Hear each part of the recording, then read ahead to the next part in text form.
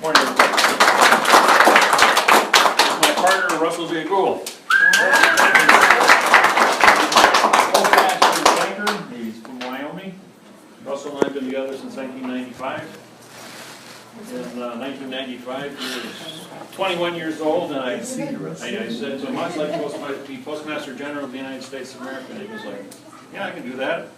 So he put his mind to the wheel, and he became Postmaster General of the United States about 10 years ago. And then after we ordered open Benjamin Franklin's Federal Postal Court on 12/21/2012, the Mayan calendar date of the end of the world, thou being the adverb, making world a verb, we ended the world of verb, and now we became the two senior postmaster, Federal Postal Court postmasters for Canada and the United States. Now, most people would think that that right after that happened, 45 days later, the Canadian government issued federal postal stamps with Benjamin Franklin to honor him, and it's an explanation on the back. Awesome. Of us opening the Federal Postal Court. Now this is, we post-dated this back to July 4th, 1775, 24 years before the United States Supreme Court was created. So we were in quantum under Title 42, 1986 for knowledge of the law. But law is no more than a contract based on each individual's private vessel. So because we now created the new court, new constitution, new banking treaty, new postal treaty, in order to open Benjamin Franklin's Federal Postal Court, we trumped the United States Supreme Court by 24 years. And then when they were created, out of the bankruptcy of September 17, 1789, they were still in an illusion. They were in a bankruptcy scenario. We have never been that. We have gold, silver, and quantum. So we are the people, the two guys, corporate, above them. Now the United States, not the United States, United Nations on November,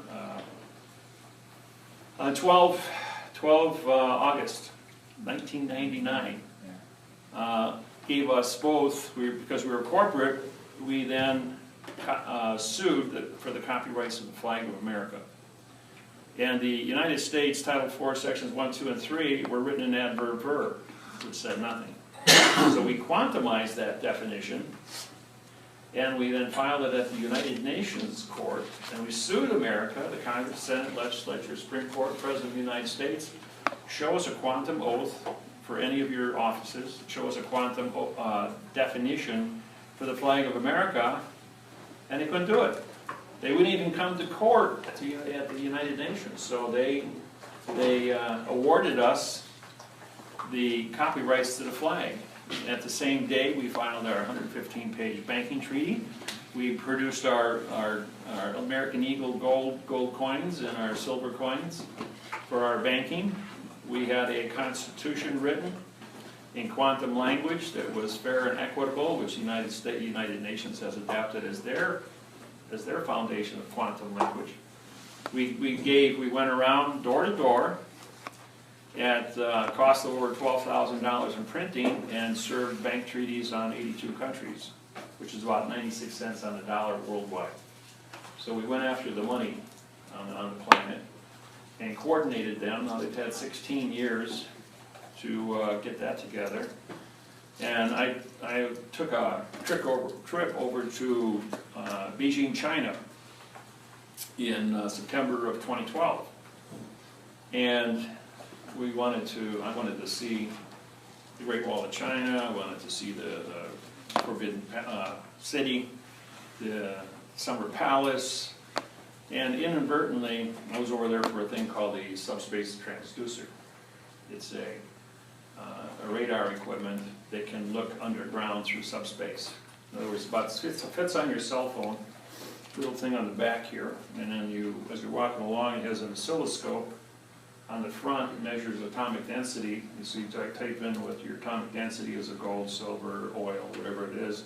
As you're walking along, it looks between the hydrogen and the electron and the proton in that space. And you can look down 100 feet into the ground, and as you're walking along, it'll tell you exactly what's in the ground. And it gives you a printout. So this invention was done in 1999 in the military. It then became I wrote the copyrights in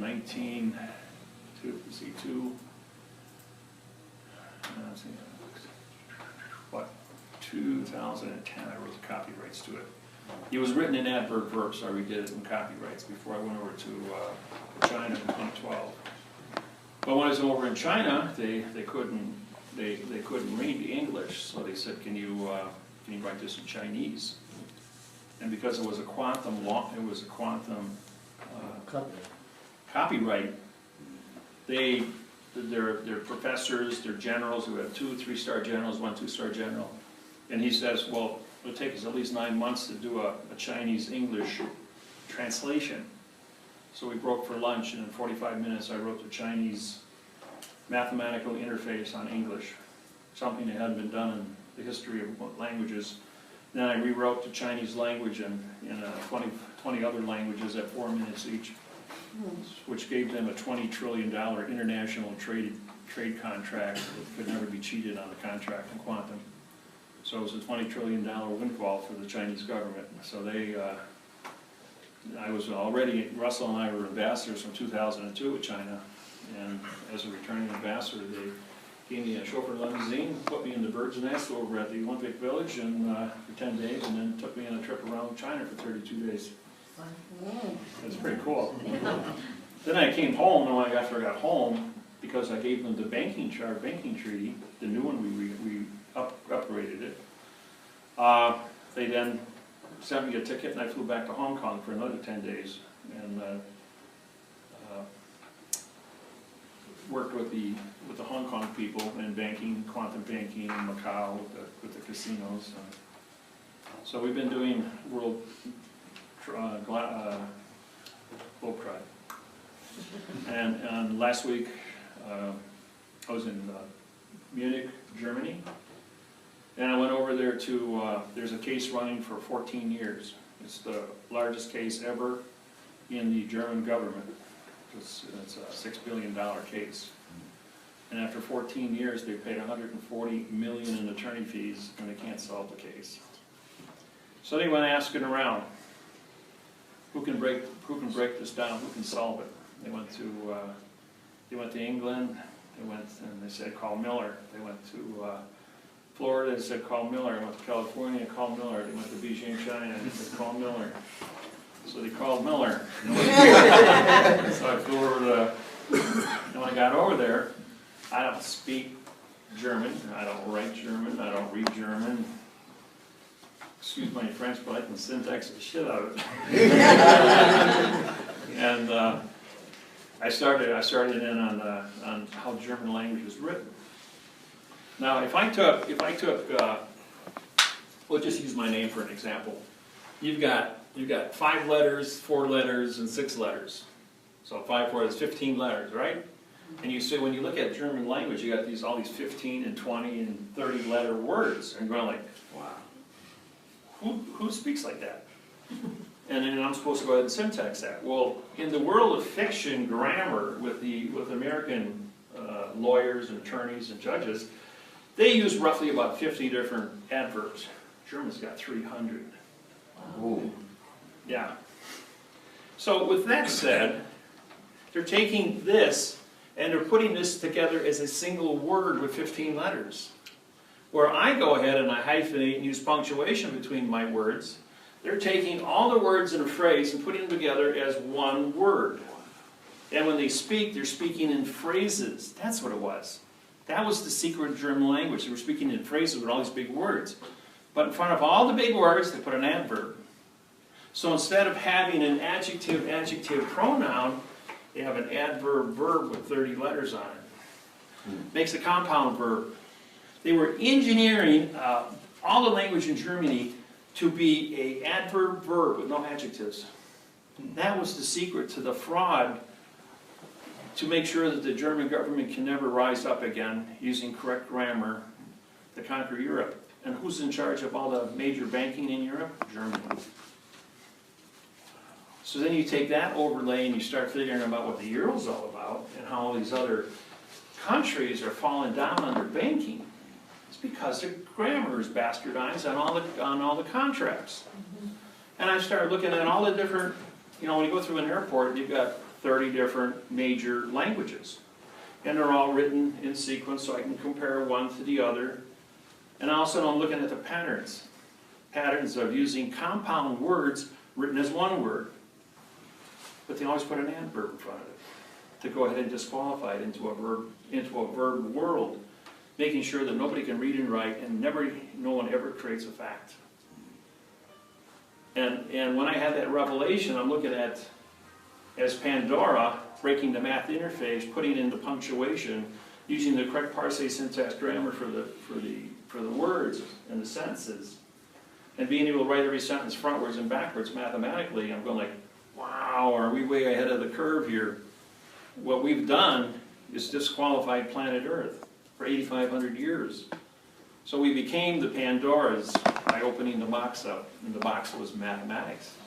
No one ever went to a world math problem in the history of mankind. Now taking and having the knowledge to specifically target mathematics and move it into any language, you can rewrite any language in the quantums. And that means that's a rewrite of every constitution, every trade agreement, every corporation contract, worldwide. You know, a contract writing pays about $1,000 an hour, just below brain surgery. So when you learn this and you become proficient at it, you can make a wonderful living at it. Walking into the companies and saying, you know what, this is how much fraud you got. Now, July 2nd, last year, I had a car accident. And in the car accident, I broke my back. I had 3 vertebrae that, my 3, 4, and 5 were separated, which hit my sciatic nerve. My little right leg was paralyzed, and I thought, well, you know, this is really bad news. So I put on a body brace and took some hydrocodone for the pain, got myself adjusted with a chiropractor, and laid down for 3 days until things got to healing. Now, one of the things about healing a person is, some of you have heard me talk about the word Zapper, Z-A-P-P-E-R. It's a Hulda Clark program. Well, 30 kilohertz frequency for a zapper amplifies your reproductive healing on something that's broken, like cartilage, 4 times faster than normal. So with a body brace on and the frequency running through the cartilage, I was able to repair it in 72 hours. So I could take the brace off and I was back to normal with no pain, which was something that normally you'd take 3 or 4 months to get yourself put back together, and I did it in 3 days. So it's we'll get into that more of that later in that. But the people, when I said, you know, I got a broken back, what's the insurance going to pay? He says, well, we'll give you $500.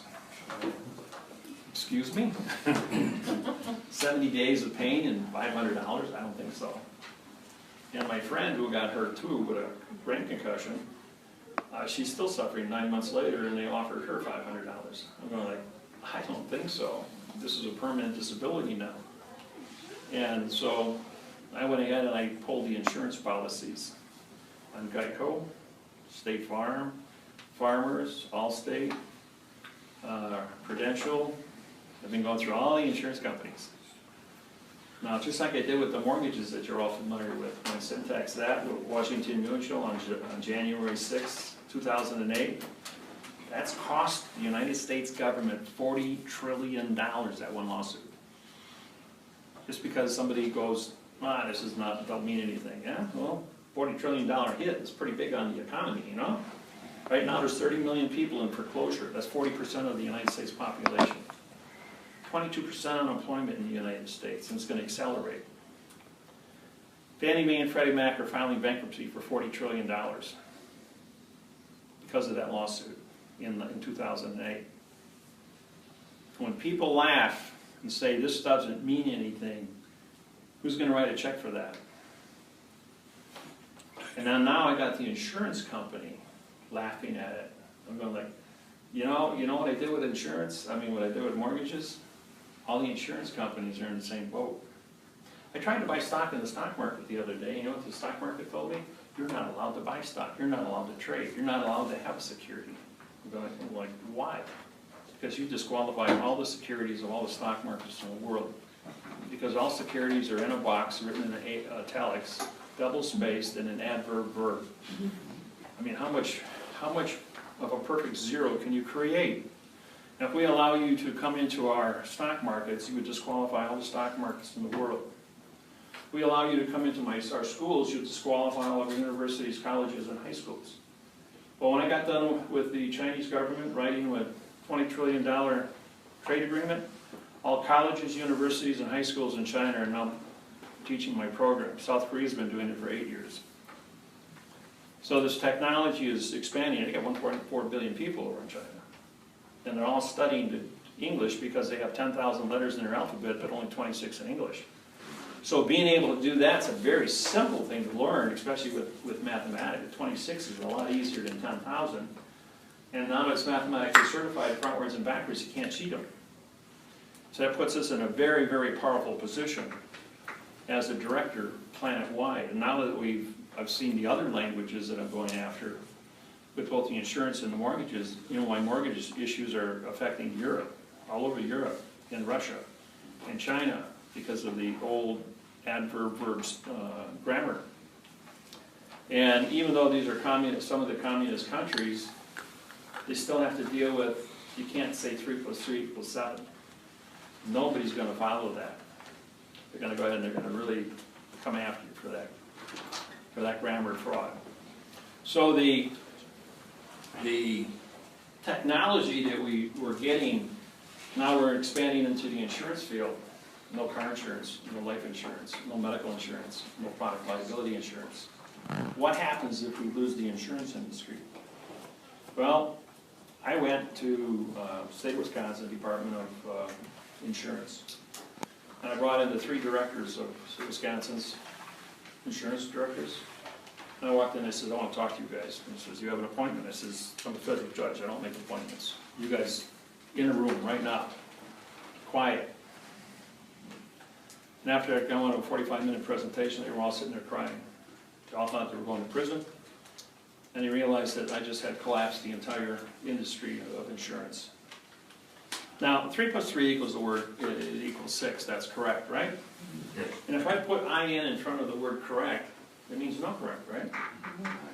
So if I have a surety, which I bought on the stock market, sure means surety, and assurance, A-N-C-E means contract.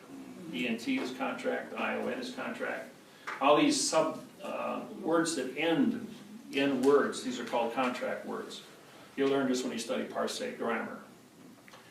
So I said to him, I broke it down. There's 3 syllables, insurance. And I says, sure means to have a security, right? And she goes, yeah, all 3 agree with me. I says, and ANC is a contract. And I said, yeah, we understand syntax. And if I put IN in front of that, then I have no such a security contract, right? They're going like, oh my God, it's with the Department of No Security Contract. And right then and there, they had a revelation about what parsec was, of what insurance meant.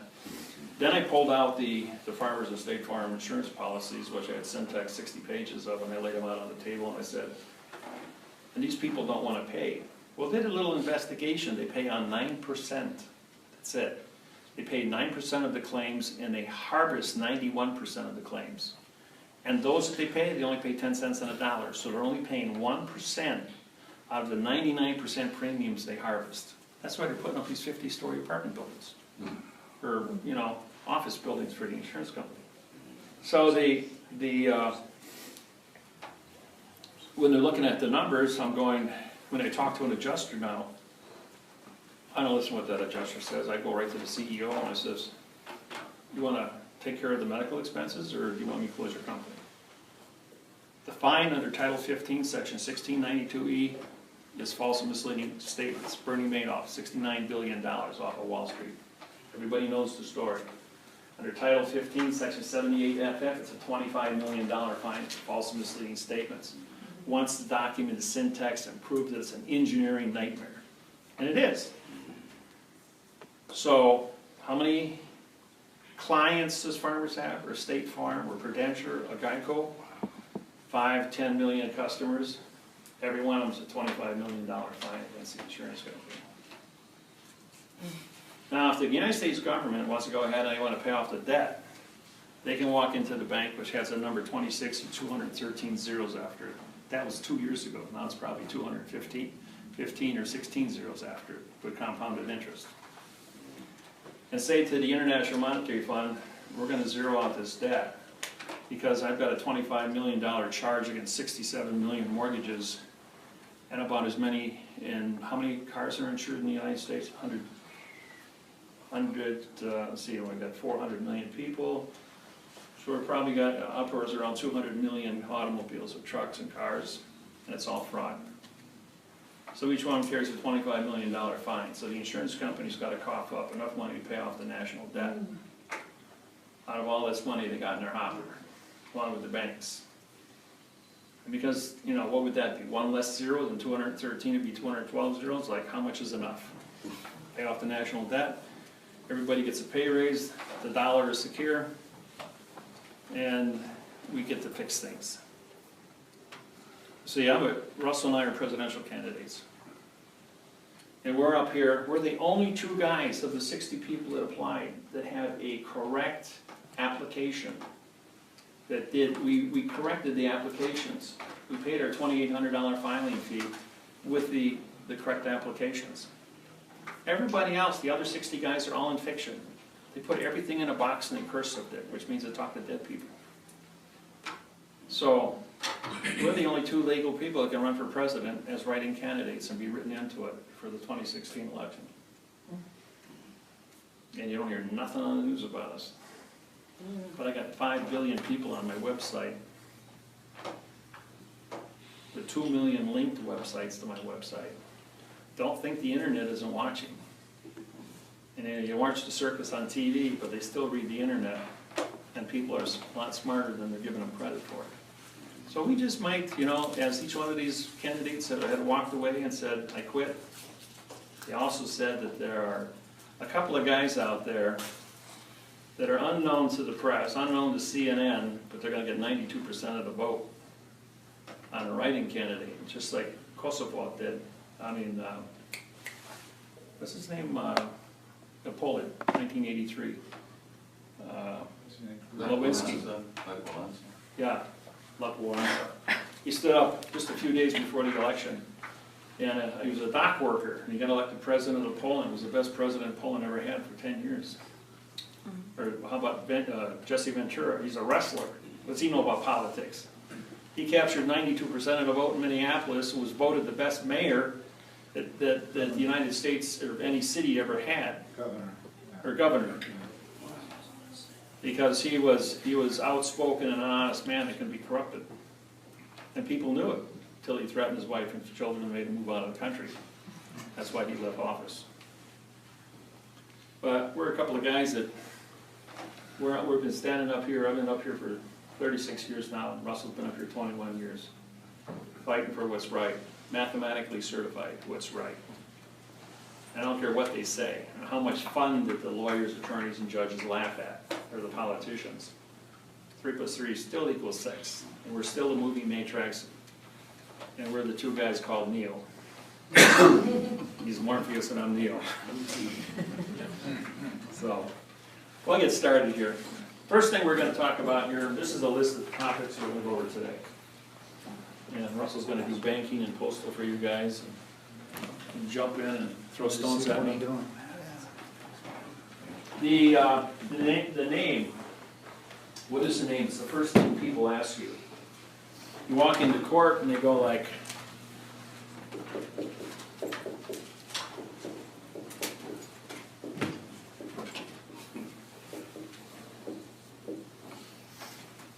so, Kenneth. Yeah. What's the answer? What? Mm-hmm.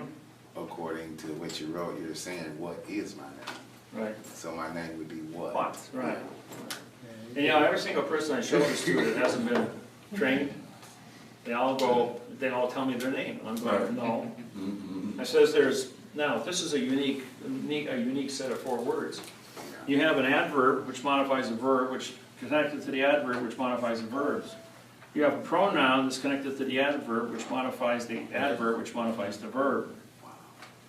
You see, so you have, your values have changed.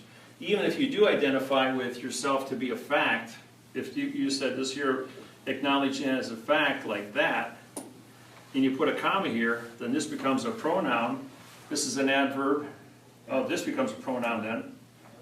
If you put a comma, because it would be a 4, 4, 1, 2, just because of the comma. It's like if I were to give you a list of pen, paper, eraser, I would put all those words down. I put commas between them. Just like here, if I throw a comma in here, that becomes a prepositional phrase. If this is a pronoun, which means nothing, then the next word that followed it would be a nothing. But it has to be connected to an adverb, and the only thing left is a verb. So your name is a verb. So even though I give you a what, or you're Thomas, I called you a verb. Yeah. For the name of the Thomas is with the claim of with the knowledge. See? So I'm giving you credit for having knowledge about who you are. But I'm using prepositional phrases, making knowledge a fact, your name a fact, and by doing so, you become a fact. So when you write your name, I can do :David -Win :Miller. And throughout the internet and news broadcasts and the radio shows that I do, they always identify me as :David -Win :Miller. And that's how they introduce me. And they think they're trying to be funny, but actually it's really a correct procedure as to who I am as a fact. Now, the government's going to come back and they're going to capitalize my name, making me an adjective pronoun as a nom de guerre dead person. Now, when you get into Title 46, under maritime codes, it says that dead people are not allowed to own property or write contracts. So if they're writing a contract and it's all written in adverb verb like lawyers and attorneys do, what's the end result? You're a dead person saying nothing, and that's your own fault. So what happens when you walk into the courtroom? You're in this box over here, and you've got 5 different planes in this trap. And the judge is going to be sitting up here in his own box, but he's going to have a flag on his box, advertising his jurisdiction. Now, his flag, I don't know if many of you have seen lately, almost all yellow French flags came off the flags in courtrooms all over the United States, which is there's some kind of a dynamic change taking place in America. Because because of all the lawsuits we filed, and even when I go through Homeland Security, if the eagle's wings are up, like on a dollar bill, it's a postal flag. If they're down like this, it's a Vatican flag for banking. And if whatever you put on top of the flagpole captures the jurisdiction of the flag and the standard, and it says nothing. We're just here to collect money from people called airline tickets. And people are looked at as souls and bills of lading. When a plane crashes, we lost 200 souls today. They don't say 200 people died, because you were cargo. You had a bill of lading. You were being shipped as cargo. You paid money. So it was all about banking. And so the judge sits up here with his advertisement of his flag in his box. And if we come in there with our flag, of our grammar flag, the Title IV flag is no longer recognized as a Title IV flag anywhere in the world. The whole world has accepted the fact that the red, white, and blue flag has 50 procedures of grammar, and this now is the grammar flag, and Russell and I are the directors of that flag. When I was over in Germany, they acknowledged that the American flag, because I put it on their documents, filed in their courts, was a grammar flag, had no political argument between the U.S. and Germany, and their courts Germany wouldn't accept U.S. dollars when I was over there. I had to use my MasterCard, otherwise I'd go hungry. A lot of things have changed when we were over there. I thought I could use U.S. currency and everybody accepted it. They don't anymore. I just came back from Nassau. They wanted they wanted silver or MasterCard, but they didn't want any US dollars. And Puerto Rico's left the United States. There's only Guam, Virgin Islands, Grand Samoa, and District of Columbia, now 4 of them. And Puerto Rico won't take money in US currency because it's not backed by anything. Yeah, there's a lot of changes happening. Yeah. So when you break up these planes,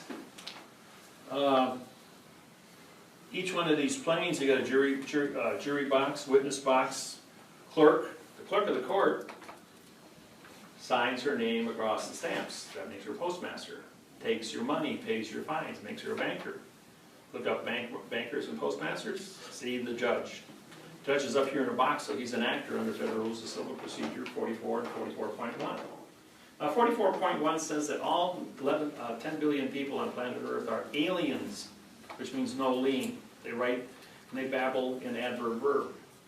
They have no contract with the bank, with the court. They do not have a, their names are all non-de-guerre, so they're all dead, so they can't make contracts. What contracts they do bring into court are written in adverb verb, and they don't say anything. Now, in order for you, and because the courthouse is a foreign vessel and dry dock under the Port Authorities, the post office, and when you go inside the courthouse, you're in a box, and I have all these different series of boxes here, even the jury box. Well, the laws, as they tell you through your Constitution, says you must have a 12-man jury. But the playing of the jury box is like this. You got 6 and 6, so you got 2 petite juries, which is illegal. And there's no continuance of evidence with them communicating with each other, so they babble. And if you look at jury box in Black's Law Dictionary, it says it's an enclosed area that cannot see witnesses or hear testimony. So it doesn't matter what the jury says. But you can't sue a jury that isn't there because there's no continuance of evidence with what's in the box.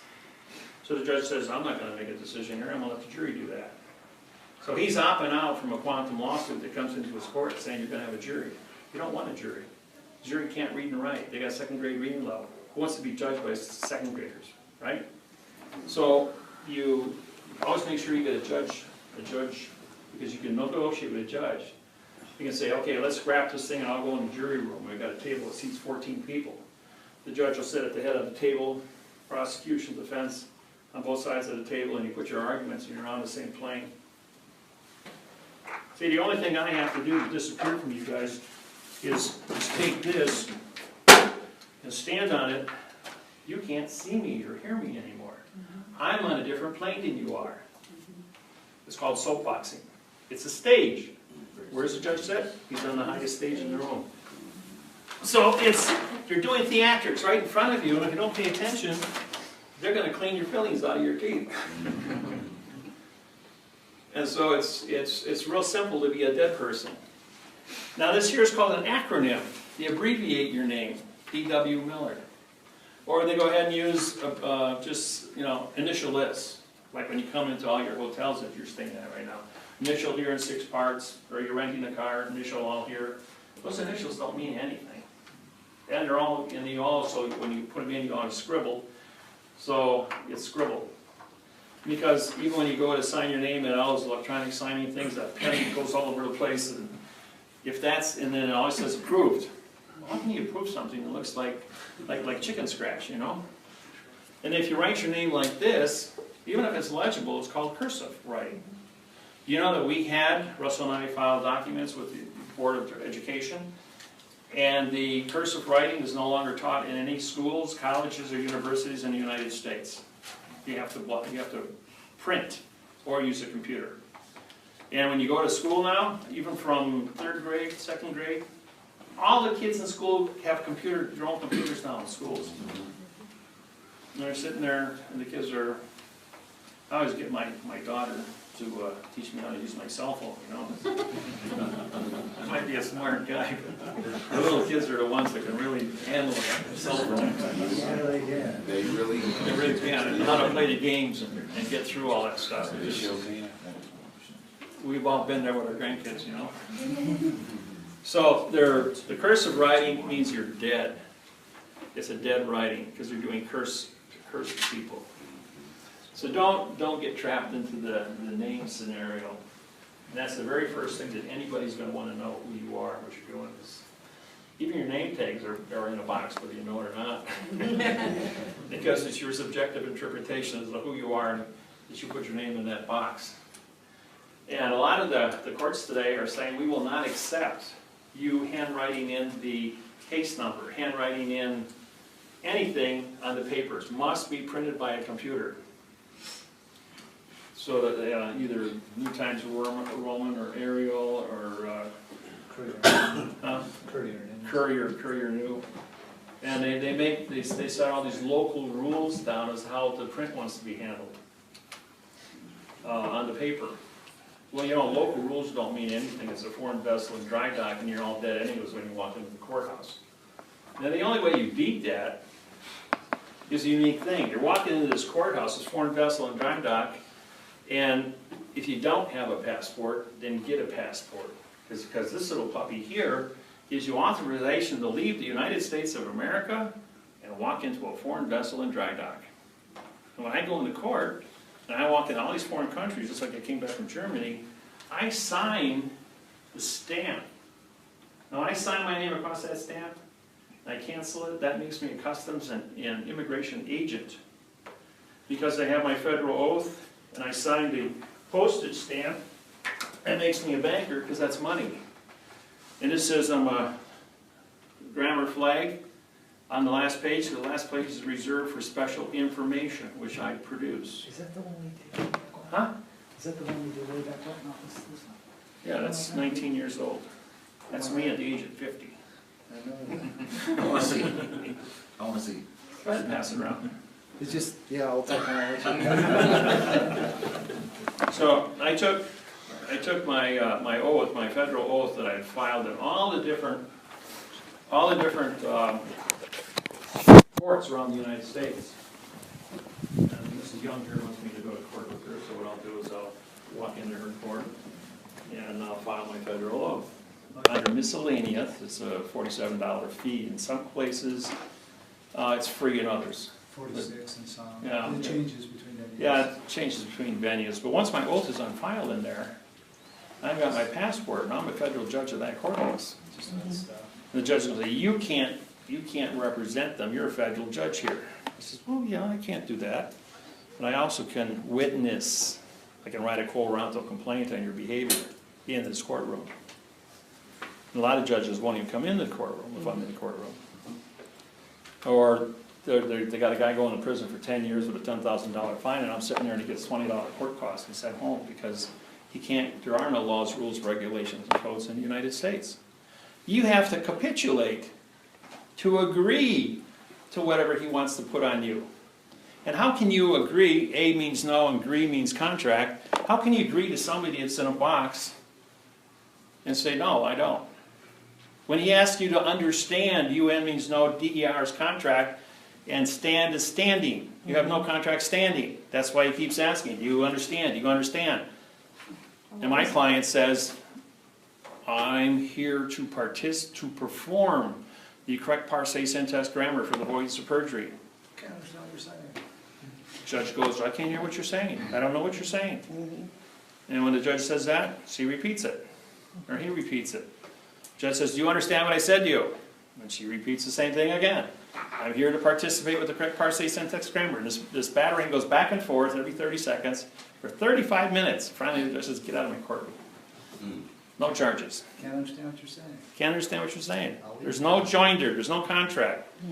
This illusion up here, if they can't get you to make a contract with them, acknowledging that he's in charge of you, they can't put you in jail, can't do anything to you. So if we don't hear the judge, why are we responding?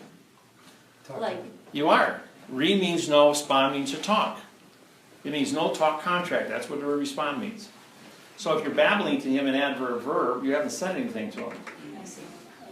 And he's up there syntaxing your words as fast as you're saying, as fast as you're acting, he's syntaxing you just like I do. And he's used to all the prefixes mean no, contract. All the suffixes mean no, you're not in no time. And the last see when you end a word with a vowel and a consonant, there's always going to be, those two letters mean contract in every word. When you start a word with a E, I, O, and U as a single syllable, that means no. Doesn't matter what the word says. It's a no contract word. Because the only reason you have a word that explains what something is because you want to have a contract with that individual. You want to be able to communicate with that individual. Because you're talking, he's listening, you offered, he accepted. Fishing bill. Yeah, it's fishing bill. Right. Catching out there and you catch a fish, use a little bit of bait, some information. Would you mind if I stepped in and Go ahead, showed knock a it. little bit different technique? Sure. So, like, when you go into these foreign vessels in dry dock, some of the things that I've done work quite nicely. Instead of making a presumption that you have a summons to go there, what I'll do is I'll go up to the door of the building and start knocking. Make their security come to you. When the security comes to you, right away you're into your flag etiquette. So, oh man, you got a yellow French flag. You're in violation of Title 36, Section 176, subsection G. Hey, here's my, and you got your postmaster badge, which is wherever. And you start explaining the guidelines of how you want to be treated and conduct them, and you tip staff them at that point because they work for you. So now you got when you walk into that foreign actors room, you got somebody who's in joiner with you, giving you, do I have an appointment here today? Am I supposed to be here? I've got fraudulent grammar in front of me, and I want to make sure that I correspond so I don't get in trouble. Make sure that you guys know what's going on here under these foreign guidelines, under a foreign vessel and dry dock. I have my CPAS, I have my ship's papers, and I have the criteria for fee for freight to transship myself in here, move myself from one vessel to another. I'm out here on the citizen's land, on my land, and you want me to come into this foreign vessel, you got a ball on your flag standard, which means you're recruiting contract here. Does it mean that you walk in with your flag, like, Yeah, for sure. Or you have it on your paperwork, you're holding your paperwork. Some of the things that I've experimented around with is I'll be in a cell, and I'll put my paperwork down next to me, and the military will come in and they'll say, I can see you, I can see you. And then I'll grab my paperwork real quick and they'll hit the alarm button. He's escaped, can't see him. Right, so the games, they know the games. These people are like very well educated. I've done a really good job educating these people. So it's just been a different, but anyways, these are different techniques that you can use as a postmaster badge to get into these venues to where you have more of you're more of a neutral position to deal with some of these criteria that you guys are going to have to deal with, if you're even going into their foreign vessels, of course. So, knock on the door, make them come to you, tip staff them, hit them with your flag etiquette, fee for freight. Hey, is the court closed here today? Yeah, because if I can't file my paperwork, it must be closed. Or you guys closed for business here today, because I'm here to participate in correct communication, parse syntax grammar. I'm here to be correct. I'm here to make sure you're correct. Oh man, do you have an adjective pronoun on there? Who's your employee? Who's your boss? I'd like to talk to your boss. Give me a flag duty officer, or if you're on a military base or wherever you're at. I don't know what you guys are doing, but courthouse. Give me somebody who's in charge here, because I'm in charge.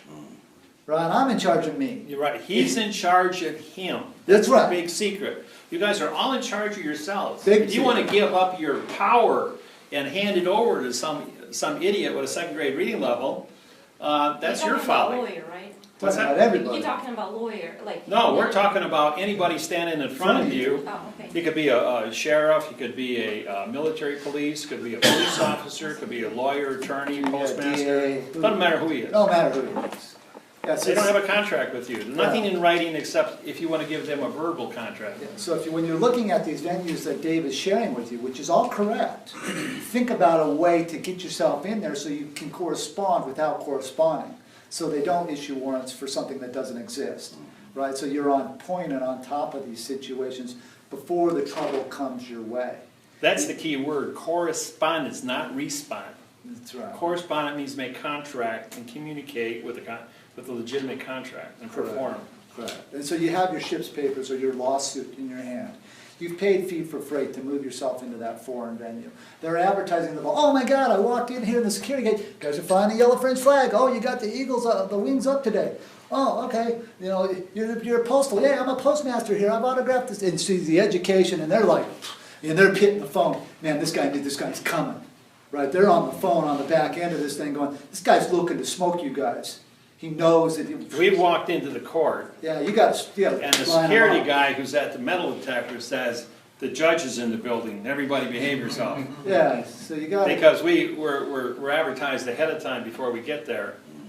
And we file our oaths at the courthouse, when we walk in, nobody knows us from Adam, but once the clerk of the court gets a hold of one of our, Docs us in. everybody is called into the clerk's office, all the sheriffs, all the marshals, all the judges, all the lawyers, and say, this just got filed. So these are. This guy's coming, this is what he looks like, here's a picture of him. Yeah, these are some of the things that you can do, be more to correspond, you know, instead of if you feel like you have to go in there and they're gonna put warrants out, get on the door, man, get all over, pound on that thing, make them come to you. Hey man, do I have an appointment to be here today? Not an appointment to be here today?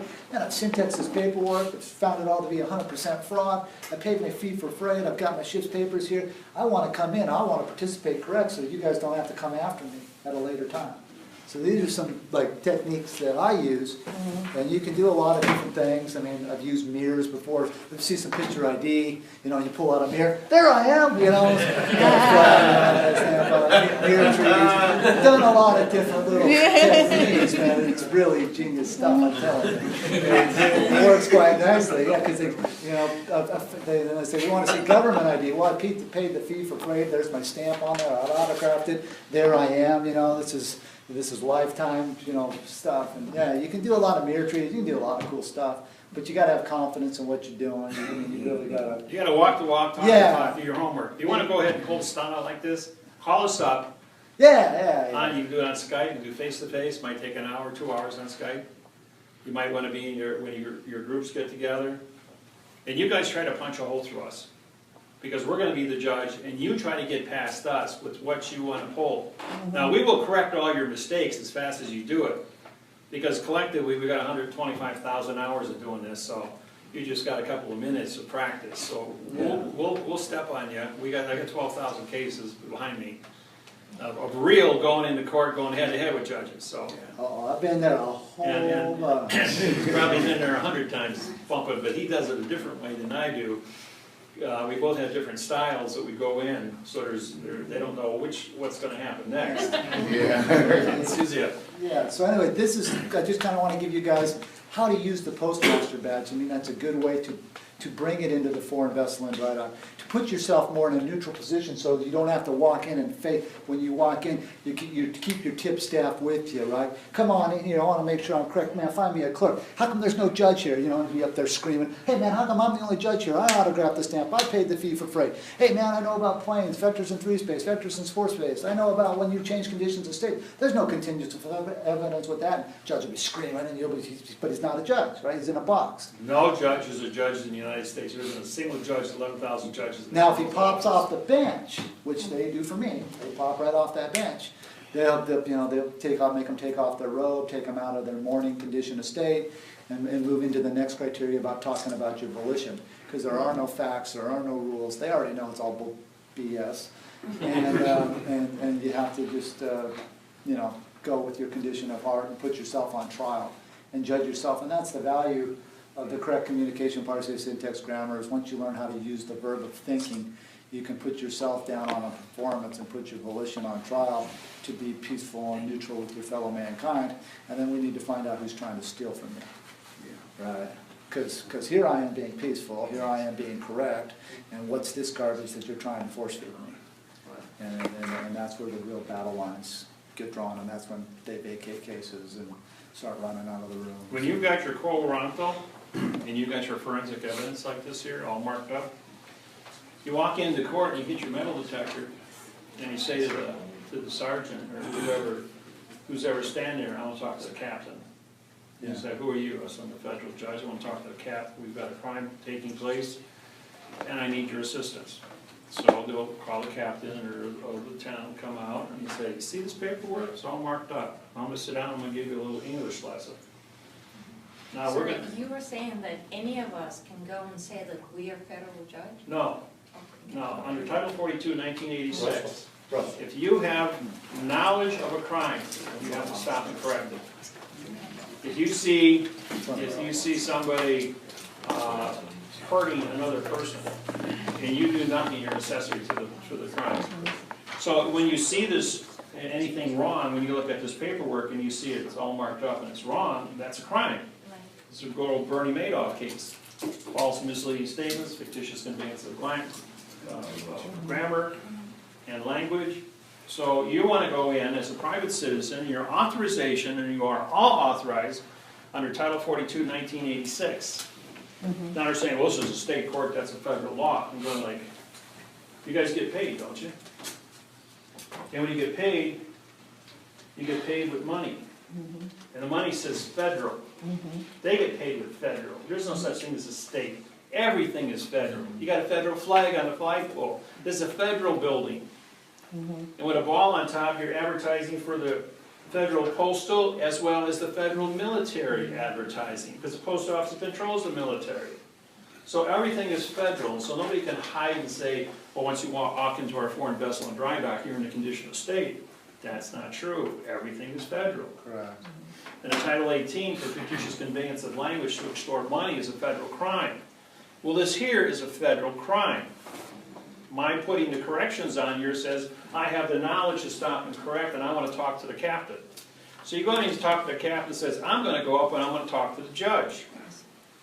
And I'm going to go in that courtroom because he wrote this. And you have knowledge right now, and you're the sheriff is the chief officer of the court, because the judge is just an actor. So when you tell the sheriff that you got a crime, and the judge signed this, and the clerk of the court signed it, and a lawyer signed it, these people are criminals. They're conducting criminal activity in the courtroom. And the sheriff is responsible to stop and protect the citizens from crimes taking place. That's why they have guns. That's why they have a security. Not that people bring guns and knives and weapons into the courthouse. So when you sit down and you educate this captain, and I take him upstairs to the federal judge says, arrest him. He just threatened me, and the judge says, no, he didn't. You're a criminal. I have to arrest you. He's a federal judge. He's a federal postal judge. He's in charge of the vessel and dry dock, which is this courthouse. And he just showed me that you committed a felony against these people. And he's got a signed confession by you of a crime. So the judge runs him behind his chambers and locks his door so the fellow can't follow him. And a few minutes later, you see him scampering out of the back of the parking lot into his car. Because he left the building. But you're going in there and you get the sheriff working for you. Yeah. Because you educated him. He's not looking at you as a wise guy or an aggressor or a terrorist or anything else. You've got a signed confession in your possession of a crime that took place. Thus, the knocking on the door helps facilitate those conversations, because you just, what? And they have to come to you. You got your fee for freight, your flag. They're advertising on how to bring people in to be cleared through this clearinghouse. And so here's the criteria for you to be cleared through it. What about U.S. Marshals instead of the sheriff? That's federal's marshals, state court is sheriffs. Yeah, it's all the same. They're all the same venue. They work for the post office. It's all shipping. But this is the same thing in all courts. When the language is a fraud, you have to stand up and stop it under Title 42 of 1986. Because now you have knowledge of how to syntax. Right. The judge has knowledge what syntax is, and he created this thing. This is not an accident. This is engineered to be 125% zero. Yeah. I like that what y'all talking about. Technically, if I was in there and I seen him being receptive to what I'm saying, he being the sheriff, and I know he's part of the electorate choice of the people, then I'd be like, if I give him to sign this postage stamp and get joined with you with this document that I'm He won't do that. That'd be awesome. But you make sure you sign your stamp. Yeah. And to take this, where's it? Sorry. When I take this, I can put it on my chest here, and I can walk in the courthouse. I'm advertising that I'm here for grammar. Here's my contract for grammar. I'm a registered judge because I filed it with the clerk's office. There's a picture of me, so there's no misunderstanding. I signed the Red Fox stamp, which is a gold certificate, putting me into an equity status as a banker, postmaster, and judge. So I'm in there with this badge on, and I have authorization.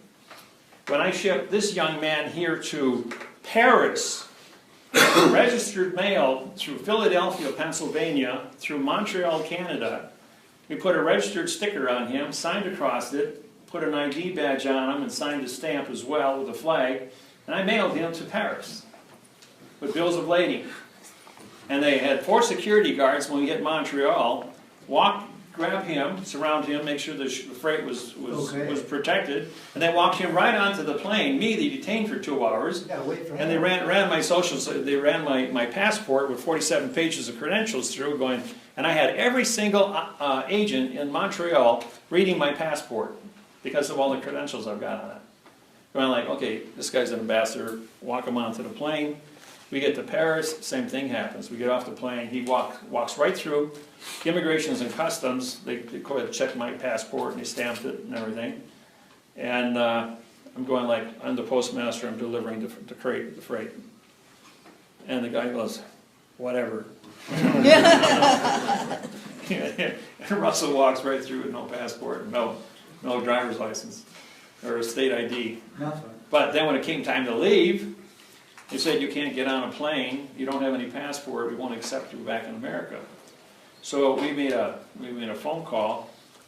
They called up the head of security of the Charles de Gaulle Airport in Paris, and he happens to be the great-great-great-grandson of the original Joan of Arc, who was a keymaster with the Pope, with the Vatican. And Russell and I are both keymasters with the Vatican. He found out he's got 2 keymasters in his airport at 1 o'clock in the morning. He came down to meet with us. We had 300 people sit on a DC-10 for 3 hours while we had a nice conversation about what we did at the Vatican for 3 days. And he was more than satisfied. He says, you guys come with me. And he walked us right through red carpet ambassadors and put us on the plane and fly back to the United States. But the Universal Postal Union director also vouched for Russell to go back to the States. The head of the European postmaster, who Russell and I both met a couple days earlier, vouched for Russell as a U.S. citizen and postmaster to be mailed back to the United States registered mail, because I had to return postage on that with a green card return receipt. So he was sent back with me to America, and we landed in Philadelphia, Pennsylvania, and then of course the Homeland Security took us into custody for debriefing, but they were all cool with us. Yeah. And he's the only man in 113 years now that has ever been mailed to Europe and back to the United States as a living cargo. Never been arrested, didn't get arrested. And didn't get arrested. They closed the door behind us. They looked at all of our procedures, and they went and changed all the postal codes so you never can mail a human being between flying and So we do crazy things just to prove a fact. And same thing is true when you walk in. These courts are actually countries. This is a private country and private contract. And every single, this here is called a constitution. A constitution is a vessel in a sea of space. When you walk into a courtroom, there's no signs hanging up in there. There's no labels on the judge, the clerk, or anybody else. This piece of paper determines who the judge is, who the clerk is, who the jury is, and who's going to testify. If I want coffee on my table and it says no food or beverages, and I file this with, I want coffee on my table when I come into the courtroom, this Constitution says I'm entitled to a pot of hot coffee with donuts. So if you contract it, you'll get it. And they got people so baffled that you have to listen to their babble. And that's what babble is, it's baffling. That people, it goes right by you. And you think that the judge is in charge of everything. Well, he is an administrator, yes, but you're still an individual who's in charge of your life.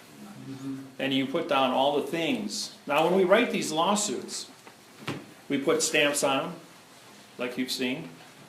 And the stamps, the $1 stamp, when we autograph it, pays the freight for me to take it from my house to the clerk of the court. Now, when you walk into the clerk's office in the court, the clerk is the port authority. So when you're taking this vessel paper and you're going to dock it, it's a ship. Just because it's a piece of paper doesn't mean it's not a ship. It's a vessel. It's carrying cargo called words. And the words are the Constitution of how this thing functions. So when it comes to the port of the court, they can't deny it. They can't say, well, it's got a stamp on it, we won't accept it.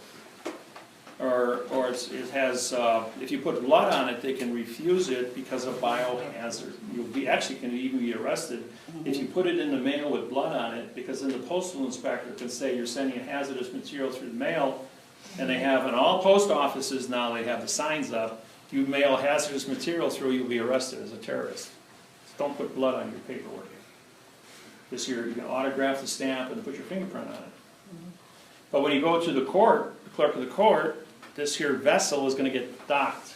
Gets a docket, D-O-C-K-E-T, number, and you pay a fee. Now you can call it and they put a stamp on it, and the clerk signs the stamp, and now it's a document. And then you sign your name across the stamp that the clerk did, and now you're a port authority of that courthouse and a clerk. So you have joinder with them because you both signed the contract.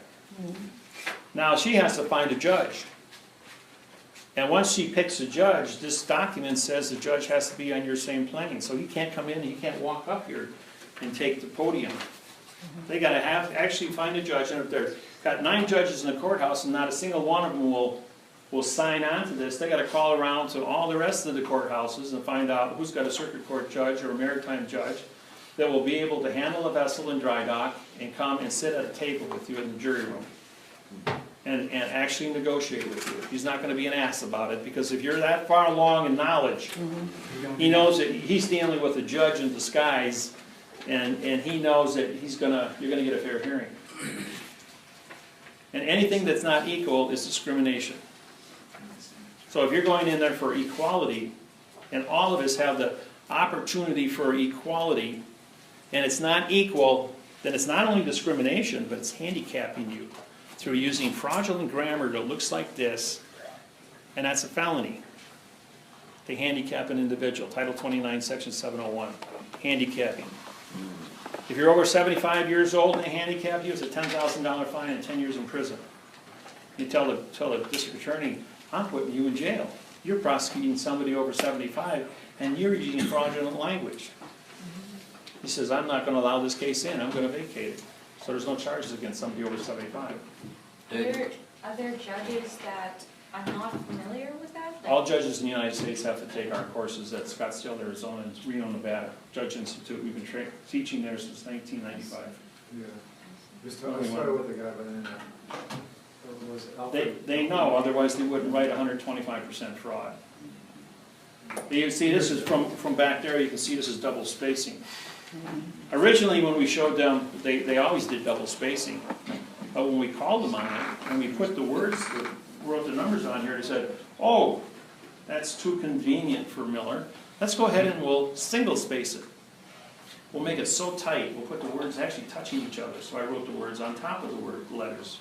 I mean, took the letters, I wrote the numbers and put them on top of the words. Or I used colored highlighters.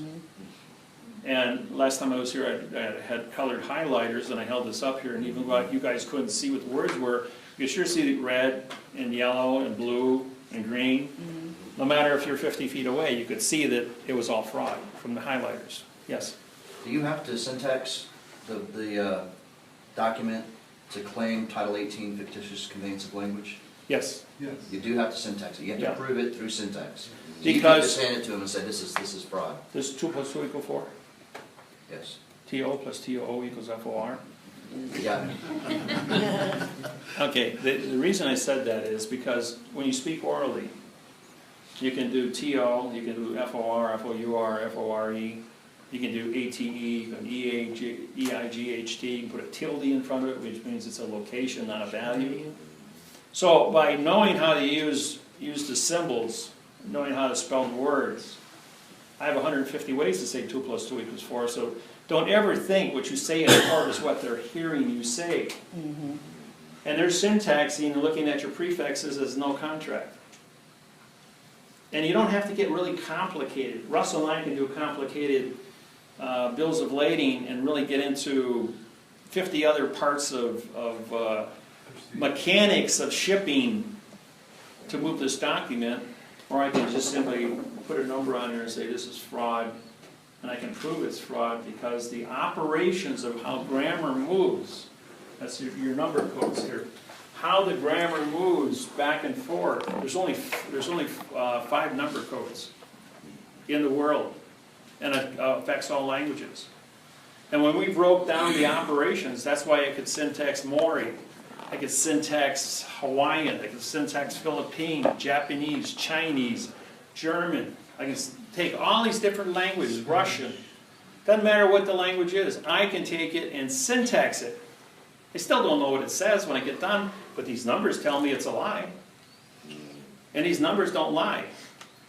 And all the lawyers on planet Earth all go to the same school. All the attorneys and all the judges on planet Earth go to the same school, have been for about 200 years. Well, actually, 800 years, since Magna Carta, 1215.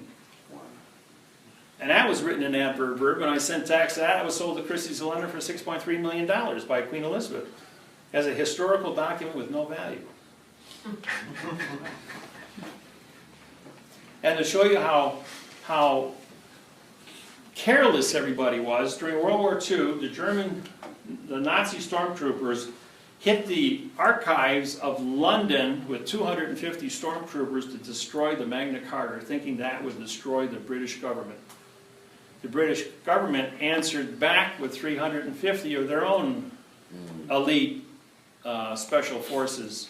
And about 275 people died in that battle, all fighting over a document that looks like this, an adverb verb that says nothing. And when we syntaxed it, the German High Command and the British High Command are both looking at each other going like, we're fighting over adverb verb? We're killing each other over nothing? We want world domination that we can't read and write? I mean, how crazy can this get? And that's been going on for wars for 8,500 years. Because people were fighting over treaties that were bad. You know, this is the old story of the little red hen who sows the field, plants the seeds, harvests the crops, and the pigs come along and steal it all. Because anybody that's hungry is going to take from somebody that's got plenty. But it's wrong. It's called stealing. But people are lazy. And this technology here, this levels the playing field between the almighty attorneys and judges and that, and says, you guys can't read and write, and you created this lie. You wrote the constitutions. You wrote all the laws, the 4 billion laws in the United States. And when we proved they were a lie, no matter how you walk into like Marquette Law Library, that's the size of this building full of law books written by West Publishing, and it's all a lie. And when they kicked me out of Marquette University because I syntaxed their law books, and they found out that their school was disqualified, then I went over to the Milwaukee County Courthouse for another 10 years. And I lived in there for 10 years from 9 to 5. And every judge, all 92 judges in Milwaukee County Courthouse used me as a ready reference. Because I knew where everything was in the courthouse. They'd just come in and say, I got this case, what do I need? Let's just go over there and get this book. But that was before I syntaxed. I taught them about syntax, that I knew what was going on. And then they would all follow suit. But then when they found out I could syntax, then I became dangerous, because then I became a federal judge. And then I turned right around and went after all of them. It was a sheep and wolf's clothing. Or is it a wolf and sheep's clothing? So, when they realized that I could syntax no matter what they made the paperwork look like, they went back to double spacing. And then he realized that, okay, and I was never calling the courts on double spacing until about 2 years ago. But that was the 2-space rule. And what we did was we were just identifying the adverb, the adjective, the pronoun, and how they were using the words fraudulent, italicizing, how they're using punctuation, using numbers to interrupt the sentence, but I always use double spacing within a sentence, but then when we started doing this, we used double spacing between lines. Because the value like this says, motion to dismiss, okay? Now, motion should be a pronoun, to should be an adverb, making dismiss to be a verb, because there's a comma. But because the line here is a double space line, motion becomes a pronoun, to becomes an adverb in future time, but dismiss is now a pronoun too, because it's followed by a comma, and it's a single word standing alone. And dismiss, D-I-S, means demon god of the underworld, and miss is mischief. So it's demon god for mischief. So anytime the judge says, I'm dismissing your case, he didn't give you anything. This attorney can turn right around 5 minutes later and recharge you again with the same crime. You say that's double jeopardy. Well, there's nothing on here to create a fact. You can't charge 2 facts with the same law. That's a true statement. But you can charge fiction all day long. So you got to use the word vacate because it has value. VA comes from value. That's the secret. DI, you have district. DI hyphen means original location, original venue for district. But when you say DIS hyphen TRICT, it's demon god for the underworld of trickery in a closed area called court. Because of the conduct and the way the paperwork's written, it is a district, a demon god for trickery. So they're advertising how they're going to cook you. And you don't even know it unless you've been to one of my seminars. Because generally, you can sit there all day long and watch court, and watch people like sheep just keep walking and getting harvested. When you walk in there with a paperwork that looks like this, the courthouse is the foreign vessel and dry dock. Now that you're walking in there, this doesn't mean anything. It's in fiction. What's the only thing standing in front of the judge? A vessel that doesn't have a passport or papers. So what are you doing? You're trespassing on a foreign ship. Might as well go jump on that Chinese freighter down here at the harbor without a passport, seaman's papers, or medical papers, and you get thrown in the brig and take it back to China for 8 years in prison for trespassing. The judge is going to charge you with trespassing because that's the only forensic, first-hand knowledge he has in his brain to put you in jail and scare you into giving him as much money as he wants or bailing out. So what if a person with not American passport comes but with with the papers and have American flag on it? Or should the person claim the flag, just like you claim? Okay, there's 11 flags in America. The 1 to 1.9, that's this one, the one we put on our paperwork and on my business cards. That's the contract flag.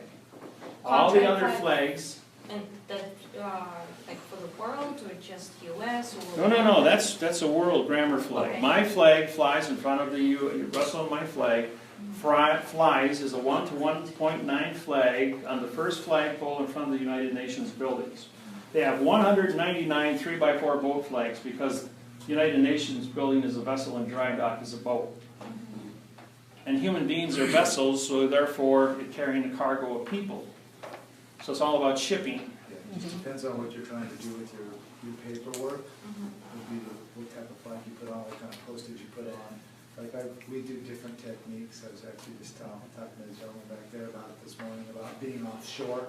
There's a lot of different techniques and timelines that can be moved in your favor. Yeah. So when you walk into the court, when you go to Walmart and you buy a flag, or Kmart or Penny's or anybody sells flags, I go to a flag store. They sell flag poles, but they'll put balls on top because that's advertising for a military draft. Don't put a flag that's military. You can't fly that as a civilian. Now, the flags that they only sell on flag stores, you can buy a 3x4 boat flag with a square blue field. And that looks like this. See, 3x4, and the field is always going to be square. Now, there's this is 3, this is 2x2x2x2, so it's square. And this is 4 for the lane. Then if you see a 3x5 flag, that's a military base flag. If it's 17 by 19, that's a commander's flag. And it's such a little bit of difference, a half-inch difference, you won't even notice it because it's in ratios. And when you go 1 to 1.9, that's the flags we're using for grammar. The Obama flag has a blue square field, which is 25%, 75% on the stripes, and it's a 1/2.25. Now, the first time Russell and I went over to the Treasury back in 2000, when Obama first took office. Bush, it was Bush then. Oh, it was Bush, yeah, at the Treasury. I had a $50 million gold certificate that I got out of the Philippines. It was legitimate with 6 inches of paperwork. Now, my commission to turn that over to the United States Treasury was $5 million, 10%, and it was authenticated. But we went back 2 weeks later to get my $5 million, and the 8 directors of the United States Treasury and the two Secret Service agents were nowhere to be found. Each one took $500,000 and they vacated the country. True story. And I didn't get my $5 million because I was careless. I didn't make sure I had enough contracts signed to turn over that money and surrender it. But those people went to jail, they gave it to us. Oh yeah, the people that gave us the 50 million had 8.5 billion in Chinese securities from 1934, and they were all legitimate.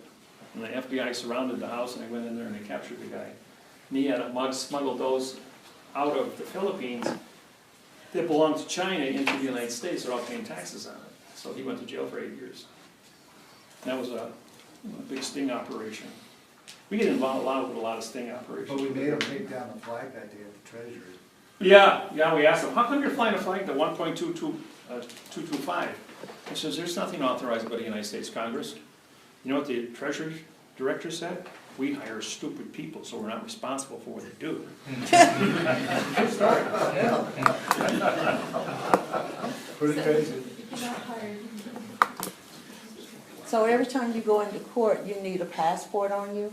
It would be wise. Be wise. Yeah. It would be wise. They will make a fuss about it because they don't want to scare the other 50 people in there or educate anybody, because the minute the general public finds out what's going on, like in New Zealand, in Australia, because I've spent 3 years down there working with the Maoris, organizing the 1,200 tribes of Maori against the British fraud, and now they have their own court systems.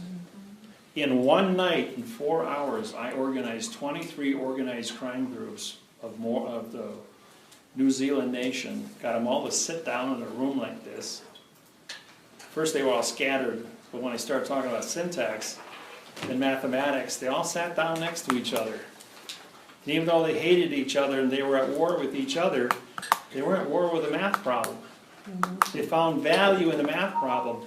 When they found out that they were being manipulated through the fictitious conveyance of language to fight each other by what they call the screws, which are the police in New Zealand, they all joined together.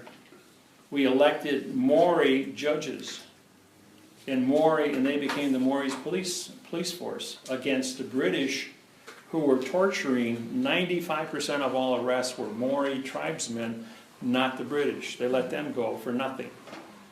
A traffic stop would result in 5 years of prison and abuse or slavery with the Maori people to steal their land.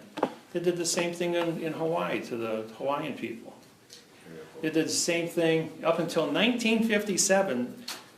No, it was 1968. Until 1968, you know, they paid bounties to go out and kill Aborigine people in Australia.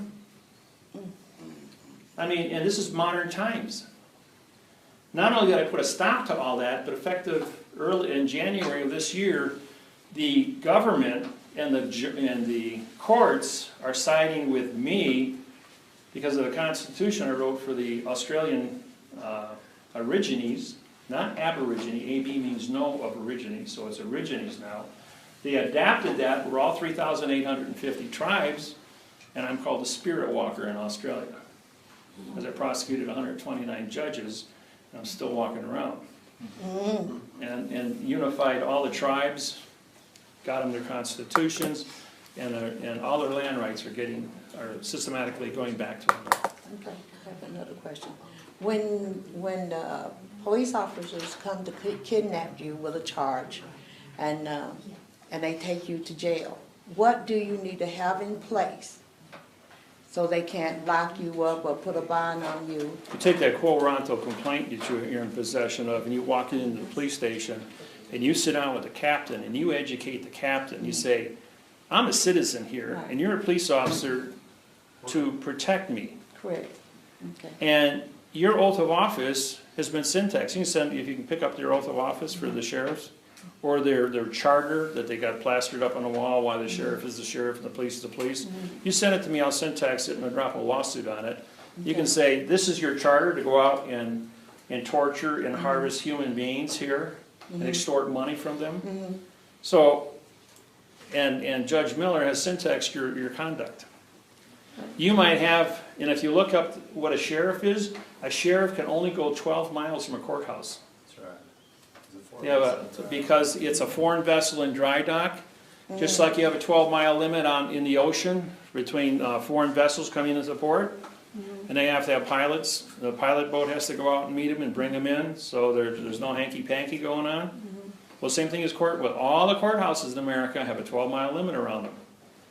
And if you start drawing circles around all the courthouses and you find out there's a hole between courthouses, they don't have any jurisdiction on that little spot. That's usually where I hang out. But what I'm talking about, if, say that you have no quorum nothing, all of a sudden, you got a sheriff at your door, knocking at your door saying there's a warrant for your arrest.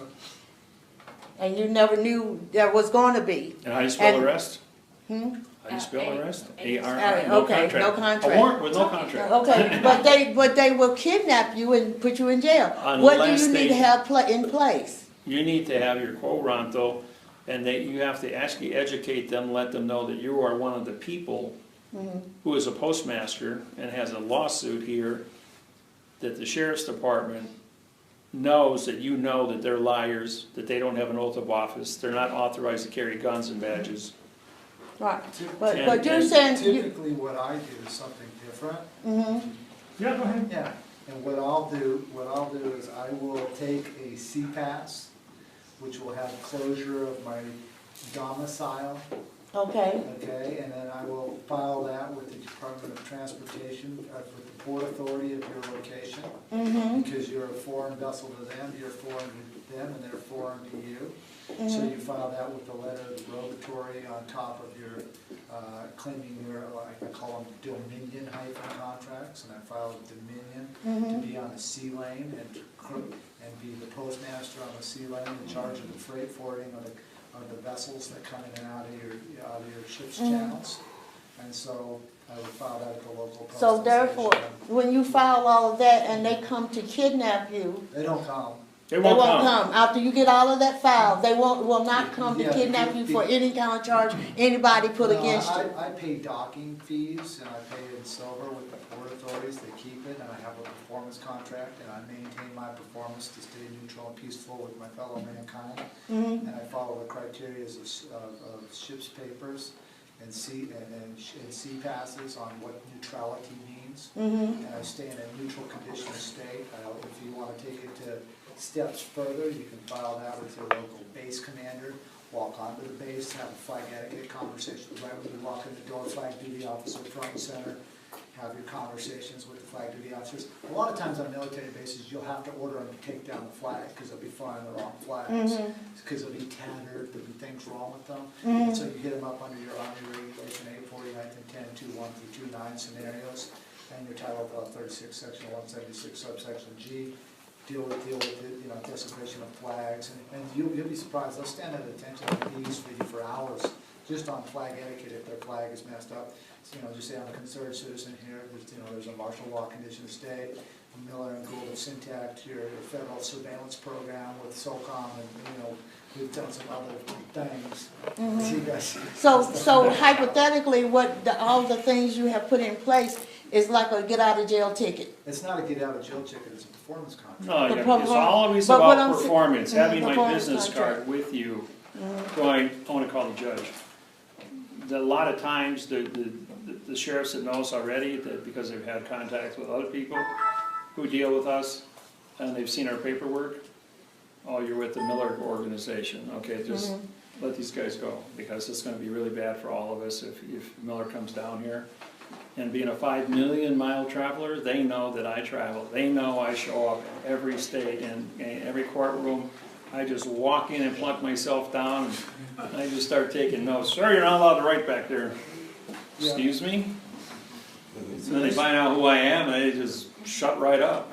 To answer your question, there's many techniques that you can take that. If you're concerned about that, you can get more anticipating in front of things. Claim your sea lanes, claim your routes where you're gonna be. Know about the 12-mile zones that you're in. Be cognizant of your location in time and space, and then claim that. And we drop ours like, we use GPS instead of address. There's a lot of different techniques. We use nautical miles. They use post road miles. So our length of spatial cognizance and spatial claim is further than them.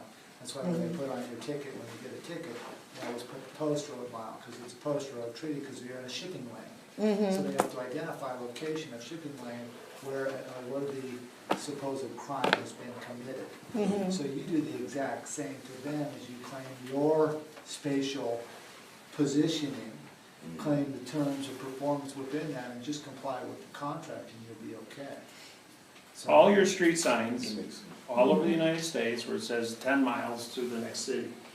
Or you're here in Asheville and you go to Charlotte, and they'll tell you it's 120 miles or something like that. That means it's 120 miles to the next federal courthouse. Any sign that has a number on it is courthouse to courthouse to courthouse, which are vessels and dry dock. And then you know that you're entering or leaving the 12-mile limit of that courthouse. correct. And when you're out in the middle of nowhere where nobody lives and it's just like a hilltop and it's not part of any of the 12-mile limits, that's where the bootleggers around here, the guys making moonshine, they do the research and they draw circles and say, oh, you know what, there's a hole over here, we can go ahead and set up a still and the fence can't come in on us. And so if you, Is it the best place to build your house or something like that? well, what they do is as soon as they find out that there's a hole in the system and somebody's actually gonna live there, have a road there, or in some capacity do commerce there, they will put up a post office. Now, post office will remain as a post office for 1 year under Maritime Law Salvage, Title 46, Chapter 781, and at the end of the 1 year, 3-day rescission law, it will become a courthouse. The courthouse will then be assigned to marshal, which then closes that 12-mile limit. What I do with my contracts is I put a phrase in there, it's telling them that they can't build foreign vessels in dry dock within my 12 miles out. So these are things that I've already been through, and I preempt that under the performance clause. And then what they'll do is they'll advertise in the newspaper, they'll put a newspaper article saying, the state of Wyoming doesn't have jurisdiction on this road for this length, and if you measure it from the post office to my front driveway, it's exactly 12 miles, either direction. He's in a hole. But you go out to Wyoming and you can drive for 5 hours and not see another car on the highway. I mean, it's really, really sparsely populated out there. My parents who don't really understand, they comprehend what I do, but they don't like it. They'll say the newspaper article, like, my God, you told us what you were going to do. I can't believe this. And they'll get out there, they'll get in their car, and they'll drive from that spot to the spot the newspaper said where the state of Wyoming doesn't have jurisdiction. No cops can come through there. And they're like, it's to the T. I'm like, I'm Postmaster General, it should be. But there's nothing there. Nothing there. And, you know, they won't even set up a speed trap in a no zone. Yeah. If they did, it would be a void ticket because they're out of their jurisdiction. Way in the middle of nowhere. And there's a lot of 12-mile circles in Wyoming that have nothing. There's no roads, there's no people, there's no houses, there's no water. It's just a dust bowl. Got a lot of that stuff up in South Dakota, North Dakota. In the Nevada, it's covered with no man's stuff. Utah, however, when you look at Utah, you got your map. You got all these little squares. Every 1 square mile has a 40-acre square on it on the map. And there's always one person living on that inside that square because they work for the BLM, Bureau of Land Management, and they're responsible for a whole square mile. And they get to homestead a 40-acre. Because all of Utah is not seated in the United States except Provo, Salt Lake City, and Vernal on the bottom, and there's just a couple other cities there. But that's where the IRS is too, central IRS. But when you look at maps, you look at the land management maps, you're gonna see all these little squares, these holes, and it's an unceded area. And then if you go from Lake Havasu to San Diego, you go through a section probably 100 square miles. You have all these little tractor sheds, 10-foot by 10-foot sheds, and they're on a 1 acre plot. There's thousands of them, and they're homesteads. So you got a homestead, have a house on it with an air conditioner or something, they have electricity that runs to them. But they have all these homes, these little sheds that nobody lives in, some of them have been abandoned for 10 years, but the man still owns the 1 acre with this house on it. You're driving down the main highway and you're seeing these things scattered everywhere. Well, that's where they wanted the homestead, all of California there, but there's no water, there's nothing there. But if they ever punch a hole in the ground and get oil or gas, now you got $1 million acre. And that's why people did it, to develop the area. But so what they did is they put windmills up, harvest the air, and solar cells in that area. Got big solar cell places. Anybody seen the ones over in Las Vegas? Oh, yeah. 1 square mile of solar cells all pointed at a tower. Wow. They're feeding them, making a lot of energy out of that. Pyramids go through there. The CPAS, sea treaty, and drug law are posted on my website. You can read the contracts that Russell and I have put together with the government. A lot of our treaties are up there because we have to advertise them. So you just have to know the names. Now, also this do no harm law. Check with your laws here in North Carolina. You have a do no harm. They can't use force, and it activates the Hobbs Act. Hobbs Act is Title 18, 1951. And the Hobbs Act is 9 pages long. You can download it off the internet. And it says if they're using force, in extortion, collusion, well, if they're going to use something like this, that's a lie to force you to perform. So that's a crime under any one of my lawsuits, under Title 18, 1001, Title 18, 242, 241 is conspiracy, deprivation of rights under color, your obstruction laws under Title 15, Title 18, 1215, obstruction. So those things all fall into this, and they're actually doing harm against you without a law. Because they don't have an oath of office, they're technically organized crime. And if you know how to put enough of these laws together, and you go down, and they're written in quantum, correct language, and you go down and meet with the captain or the lieutenant, you say, you know, all this stuff is going on right in my backyard here. How come you guys aren't stopping and correcting? And then if you need further help, then you contact us, and we'll go ahead and put together the complete lawsuits. Now, a lawsuit has to have a constitution in it to advertise how the vessel functions. So it's equal to all parties that are named on it. It has to have a dictionary for all the words. It has to have a dictionary for all the laws. You have to advertise what procedures you're using. Now, because all 4 billion laws in the United States are written in adverb verb, and you want to use any one of them, you have to be able to syntax and correct that. So when you put it into the paper, and put a flag on it as postmaster, you're advertising a correct styles by which to get something done. And when you're advertising the correct styles, because the whole world has to function off the same styles manual, just like they do with 0 through 9, numbers. Mathematics is the same in all 10 billion humans on planet Earth. Nobody goes to war over that because they can do it frontwards and backwards.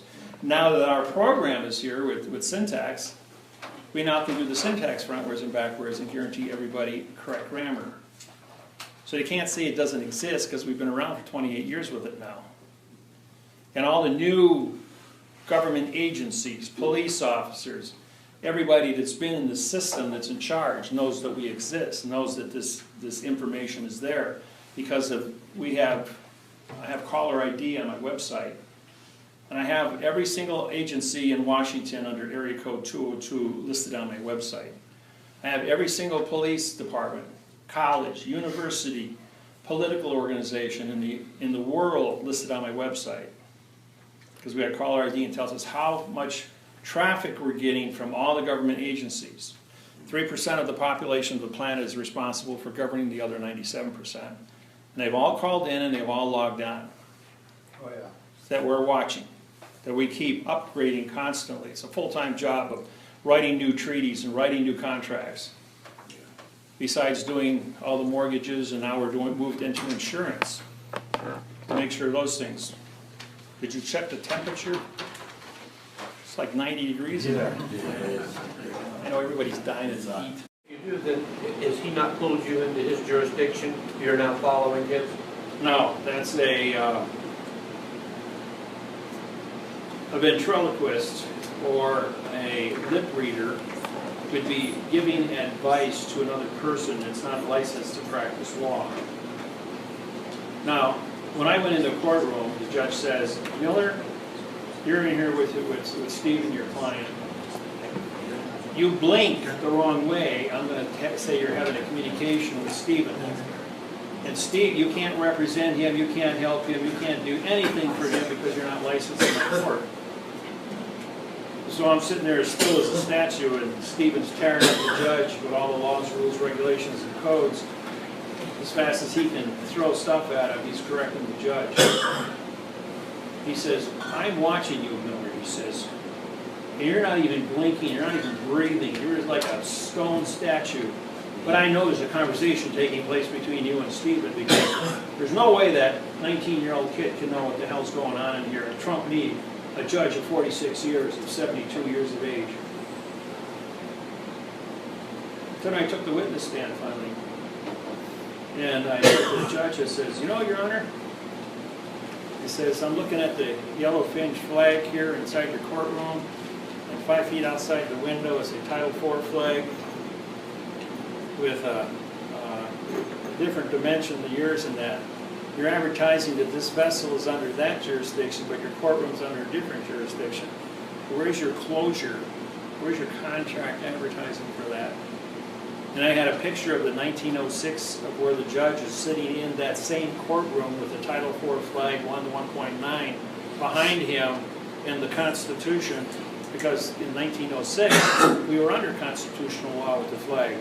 He says, how come this man flies this flag like in red, white, and blue as a 1 to 1.9, and you've got a yellow fringe flag in this courtroom?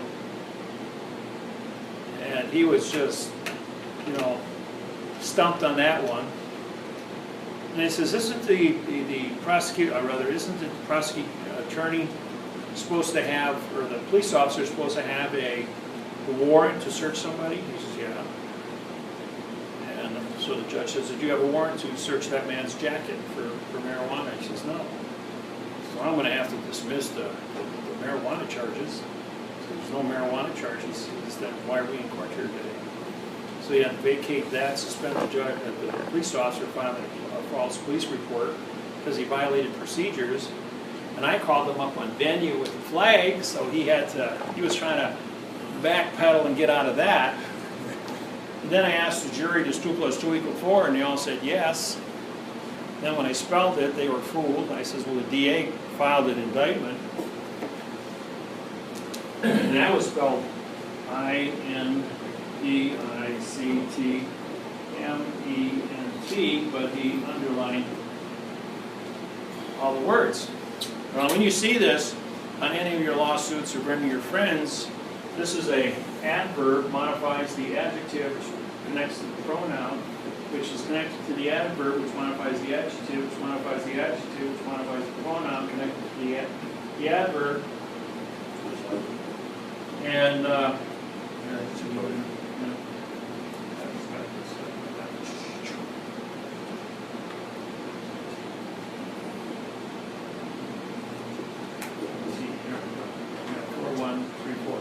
there you go. And that's what it really says. Because all the letters of the alphabet are independent, but they're all facts, except the vowels. A, I, and E are adverbs. So the adverb modifies the adjective, it modifies the pronoun. I explained that to the jury was fooled by Butler and indictment. So because I fooled them that 2 + 2 = 4, and you couldn't read what an indictment was, the judge threw them out of the courtroom because they couldn't read and write. And they accepted a warrant that was fraudulently conveyed, and Stephen won his case. They wanted him to enter a plea to 2 years of probation, a $2,500 fine, and do 6 months of community service. But he didn't have marijuana. He borrowed a coat because it was cold outside, and it was a single, about the size of a grain of sand, of residue of a burnt marijuana plant in the pocket from the kid that gave him the jacket. And that's what they charged him with. That's how crazy they are about getting. I had another case in Vernal, Utah, the same thing. They tortured the boy for 9 months before they set him free.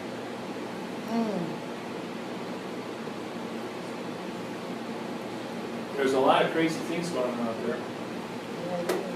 And then when they want to get jurisdiction on somebody, they will do whatever they have to. It gets pretty rough. Pay attention to spacing. Spacing is very important, double spacing. Playing games with, if the judge says, this is an order, you'll go O-R-D-E-R. See, these are actually double spaces. So this is a 1, 3, 4, 1, 2. Just like the United States of America, 1, 3, 4, 1, 2. Doesn't say anything. America is a dangling participle verb. OR means no. When you put it together as a word, this OR means no, and DER is contract. So it's a no contract because it's written in adverb verb. He's on a different plane than you. There's no continuance of evidence. It's an acting. 44.1. They're just actors. So, sorry. Yeah, go ahead. So you saying OR means No. So previously you were talking about origins in Australia, right? Right. And you were saying that they were called origins? Aborigines. They were aborigines. Now they're origines. Origins. Origin, yeah, So not ab. OR. Yes, but you're saying now they're origins. So it's which is- ORI.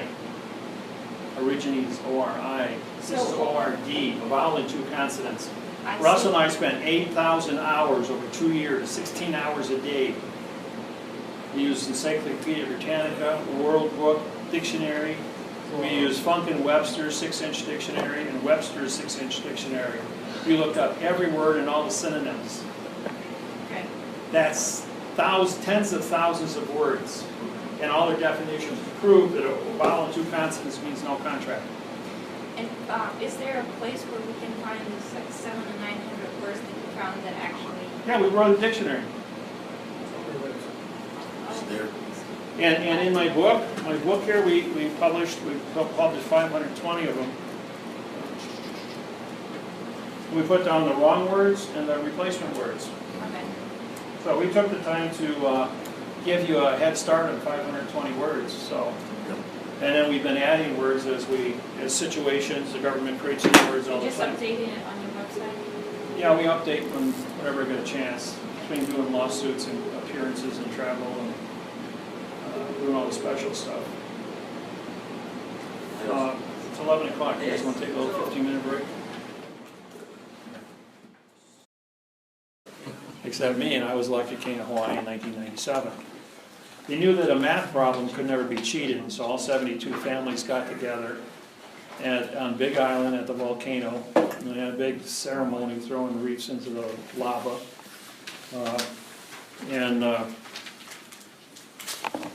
What's that for? Oh, your computer. My European guys want to watch, yeah. All right.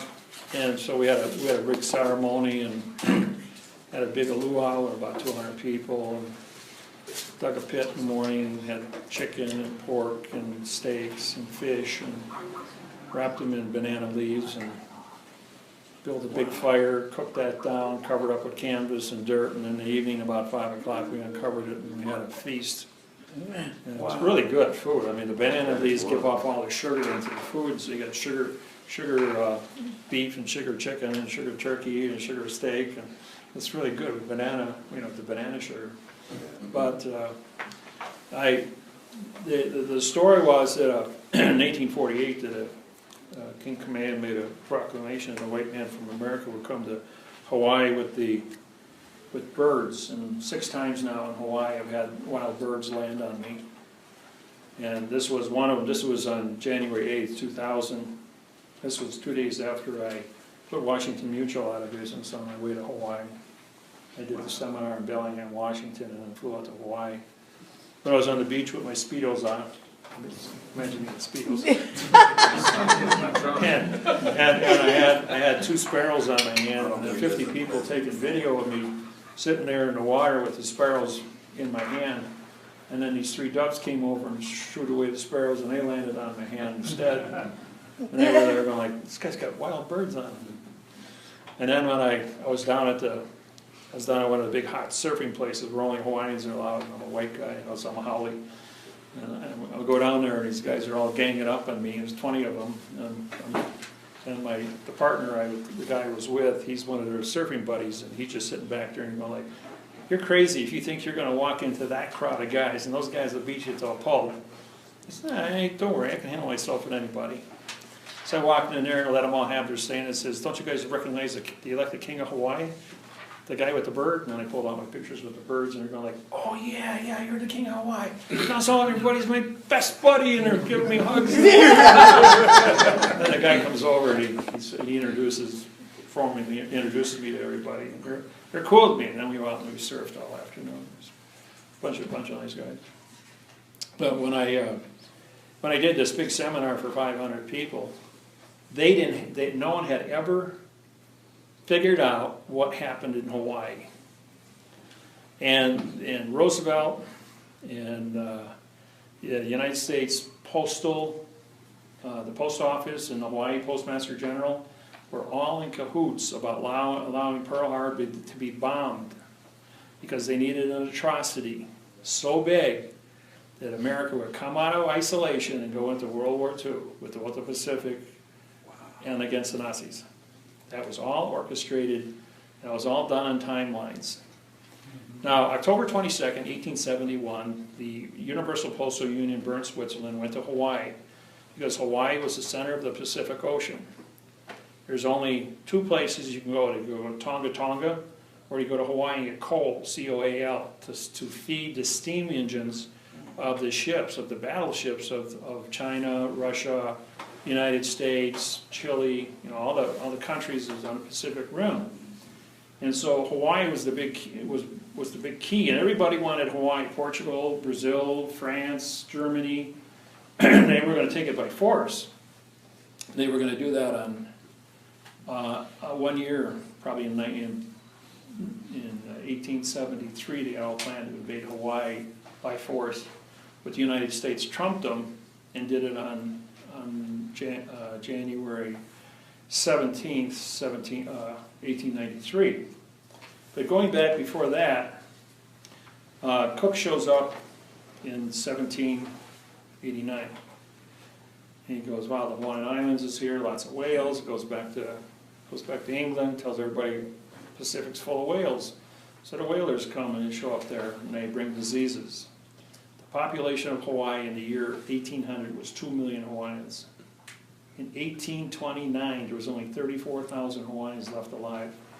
That was a 99% genocide, with smallpox, measles, mumps, whooping cough, tuberculosis, everything. And because of all the whalers, hundreds of whaling ships, we got pictures of these from back in the early 1800s in the Hawaiian Islands, the diseases were spread both ways. And they had just as much problem with Hawaii, complete whale crews dying of scurvy and chicken pox and smallpox on the ships. So eventually, mankind all evened itself out, but Hawaii was the key to the Pacific Ocean, whoever controlled Hawaii. So in the bankers, that was Rothschild 1750, goes to the Universal Postal Union in Bern, Switzerland. The post office is responsible for vessels. Therefore, the vessels, all human beings are vessels. You got Pony Express, you got trains, steam engine trains, you got steam engine ships. Everything that moves on planet Earth had to be taken care of. So on the 22nd of October 1871, for a 2-cent postage stamp, you could mail a letter anywhere on the planet for 2 cents.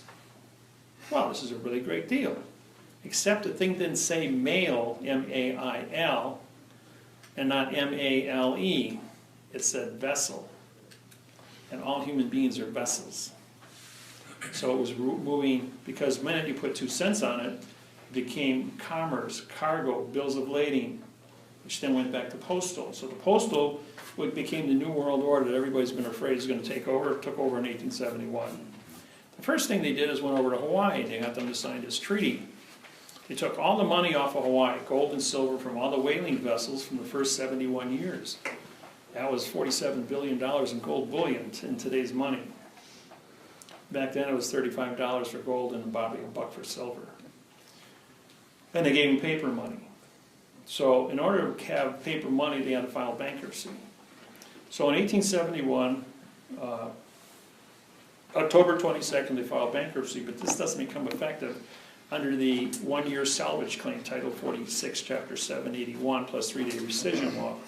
So you take October 22nd, you add 45 days, and the rescission law of 3 days didn't take place until later, to 1906. So right now we're only dealing with a 45-day trust law.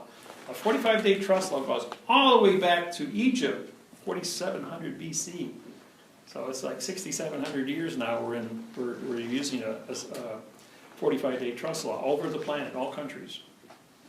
So 1 year later, it's October 22nd, 1872, and the bankruptcy becomes official. So now the International Monetary Fund has to wait exactly 45 days until that trust expires. And on December 6, 1872, King Kamehameha V dies by poisoning. So therefore, the clock's running now another 45 days. Well, when he hits 45 days, there's a newspaper article published by the Honolulu Star. Now, nobody knows this, but from 1869 to 1875, all records in the Hawaiian Islands were destroyed. There was nothing except a 3x5, because there was a fire at the palace. There was a 3x5 card left in the card catalog with a serial number on it, which goes to a microfiche of a single newspaper article published on January 8, 1873. And being a 92nd degree Mason, the minute I looked at that card, it didn't mean anything to me. But then we pulled it up on the microfiche, and it was a 1-page newspaper article. Well, we wanted to look at to see if the flag on the newspaper article was legitimate at that time, because there's supposed to be 8 stripes, not 7. They had 7 stripes. So it was the wrong flag that they put on the newspaper. But in the bottom there was the obituary with the Masonic eye and the level. And it had in Portuguese, German, English, and French, ordering all Masons in the Hawaiian Islands to come to the Lodge number 1, which just happens to be the post office, across the street from the Iolani Palace in Honolulu. There was also the Supreme Court of Hawaii. Surprise, surprise, surprise, all being in the same building. Post office, Masonic Lodge, Supreme Court, all in bed together, and the Masons running everything. Oh, and the Postmaster General. Customs was there too. And Customs and Immigration, it's all in the same building. Wow. So the Masons were running the whole shooting match. When Queen Iolani became a queen, she became an Eastern Star. That's the same as a female Mason. So she had to surrender her queenship and take her orders from the puppet master, who was the Postmaster General. So January 8th, 1873, they go ahead and they write up a contract. And the contract then is sent out ordering all the, that was a call from the Masons to order all Masons to come to Honolulu. It takes 3 days for the freighter to go out, 3 days to come back. That's 6 days. 6 days and 8, that's 14 days. So on the January 14th, all the Masons are together at the lodge. They cut this treaty to take over the Hawaiian Islands in exactly 20 years. But the cover story was to honor the last king, King Kamehameha V, because he died 45 days earlier. Now the 3-day rescission laws that has been passed and goes into effect. So 14 and 3 is 17. So on the 17th of January, 1873, this contract is signed by all the Masons to take over the Hawaiian Islands exactly 20 years later under 20-year death moratorium that was established by King Kamehameha I in 1848. And everybody knows this, but because of communications, only the elite, only the kings of the island, only the queens of the island know about this law and the Masons, including the Universal Postal Union in Bern, Switzerland, because they're the Central Lodge, along with London Central Lodge, who are the Masons in London, dealing with the Masons, the Postmaster General in Honolulu. And being a 92nd, I immediately saw that. I could run the timelines and I'm going like, I know what's going on here. So exactly on January 17th, 1893, the military ship pulls in with troops, 200 troops. They get cold like everybody else has been doing the last 20 years. Nobody pays any attention to it. They unload the troops, walk into the palace and say, you've been captured. And the United States of America takes over. Queen Iolani says, well, I've surrendered. And I've surrendered so I'll save bloodshed. But she was under orders from the Postmaster General, who was in charge of the military troops, to stand down. So the Masons control to take over the Hawaiian Islands. So Hawaii then becomes a territory in 1893. So the Hawaiians are going like, this is a crime. You're saying that all of us are dead. We're not dead. So they complained, they complained, they complained. And finally in 1919, the United States of America says, okay, we're going to pass the Hawaiian Homes Lands Act. For $1 a year, you get free water and you get a house. And you get your land. So for $1 a year, the farmer, he gets a free house, no taxes, and everybody signs it. But when they signed it, it's an 8-page document, all italicized except the name, which is Nom de Guerre. And Nom de Guerre says they're dead. So it took 20 years, in 1939, 20 years later, all Hawaiians are dead on paper because they all signed up for the Homelands Act because they discriminated against the Hawaiians to work. Because they couldn't work, they couldn't afford anything except to sign up for these treaties. And there was just a couple of them that had land, old land, that was patented in from the king. So now they waited another 20 years, and on August 17th, 1957, Eisenhower stands up and says, all Hawaiians are dead, we now claim the Hawaiian Islands as the 50th state of America. And Hawaii stands up again and says, we're not dead, we're here, we're alive. And they keep on suing and suing and suing. So then finally in 1995, the lawsuit's been going on since 1893. They call in Dave Miller to solve the problem. And I go out there in 1995, and I immediately syntax their Homeland Office of Hawaiian Affairs for the homes, and I said, it's all italicized. There's no closure to use Nom de Guerre names. And under Maritime Law, Chapter 1, Paragraph 1, if you don't give closure for your volition, contract's null. So therefore, that nullified all the contracts for Hawaii and the claim of the United States against Hawaii, but there wasn't enough educated people to take over the 1,860 branches of government, so this thing just kind of coasted. Now, if you take 1872, 1871 and 70 years, the king died on December 6th. 70 years later, it's December 7th, 1941, the end of the first international bankruptcy. Because they filed bankruptcy in 1871, now it's 1941, 70 years later. And Japan bombed Pearl Harbor 45 minutes before it was supposed to bomb it. If they would have waited until the bankruptcy ended at 8:30 in the morning, they would have been 100% legitimate as a sovereign nation attacking a sovereign nation. But because they were under bankruptcy protection, it violated all international laws allowing the United States to declare war on Japan. but because the airline, because the captain of the pilot, the lead pilot for the Japanese Air Force wanted to make a statement of the rising sun, which is their flag, because the rising sun was coming up over Hawaii. He wanted to conduct the bombing at that point. So he blew it by 45 minutes and created World War II. 70 years later, brings us up to the July 7th, 2012. December 7th, 2012, and the second international bankruptcy ends, but no law becomes legal for 90 days, which brings us up to March 5th, 2013, plus 3-day rescission law on March 8th, 2013. Hawaii is now officially out of bankruptcy and a sovereign country and no longer the 50th state of America. On January 6, 2008, I filed a new constitution for Hawaii at the World Court at The Hague, charging the United States with fraud and the post office with fraud and having no continuance of evidence with anything in the Hawaiian Islands or the language. And at that point, all banking on planet Earth left Hawaii. There was the Bank of Hawaii and Hawaii Bank, and the Pacific Rim Bank Savings and Loans. Those were only three, but they were Hawaiian-based. And Hawaii became a foreign country at that point. Even though they were still in bankruptcy with Bern, Switzerland, they became a foreign country to all countries worldwide because of syntax.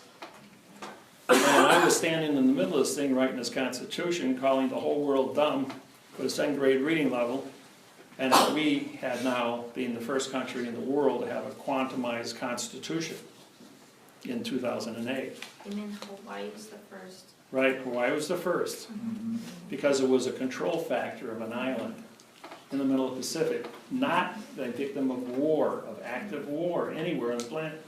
Like every other country on the planet was a victim of war or civil war, and because of that, the laws of the word ailing, A-I-L-I-N-G, corruption from the beginning, didn't exist there. Therefore, I became the king of Hawaii, of a sovereign country, not involved with war. So it put me in a very unique position. All kings have always been judges. So I filed my judgeship in quantum oath, my constitution banking treaties with the State Department at that time, and they approved it. The United States Supreme Court, the Justice Department, everything got approved. Oh, yeah. Russell was then turned into my bailiff, working for the courts, and we turned around and prosecuted 22 state and federal judges, 12 U.S. attorneys, and 2 clerks, and he was my bailiff. Well, we don't hear anywhere that Hawaii is an independent country now, right? No, it's all there now. Yeah, what they've done. On March 8th, when they came out of bankruptcy, I went fishing that Friday. I came back on Monday, my federal postal court in Wailuku Heights, Maui, where I lived, was a parking lot. In 72 hours, they brought in every heavy piece of equipment in Hawaii, raised a 3-story brick building with 18-inch thick concrete walls, dug the basement out, filled it up, turned it into an asphalt parking lot to close the federal postal court in Hawaii as a sovereign court. It's the only one on planet Earth. And that was all under the instructions of the UPU, because there were no orders, no budget, nothing. It was this $1.6 million building that they raised and made a parking lot to erase us off the island. It was really cool. We're bending over backwards to, because I was prosecuting all the judges in Maui from the federal court, so they raised it, so I didn't have a court there. But when they came out of that 70-year bankruptcy, we got to the post office there and filed in my bank charters. Yeah, we got all that done. Yeah. And so we became the 2 federal postal judges on the island and bankers. And they were all honored by the State Department. And to this day, they won't take any paperwork from anybody. I don't care who stands up and says, I'm king. He says, if Miller doesn't have a seal on it, and Russell doesn't co-sign it, it doesn't exist. Or Kiwi Kahau, who is my Hawaiian federal postal judge, because she speaks both Hawaiian and English, and she's done over 100 cases out there. And so she's there when I'm here. But I run everything with the good old American cell phone and computer to keep the whole world at bay with that. So that's kind of the history. So Hawaii's no longer the 50th state of America. Now there's 102,000 Navy, Air Force, Army, and Marine Corps troops in Pearl Harbor. And on the bases around Hawaii, everybody's on furlough. There's no active troops there, they're all on vacation. And the post office and everybody took down their flags. The courthouse have taken down their flags. When you walk in, of course, it's flags because it's all voluntary, but on the outside, they can't advertise for contracts. Right, because they're a foreign country now invading Hawaii, and the Hawaiian flag now flies all over the island. Yeah, so like at the courthouses, like when you're outside looking for a flag, they don't fly. You mean American flag? Right. But in Hawaiians, I think, It's We have close those. because it's federal. There is no Hawaii. I see. So when they could fly, but when you walk in the door, their deal for his flag starts because you enter into their foreign enterprise. Yeah, the minute you And they leave can Hawaii and put go whatever into a they- foreign vessel in dry dock, they can put a flag up inside the building as a yellow French Yeah, flag. nobody knows what's going on, but we go by the customs house and the post office, like, man, there's no flag, man, these guys can't contract. Why go? Why walk in? Why would you ever walk into something closed? So it's pretty fun. And we're still doing all kinds of unique things in Hawaii with getting the sovereignty and getting the Hawaiians educated. Now, 1/3 of the population is Chinese, 1/3 is Japanese, 1/3 is Filipino. Yeah. The Hawaiians only represent 1% of the population of Hawaii, even though it's their island. But we're the 5th, 6th generation Chinese, Japanese, and Filipino. So they're just as Hawaiian as everybody else. Yeah, Hawaii is cool. And they're always fighting for the $47 billion in gold bullion that just got moved in there on March 8th, to see who's gonna manage that. Right now, they're just milking the interest off of that, but they're not allowed to touch the principal. The Bishop's Trust was put together around 1820, and that was to manage all the different lands after the population was reduced to 34,000 people in 1929. And then when I did the quantum lawsuit against the Bishop's Trust, all 8 trustees who were voting themselves a $1 million a year paycheck for managing the trust got put in prison for 8 years for extortion, using fictitious language under Title 18, 641 misappropriations of their, from the trust, with fraudulent grammar to steal money from the trust. She knew So we better, stopped too. all that. Yeah, she knew better too. Yeah. So we've been doing a lot of pioneering work and protecting the Hawaiians against anybody. Now, Hawaii is tribal. 1995, I took it upon myself, being a Cherokee Indian, to hit all the American Indians that were at a 92% unemployment and build 100 casinos on all Indian lands in the United States, bringing the unemployment rate down to 0, and the Indians were now working in 1999 for the casinos, and now it must be like 300 casinos now in the United States. So they're continuing to upgrade and improve their casinos and employment, but they have new cars, new homes, culture centers, and life is good with the American Indians, and they're buying back their land with the money that the white man loses at the casino. So it goes around, comes around. Any questions? Yes? What if we're interested in trying to make our own home state/territory, Not gonna happen. like Hawaii? After So- Russell and I got sovereignty on August 12, 1999, they shut the door on that from anybody in any country of the world figuring out what him and I did. We did it in quantum, we hold the copyrights on quantum, and anything that would happen after the fact would have to have copyright release to create their own country and go competition against the treasury of the world. And they weren't gonna let that happen. So we're both in a very unique condition of state as ambassadors and federal judges, as well as directors of our own country. And as a director of our own country, we enjoy diplomatic status worldwide with all the different places we go. I was gonna say, follow up, is there an exception for if we get the electorate, enough of the electorate? No, you got adhesive contracts going back to your 18th birthday. You got Social Security, driver's license, insurance premiums, mortgages, rent receipts, everything. You know, when you're 18 years old, you got one thing in your brain: sex. Yeah. You want a sexy car, sexy clothes, sexy job, and you got to sign all these sexy contracts to have sex. Good old Freud, you know. And then you're 40 years old one morning, you wake up and you, well, hey, you're not Kansas anymore, Toto. I've been working for 22 years and I'm still as broke as when I was 18 years old. What's wrong with this picture? So you go looking for a paycheck. And then you wind up here and you go like, stand in front of a mirror. Who was the enemy? Stop pointing at everybody else. It was you. Because you didn't know how to read and write. You didn't pay attention to a little thing called syntax. And syntax was the biggest secret that only the chief federal judges and chief state judges around the world were in possession of. Oh, yeah. We'll get to here in a minute.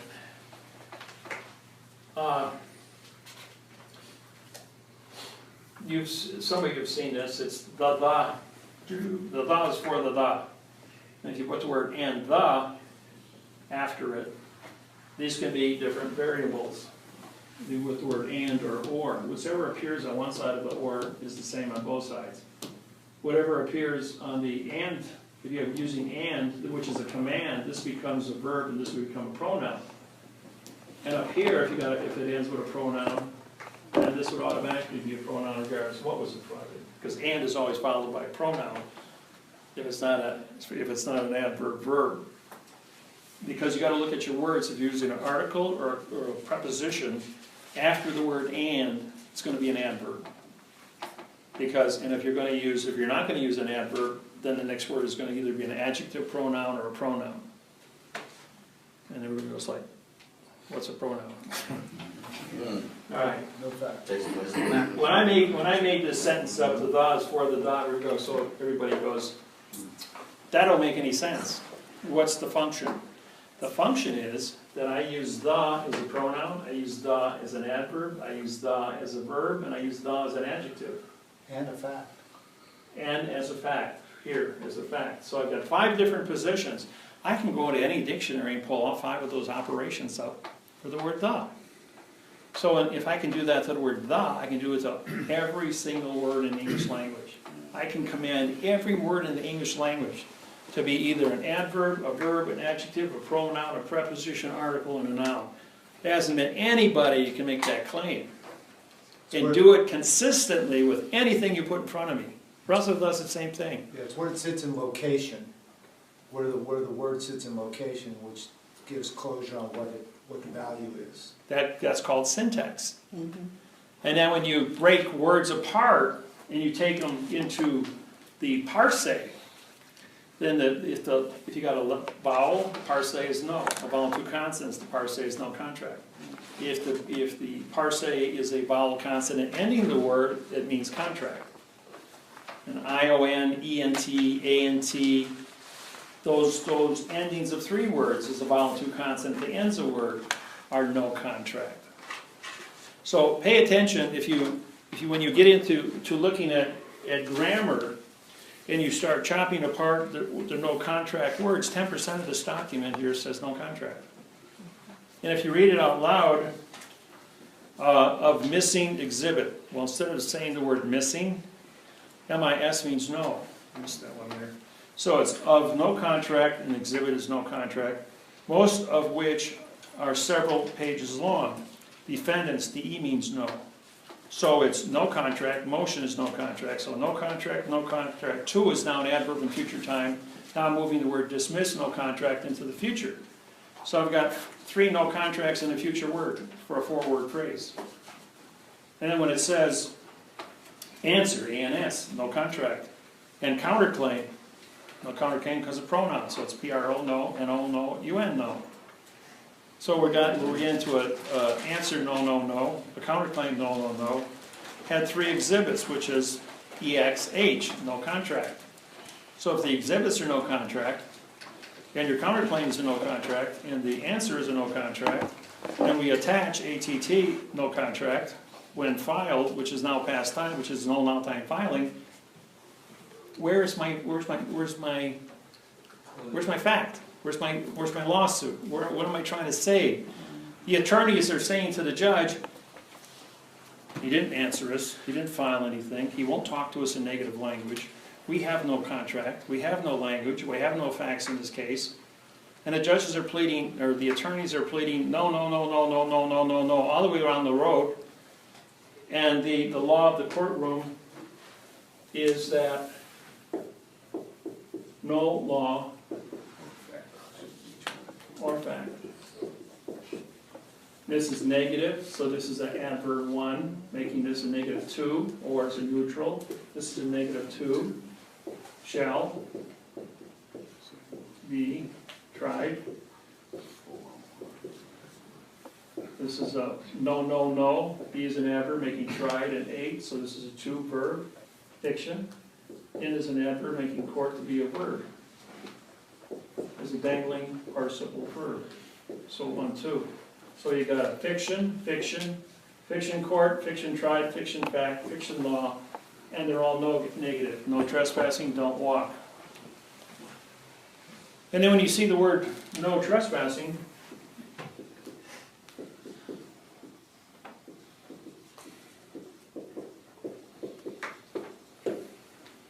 this is a pronoun. This is a pronoun because it's a spelling list like you did in 5th grade when you were 10 years old. If you put no over here, now this is an adverb modifying the verb trespassing. Trespassing is the condition of state. Where is my claimant's knowledge of the word trespassing? You gotta prove knowledge first. Title 42, 1986. If you don't prove knowledge, then you can't trespass. If you don't prove knowledge and you can't trespass, and you got the McNaught and the McNabb, MC.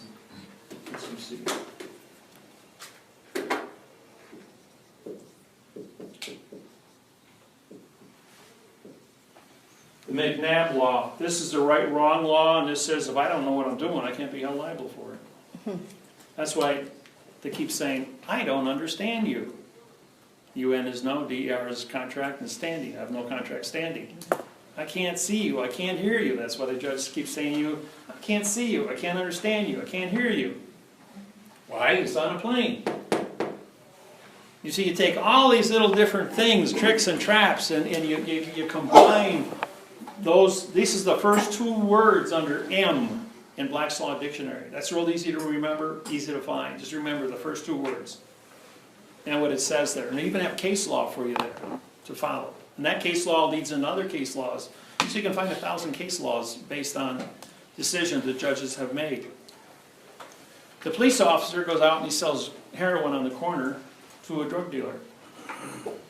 Then they both get busted and go to court for selling drugs and using drugs. And the police officer says, I plead guilty. I'm going to be state witness and I'm going to name all my co-conspirators. So as a state witness, he gets immunity. And his conspirator gets 10 years in prison. He goes back on the street and sells it again tomorrow. You have eyes in front of your head. You are an attack animal. Attack animals like cats and birds and anything that's a prey. Attack animals prey on other things. So we are attack animals. We always still go into combat with the gun in front of us. In that sense, to rule you, he will harvest you. Guaranteed. Just like an attack animal going after a bird of prey. So your own conduct of how you are built as a human being shows that you are an aggressive individual. Be aggressive with knowledge. Knowledge is your best ally. You're your best security. Because when you have the knowledge, you stand there and look the judge in the eye and you say, I know who you are. I know you're lying. I know you're an actor. He's going to flinch and he's going to shut her down. And when you file your paperwork in court and they know you already have one and you already know how to prosecute him with a foreclosure mortgage, the only difference between a foreclosure mortgage and prosecuting a judge is the name on the paper. Fraud is fraud. Grammar is grammar. And it's all laid out there. You got a constitution, you got an abbreviation page, otherwise a document wouldn't be 12 pages, it'd be 20 pages long.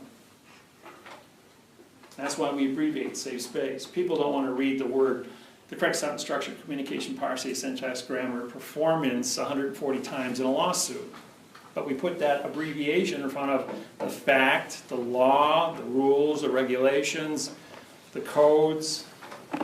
So we save all that space and you can fly through the document because you already got that memorized. And as soon as you see that, you don't have to think about it anymore. Mm-hmm.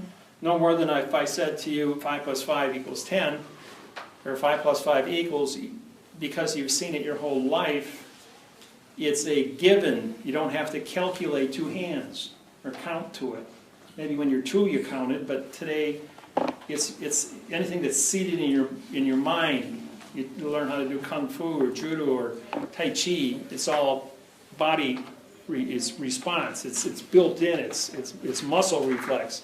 Driving a car is muscle reflex. How to steer and overcome slippery highways or rain conditions or somebody pulling out in front of you or your reaction time to get out of the way. It's all muscle memory. You don't have time to think about things. Well, this is the same way we want you to be when you go into court. We want you to have muscle memory, brain memory of what is being said in these documents.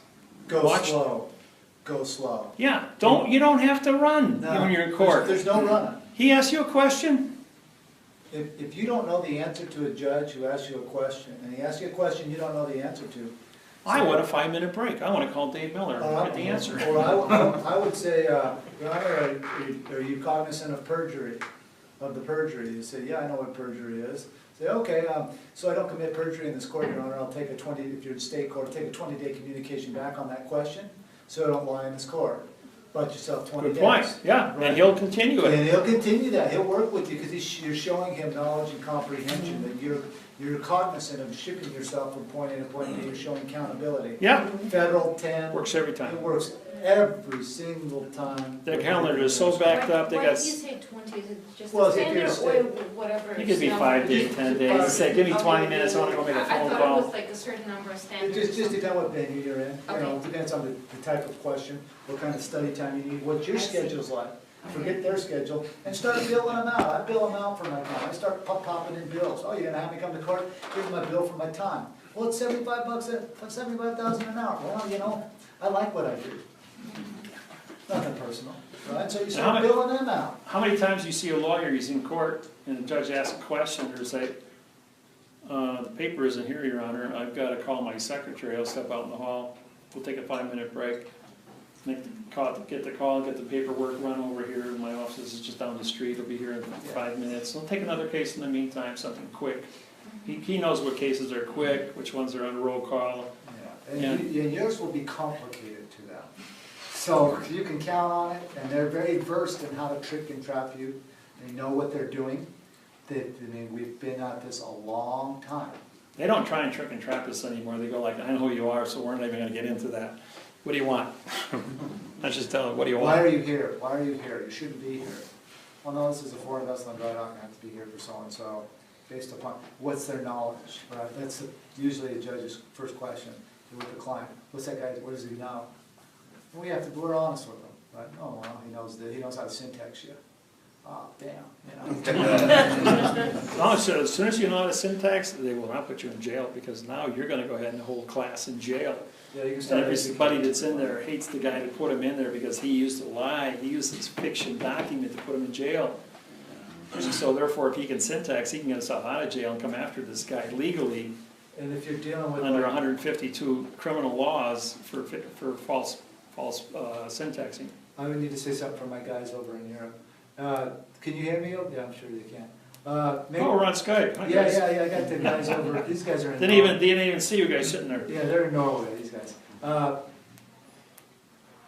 When you guys deal with police, because they're having to deal with police, just be very cordial and just educate them all the way. Stay on point with the flag etiquettes. Talk to the bosses. I know that you guys are getting passed around because you have a lot of lack of knowledge there. Same thing holds true with these guys over here. So just be patient, which you are, and deal with them. Look them in the eye. See if they cower away from you. They'll play good guy, bad guy cops on you all day long. So you're just gonna have to deal with that. They're gonna act like they're real tough. They're not, it's just a gang. It's, you know, it's like, are they tough physically? Yeah. Can they beat the crap out of all of us? Well, no, when they jump on you 20-on-1, I guarantee you they can, right? And they're all gonna lie to support their own, Yeah, yeah. their own conduct, you know. So just know that you're dealing with that and just be upfront with them, say, hey, you know, a real good approach is, hey, look, I know that you know this is a lie, but I know that you have to get a paycheck because you want to support your family. I'm in the same boat. I have loved ones that are counting on me to make sure that I go home here because they love me and I support them in the same mannerism that you are conducting your line of work. I too have the same type of scenarios working in my life. So just take a real good, positive thought process when you're engaging with public safety officers. So going back to grammar now. Yeah. When you're trying to figure out which way to go on here, what to put value on these. Now here you have 4 different types of numbers to make a determination as to what is correct. If you mathematically sit down and think what the definition of a pronoun is, or an adverb, or an adjective, how you want to color it, is should be a verb in all quantum language, but in the world of fiction, it can be used as an adjective, an adverb, a pronoun, rather a verb. And so you're looking at a word, is could be a question mark. Now, how do you write a quantum sentence in a question? For the claimant's knowledge of the facts is with the claim by the claimant. Now, if you take the verb is and move it to the beginning of the sentence, is for the claimant's knowledge of the facts with the claim by the claimant. The answer is yes. The answer will always be yes when you put the verb in front of a correct written sentence. That's it. That's how you ask a question. And if you But if want- you're asking questions, then that means you don't have the answer. So don't ask questions. Make statements. Make positive statements. Make positive claims. Everything is a claim. Gold miners filed claims. They didn't file mortgages. They didn't ask permission. They filed claims because you're dealing with gold. Symbol for gold on the periodic table is AU, authority, authorization, authentic, authorize. You're going to sign, simulate, and you're going to signature. SI. For silver? Silver is AG. Oh, yeah. So, huh? Yeah, Silver's AG. yes. It's not silver.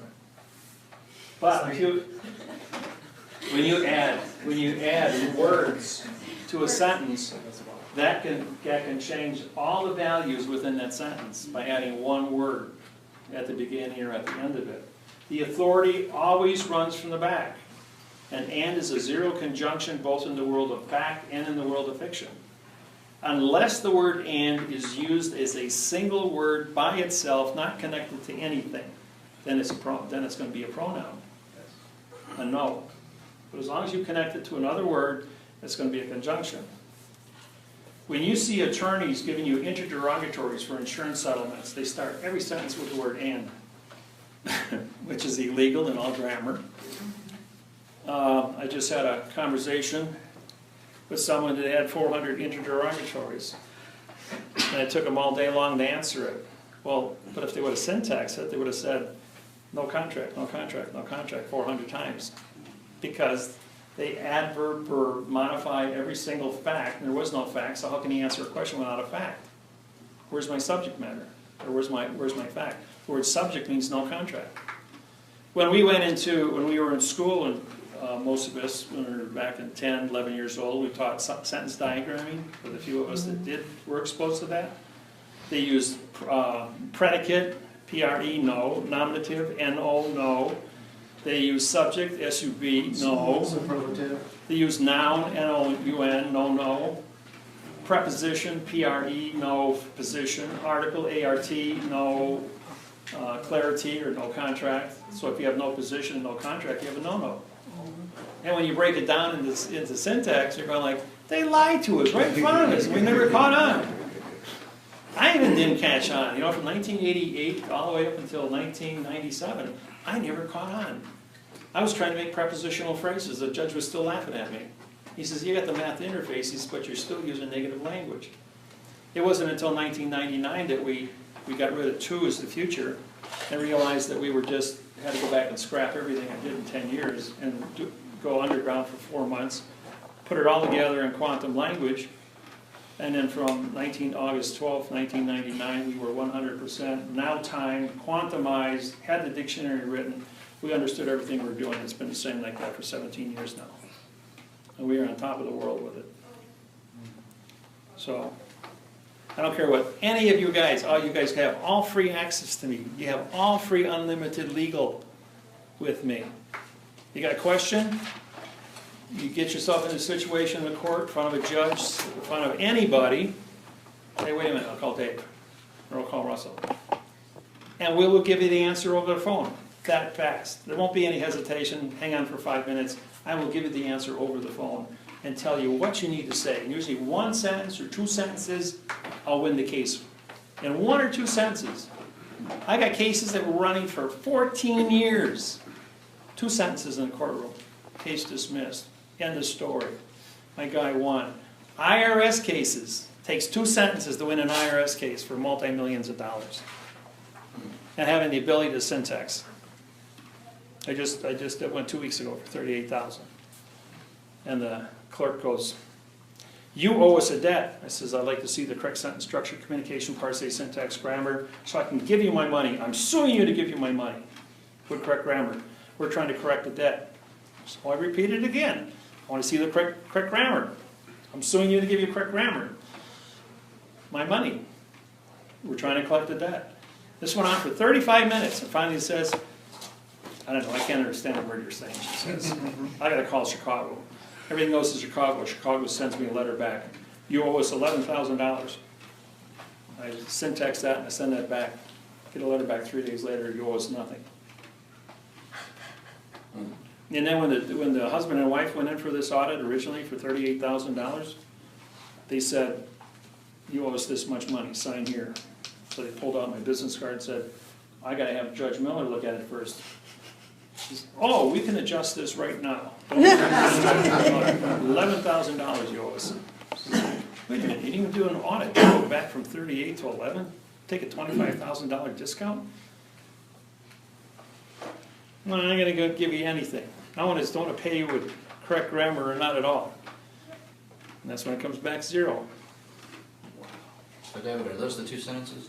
I want to sue you for correct parsing, syntax. Yeah, you want to sue. If you say, "I don't want to pay you," you're avoiding taxes. I want to sue you. Right. Using the correct grammar. Of course, you got to put in quantum. I Right. want is adverb verbs. Right. My syntax is in there. Yeah, okay. But the point is that you want to attack. You want to be correct in your attack. And if you're correct in your attack, you will owe nothing. Even a traffic citation. I showed got to see a couple of your traffic citations from North Carolina, all in boxes. Well, anything in a box in the closed area can't be considered. So you want to sue them to participate with anything not in the box, which is nothing. And the judge is going like, "Well, we don't have anything here, Mr. DA. What do you want to do with this?" He says, "Will you accept $20 court costs and get out of my courtroom?" See, if it's $21, then it becomes a federal crime for extortion or a Hobbs Act. But if you go under $20, then you can just give them the $20 and they'll zero out your account just to cover the court costs. It's easier than fighting, you know. All things are negotiable. As long as you keep negotiating with them, you can get headway, make things happen. Any questions on this? This here may seem like foolishness to anybody that reads it, but it's not an issue of foolishness. It's an issue to prove that this word can be used 5 different ways. And this word can be used 3 or 4 different ways. And when you can prove that you can command the grammar on all, it doesn't matter if it's English, Spanish, French, German, if you can command your ability to syntax and understand what's happening, they're going to leave you alone because they can't lie to you. They can't get you to enter into a contract. Because anybody that asks you to sign anything does not have authority to be in front of you. Only a contract that exists between 2 people on a vessel in a sea of space, oops, has jurisdiction. The minute you sign something with somebody, you know, you all follow your 1040s. You're the only one signing it. The IRS doesn't sign it. That's a unilateral contract. All of your mortgages, you were the only one that signed it. The bank never signed it. But if we signed it the way we did, our signature is not valid, right? Right, Because it's simulation. Yeah, so what we do is On an we sue adverb yourself for contract. performance. And you sue that. From the fact, italicize that as your boss will lead, and sue yourself and put yourself in first creditor position on all that. Suing yourself is a wonderful thing. See, that's where, when you're suing yourself, and you're naming everybody else as your co-conspirator, now you become a state witness. You know that as a result of winning so many cases by pleading guilty and naming my co-conspirator to be a police officer or district attorney, that the federal government passed a law that says no prosecuting attorney can allow the person they're prosecuting to be their witness. They changed the laws. That you can't sue to be the first-hand witness of the prosecuting attorney for anything. But then, who knows better who you are than you? Your brain, right? And you have first-hand information of who you are, and the prosecuting attorney has a duty to only use first-hand facts. And so with his first-hand, he has to accept that under the first-hand facts because you're the first-hand witness. And if he says, no, I'm not going to use the first-hand witness to prosecute you or allow you to prosecute yourself, because what's the first thing you're going to do and take the witness stand? As soon as the district attorney starts asking you questions, wait a minute. I'm here to prosecute me, and I want to make sure that I'm prosecuted using the correct parse syntax grammar. So if you as district attorney cannot use correct parse syntax grammar, you can't ask me questions. That shuts him down. The judge can't ask you questions because he's practicing law from the bench. That shuts that down. And what happens? Case dismissed. We can't move forward because you know that if you are pleading guilty to correctness, we have to have a correct law to prosecute your correctness. I told the judge, I was driving 45 miles an hour in a 30 zone. I says, I would like to pay the fine for driving 45 miles an hour in a 30 zone using the correct parse syntax grammar. And the judge says, well, we don't have any correct grammar for driving 45 in a 30. Can I leave now? Yeah, case dismissed. I was caught speeding, but they don't have a law for speeding. They have to make you say, I wasn't driving that fast. They have to make you say the word no, so that no law or fact shall be tried. And the minute they get you into a vowel two consonants or the word no in anything, just one word in our conversation of no, he's got you. Yeah.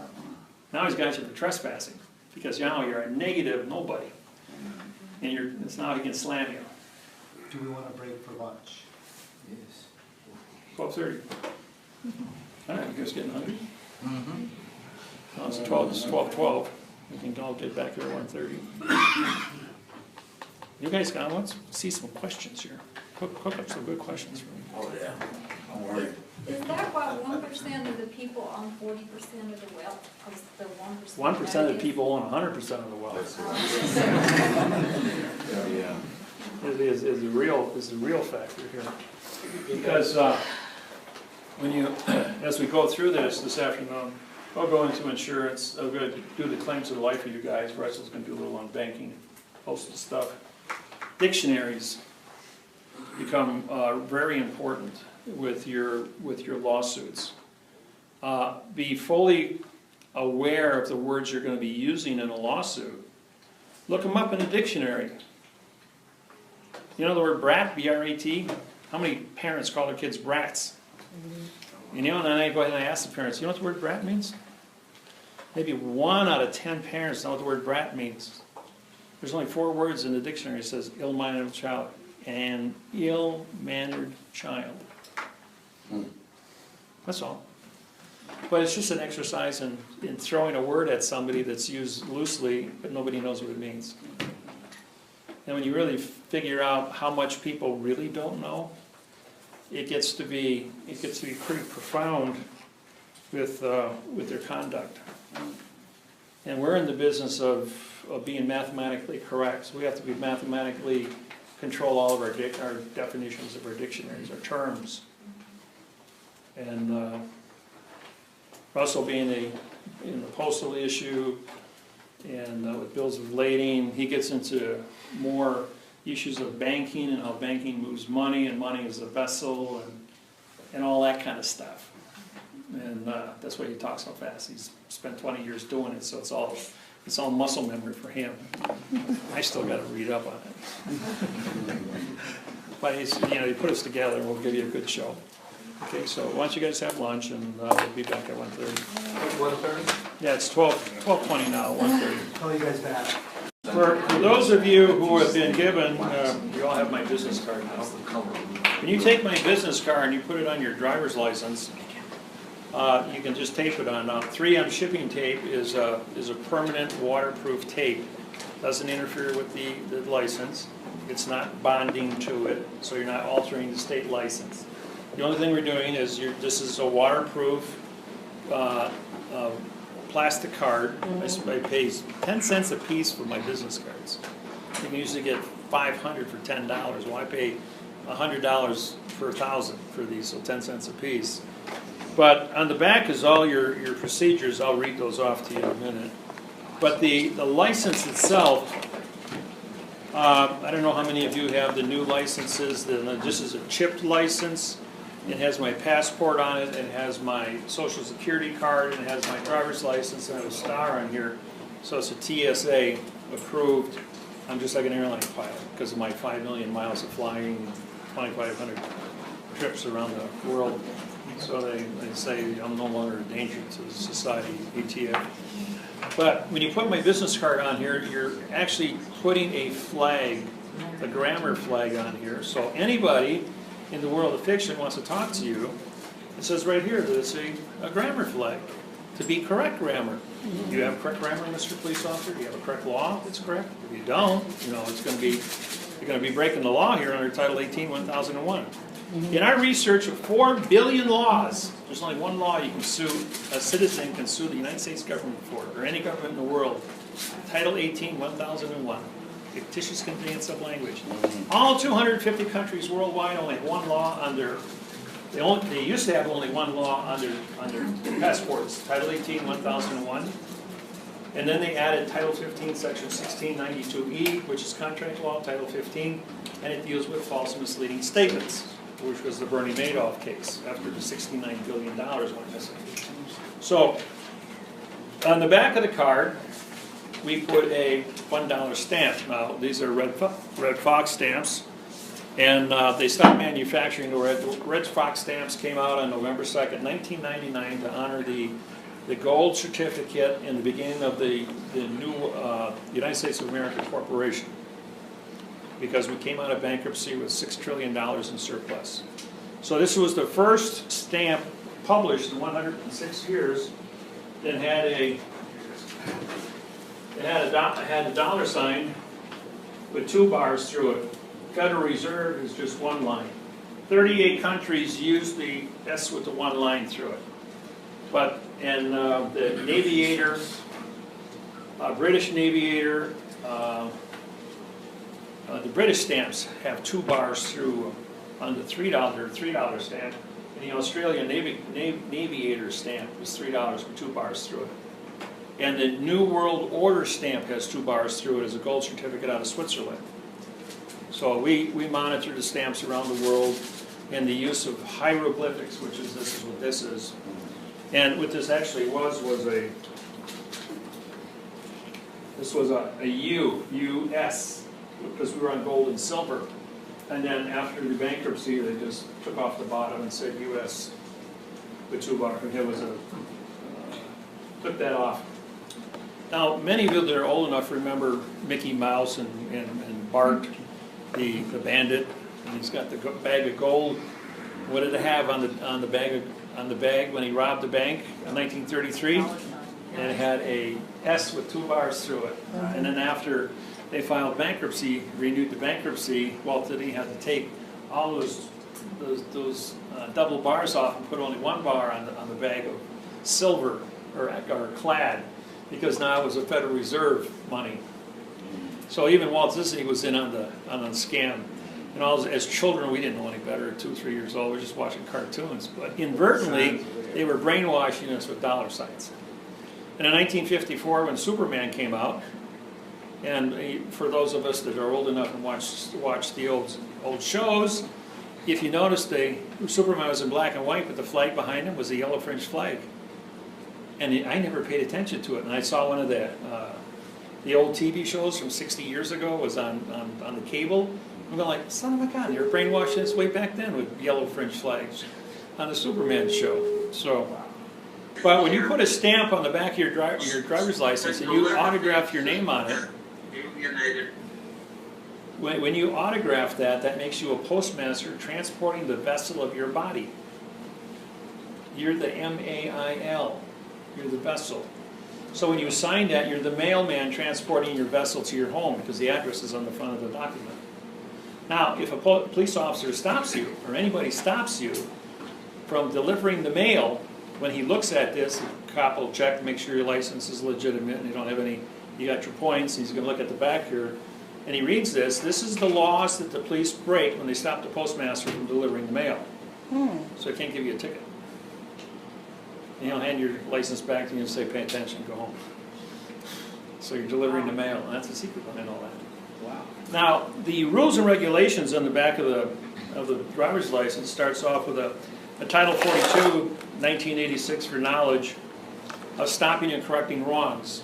Now, every single human being has a duty as citizens that when you see somebody getting beat up or wrong, pay attention. Everybody in the world now has got a cell phone with a camera and a video. You can take shoots. You can call 911.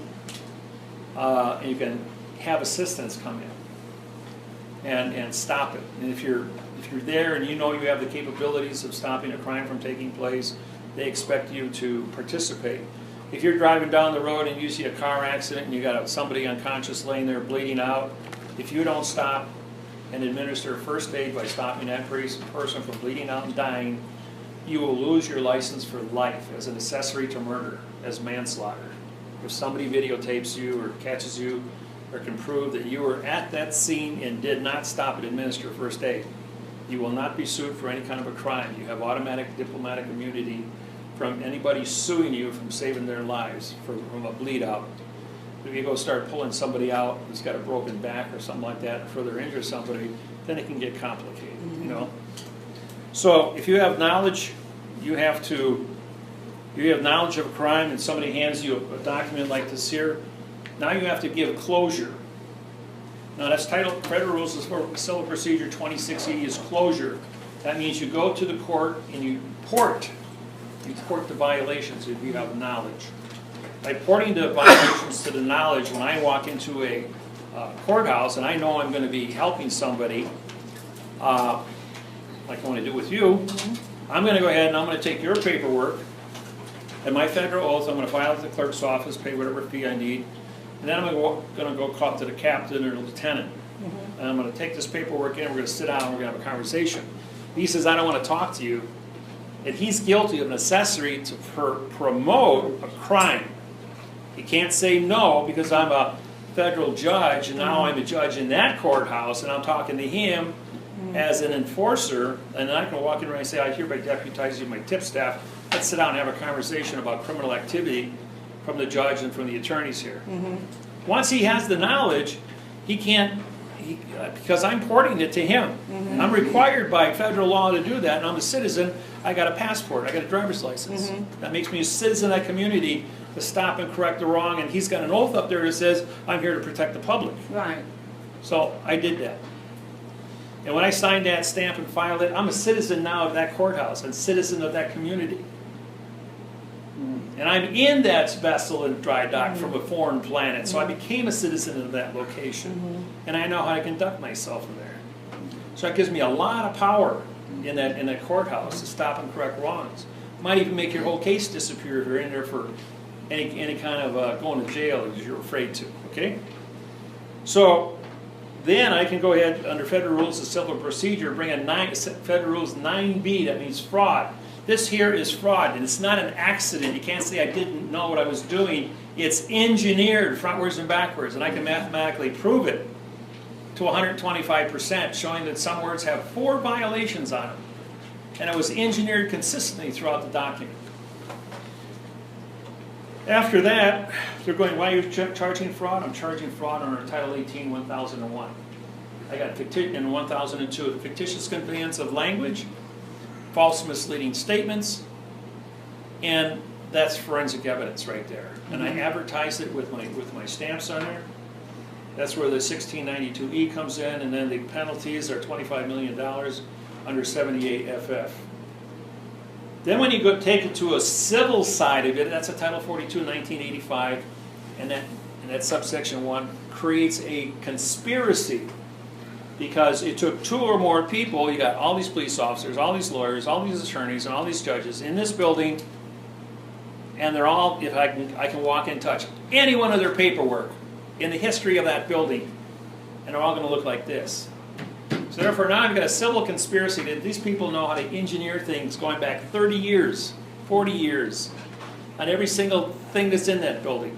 I can randomly grab anybody and charge them with a crime. And because it's a conspiracy of not stopping and correcting, then it goes to number 2. Now the word obstruct, OB means no contract, structure. Well, now we're back into negativity.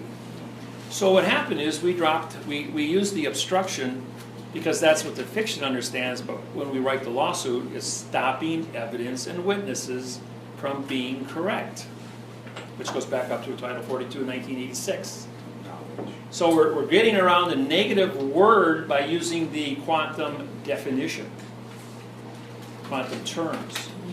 So once we establish that they've obstructed our witnesses and our evidence, that's a felony in every court, fact or fiction in the world.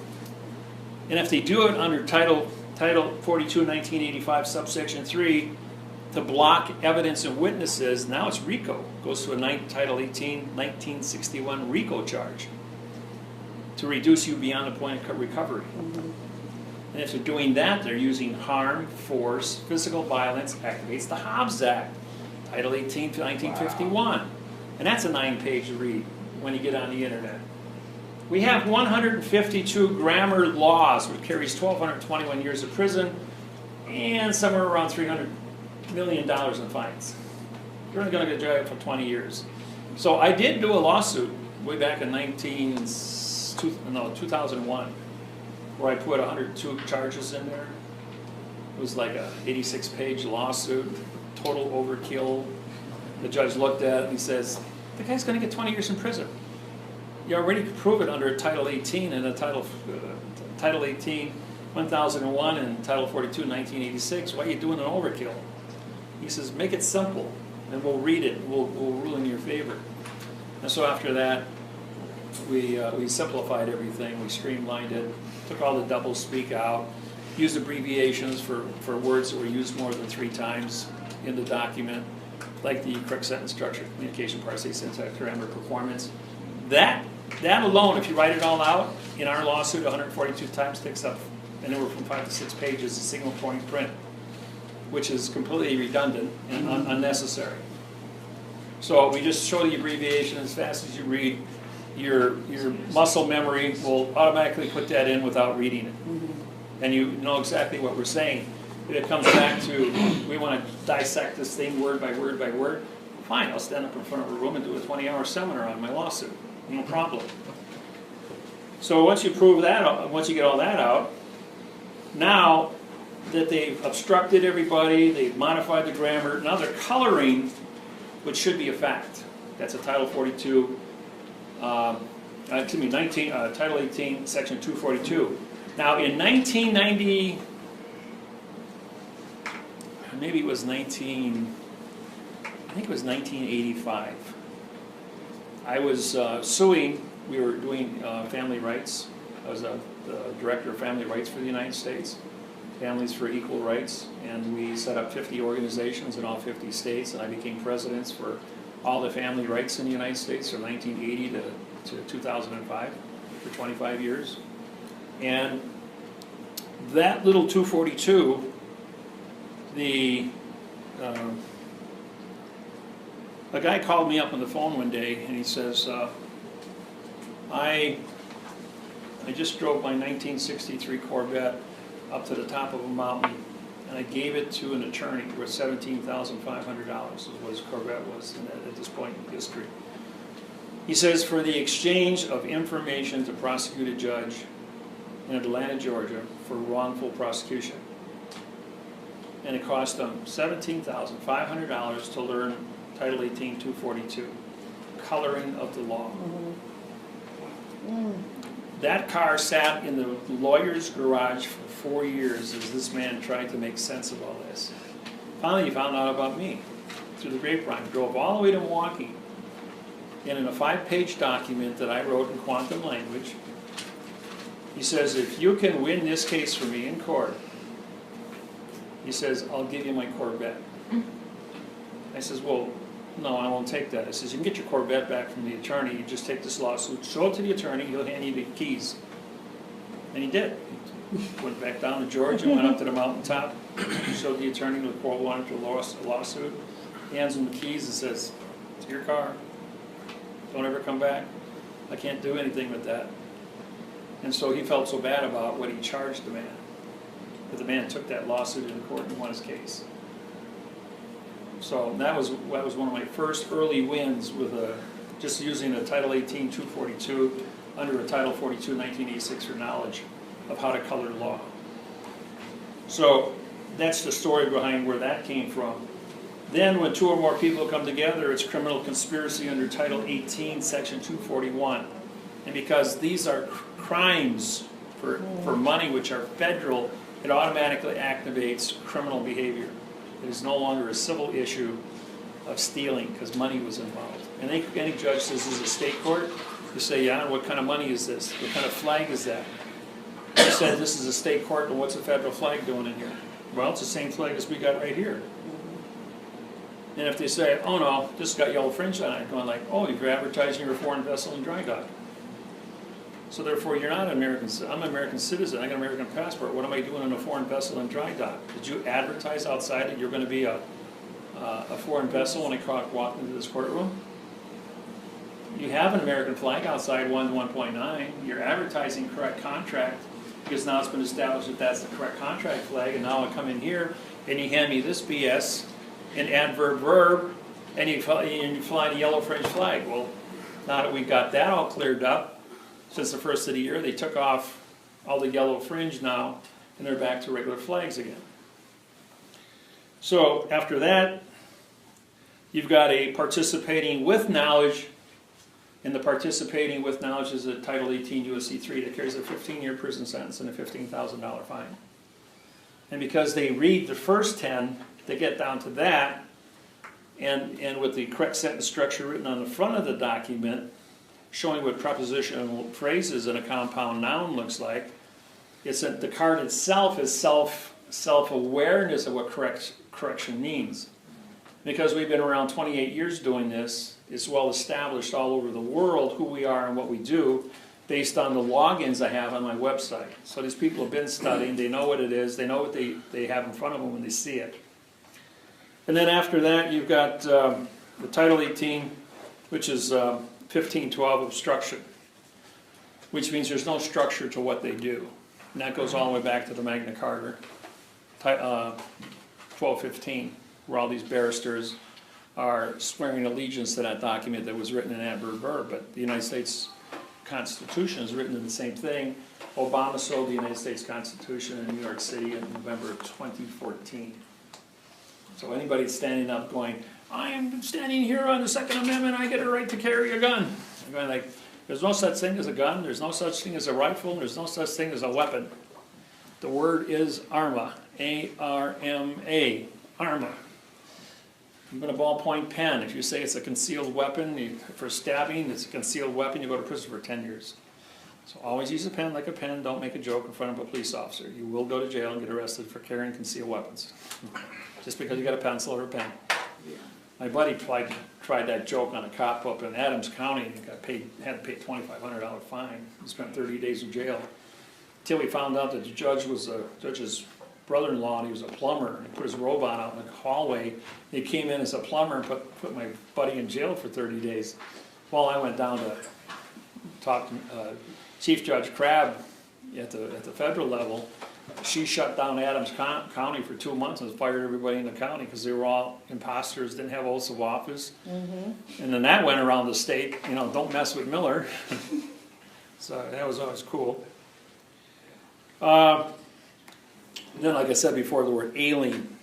Now, the reason that the world is in fiction, the world of the United States deals with this fiction factor of bastardizing everything, is because we killed the Indians, stole the land, bastardized the contracts, and sold to unsuspecting settlers. That's called alien. And if you look at the word failing, F-A-I-L-I-N-G,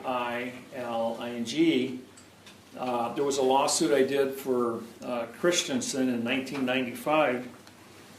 And what happened with that one, the judge, was an insurance claim for 38,000 bucks for a car that was totaled. And the word was failing, F-A-I-L-I-N-G. And it was a real fine line, if you barely see it like this, around the F, in the middle of the lawsuit. And now it says, to state a claim on which relief can be granted. Now, because if you take the F off, failing, now this says corruption to state a claim on which relief can be granted instead of her collecting $38,000 from the insurance company. Because this F is bracketed, she would have to pay the insurance company $38,000 for fraud. Isn't that slick? And I saw that, I'm going like, wait a minute, that's illegal, you can't do that. So then I brought it up to the judge. I said, hey judge, how come you're allowing this little bracket here to take that out? I said, I looked up the word alien in the dictionary, it means corruption. Then the insurance agent stands up and says, how come he gets to use his flag and we don't get to use my flag? Talking about flags and venue jurisdiction in the courtroom by an attorney, that's an absolute no-no. Judge stands up, points to the insurance guy and says, you will pull out your checkbook right now and write a check for $38,000 to this lady over here I'm putting in jail for 6 months for fraud. And that was it. She got paid and we walked out. But when you syntax this is a 4, 1.92. A is a 1, 2, 1, 3, 4. 3, 4. Yeah, this is the 3 here. Negative. Yeah, this is a relief, which means no, 3, 3, 4, and 1, 2 is the dangling parts of the verb. That's what the law, this is the one law they use called the 12b-6. And every attorney in the United States who does not know how to handle a case will quote you, failing the state a claim for which relief can be granted. And it says nothing. 1.9? It means, future. 9 is future, it's an adverb in future time, which means it takes the word state and pushes it into the future, which means there's no time condition of state. See, so there's more here than what you're looking at. It's not always about just the word, it's also about the fact that where they're moving the conditions of state. There's no such thing as a verb claim. There's no such thing as a which. A which is actually trying to make an excuse for something. And this is no leaf, no contract.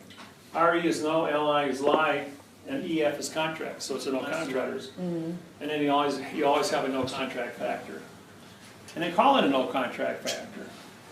So if you read it out loud, it says, nothing in the future is an illusion of no claim, of an illusion on which no contract can be granted. What is a no contract? It's a nothing. So why failing is this no-no? Like, why is it 4? Because it starts, it said for the failing. Where's my prepositional phrase? It's a word that stands here, but this is an adverb, and an adverb, like over here, can only be connected to the pronoun in front of it, an adverb in front of it, or a verb in front of it. So these rules here, under how language is used, these numbering codes, there's only 4 on planet Earth, controls all languages. And by memorizing these 5 codes, you can syntax anything, anytime, anywhere, and beat it, destroy it. And 5 codes, which ones are you talking about? Okay, the first code is an adverb modifies an adverb. Okay, but 2 adverbs together mean nothing. The adverb has to modify something, which then would become the verb. So you could say the very the very, very hot fire, for instance. For the would be an adverb, very would be an adverb, very would be another adverb. You got 3 adverbs in a row. Hot would be the descriptive adjective of fire. So it'd be a 1, 1, 1, 3, 4. Right.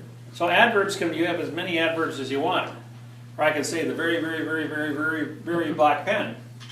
See? But that's subjective interpretation as color because this suit is black, but this is a different shade of black. He's got a different color on. And as I write, what comes out of here is this is a dark black, this is a gray black. So there's 1,200 shades of black. And then when all the laws are written for colored people, so don't think any of you guys are white. This is a white piece of paper. And this is a white board, but those are 2 different shades of white. And this white is different than this white and different than this white. You see, so there's 1,200 shades of white. So the subjective interpretation of what color is says that all human beings on planet Earth have a different shade color. There's no 2 humans, the 10 billion humans that are the same color. Guaranteed it. I don't care what your DNA says. So with that said, colored people, we're all colored people. See, how are you going to discriminate? You know, when I was 14 years old, I spent 92 days at Hoyt Pool, which is a chlorine pool.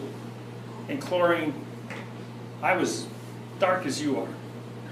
I kid you not, my grandmother didn't know who I was when she saw me. She goes like, grandson, and pull out my pants, so I had a white ass. What shade of white is that? You know, she says, David, she says, did you do any work this summer? I said, all I did is I was a lifeguard over at the pool, and I laid out in the sun all day long, playing to be a lifeguard. So, the adverb modifies the adverbs, okay? And the adverb modifies the verbs. Adverb also comes in front of an adjective. So the adjective always has to have a pronoun with it. You can never ever put an adverb in front of a pronoun. But a pronoun is connected behind it. So you got a pronoun can stand alone. A pronoun can have an adverb behind it.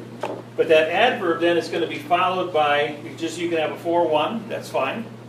And you can have a 4-1-2. Put that down here. 4-1-2.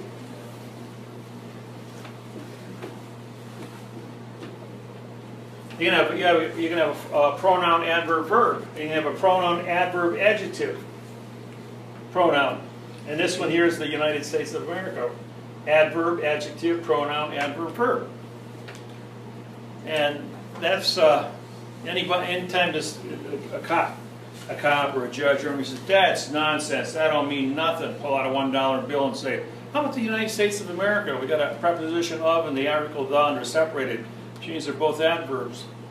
United becomes a no citizen condition of state, modifying the pronoun state, connected to the adverb of and modifying the dangling participle verb America. A means no, M-E-R-I is Latin for mercy, and C-A is Latin for sheep. No mercy for the sheep. They fleece the sheep, they don't kill them. Called taxation. So these math codes are absolute. And I did the same thing in Germany. And the people I was working for over there, they said, how can you not read, speak, spell, or understand what the definition of these words are and yet syntax it? And when he then looked at, and then I had a cheat sheet. I got that in my thing here. I'll show it to you. I spent a few hours first before I did anything, and I made you can pass this around. This is a cheat sheet of all the adverbs I found in a 60-page lawsuit and what they mean in German. So the only thing I had to do was compare the adverbs in front of a single big word, and then there was another adverb and another big word. So it was adverb, verb, adverb, verb, adverb, verb. And once I got that down, I flew through 60 pages of German language like, man, this is criminal. These people are really, really out to lunch. And it was once I had the cheat sheet memorized, then I could really fly through it, and I have to keep going back to to the sheet. You know, they have 4 words for the, they have 4 words for of, they have 4 words for with. So I had to figure out whenever I came across another adverb, I didn't know what it was, I looked it up on the dictionary. Then finally I loaded up my computer to the German English translations, and when I punched in all the different spellings, then it kept telling me what the adverbs were.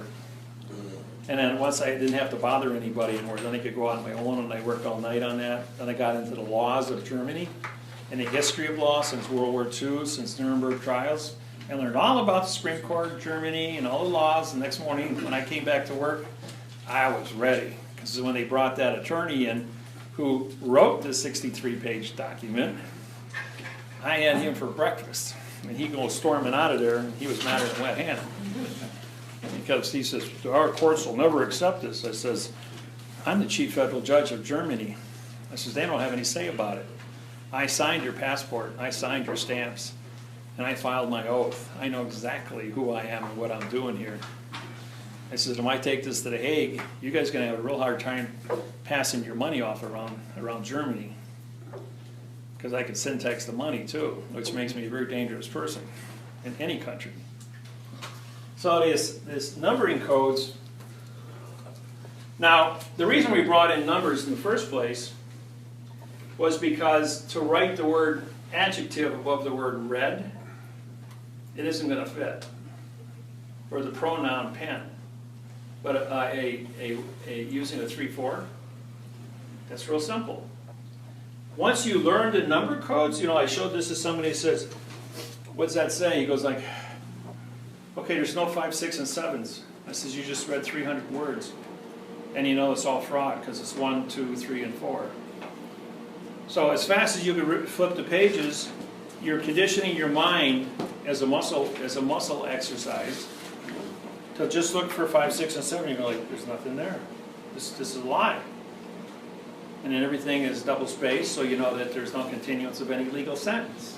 You got that down pat. Bang, bang, you got 5 violations. 1, 2, 3, 4, double spacing, italicizing, quotation marks, numbers between words, all breaking the continuance of evidence. So when that's all done, all this becomes real. So then they throw in past time and future time tense, because whenever they use an ED, the next word is always to in the future. And what is a sentence? A sentence is one idea, one venue. And the past and the future are 2 different timelines, 2 different venues. So therefore you violate it again with what the sentence says. That's why it says here, venue is one. But jurisdiction means opinion. And O means no, PIN is to join, and ION is contract. No joining contract. That's what an opinion is. And justice, JU is no law, S is speak, TI is title, CE is judge. And the authorization runs backwards. So judge title speaks no law. So don't be surprised when you walk into a courtroom and they're babbling, because no laws are being done. And somebody came up to me earlier and said, how come they can't hear me? Because there's no laws, there's no rules, there's no regulations, everybody's babbling. And the judge is up there and he's just tired of it after thousands of cases and years of sitting up on the bench there. The only thing he can say to everybody is, unless an attorney's talking to me who's getting paid $200 or $300 an hour and I'm getting a kickback out on the golf course, I ain't listening to anybody anymore. And that's all unspoken commerce that's taking place.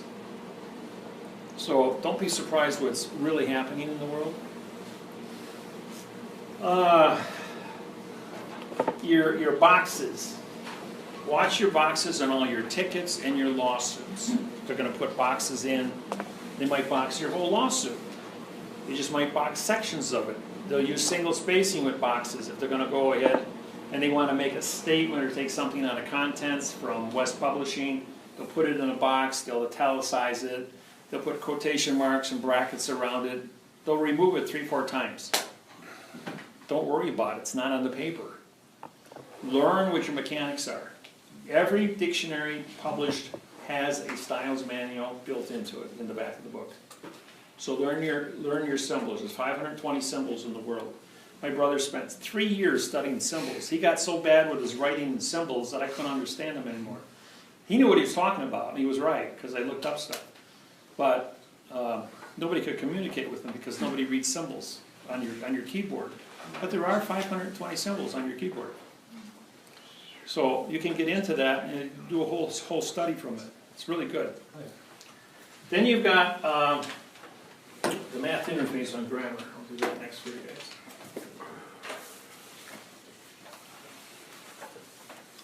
I was in,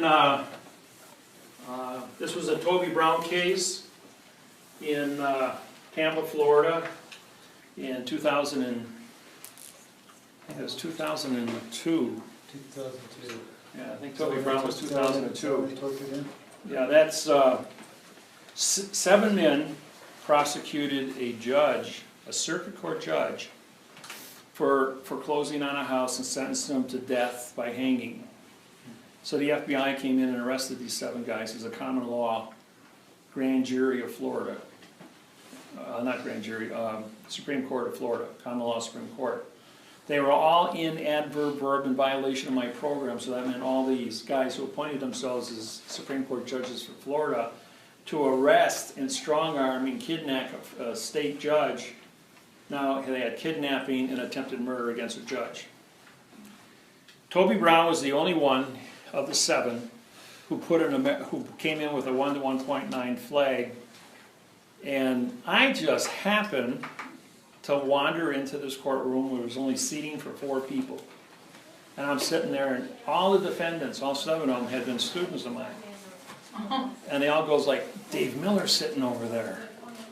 So Toby Brown says, well, I'm going to call Dave Miller because he's the only one that didn't have an attorney. So Toby goes ahead and he says, I'm going to call Dave Miller as my first witness. And so I take the witness stand, and he was shaking, but he didn't put down his flag. Comes walking up there, he's still got his flag in his hand, and he doesn't know how to talk to me. He says, you know, Judge Mangerson. Judge Mangerson became Chief Judge of Florida. He passed away a couple of years ago, but this is 15 years ago. He says, he was shaking and trembling, and I says, Judge Mangerson, I says, do you mind if I tell you what this man is trying to say? He's trying to say that he doesn't have a law, rule, regulation, or code because all the language is wrong to prosecute him. He's saying that your yellow fringe flag doesn't have jurisdiction over his United States flag. So I says, why don't you let me put on a presentation? You send the jury out of here and I'll put on a presentation on the mathematical interface on grammar. And Judge Mangerson says, okay, but first, he's going to bring 2 more federal judges in, which gives me a 3-judge panel Court of Appeals. He orders the courthouse closed and all clerks and attorneys, 42 people, to come into the courtroom and sit down on the floor. And then he brings out a big easel, 8-foot easel that they use for traffic things, and he says, okay, show me what you got. So I says, well, first we're going to go ahead and we're going to graph this thing out here.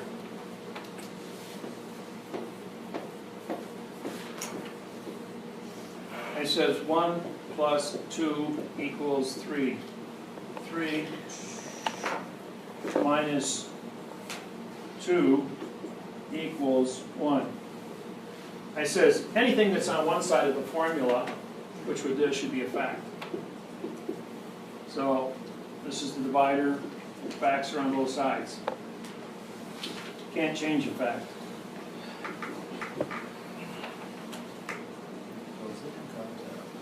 What goes in comes out. Facts can't be moved, destroyed, matter cannot be created nor destroyed. Now that was the statement, that's the physics. Matter cannot be created nor destroyed, it can only change form. And the judge says, okay, that's a physics problem, that's right, it's in math. So an equal sign does not affect any math problem. Add, subtract, multiply, divide, sine, cosine, tangent, quantum physics, calculus. Equal sign has nothing to do with the problem. Just that it says you check it by having whatever on one side is the other. That's your conjunction. And that's and or.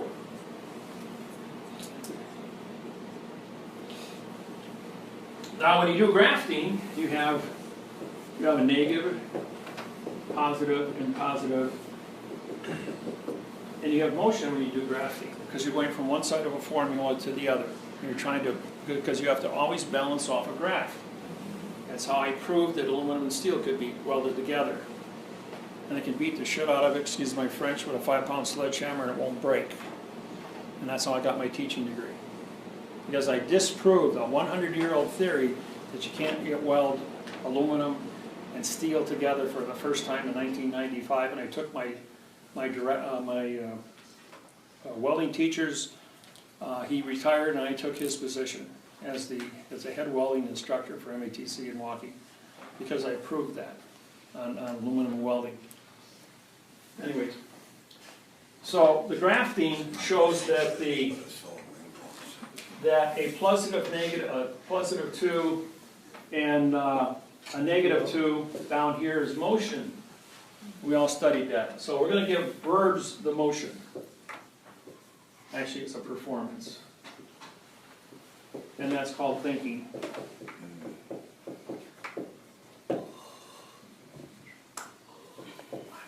Okay, thinking.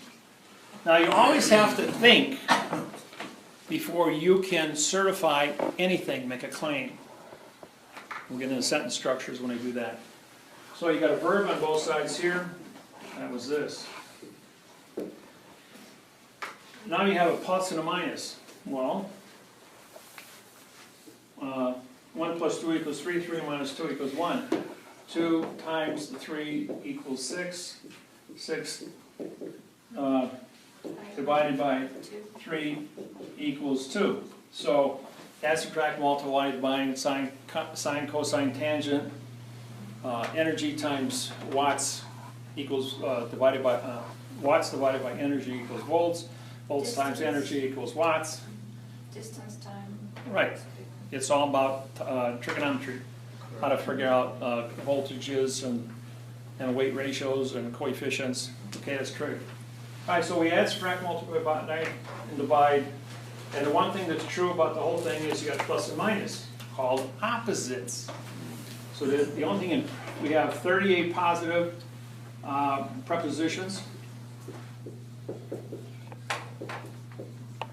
But then when we did a pre, meaning no position, and then that went to an article, vowel two consonants, which meant no, which equaled a noun, which was a no-no, a lie. Prepositional phrase was a lie, the way they taught it.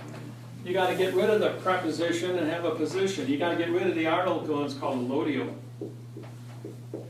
Location, original contract, and now you equals a fact.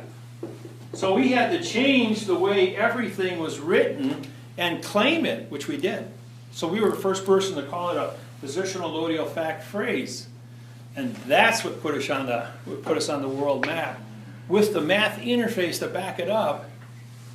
And now we could define all the positions and all the articles and all the facts, and we did it mathematically, frontwards and backwards.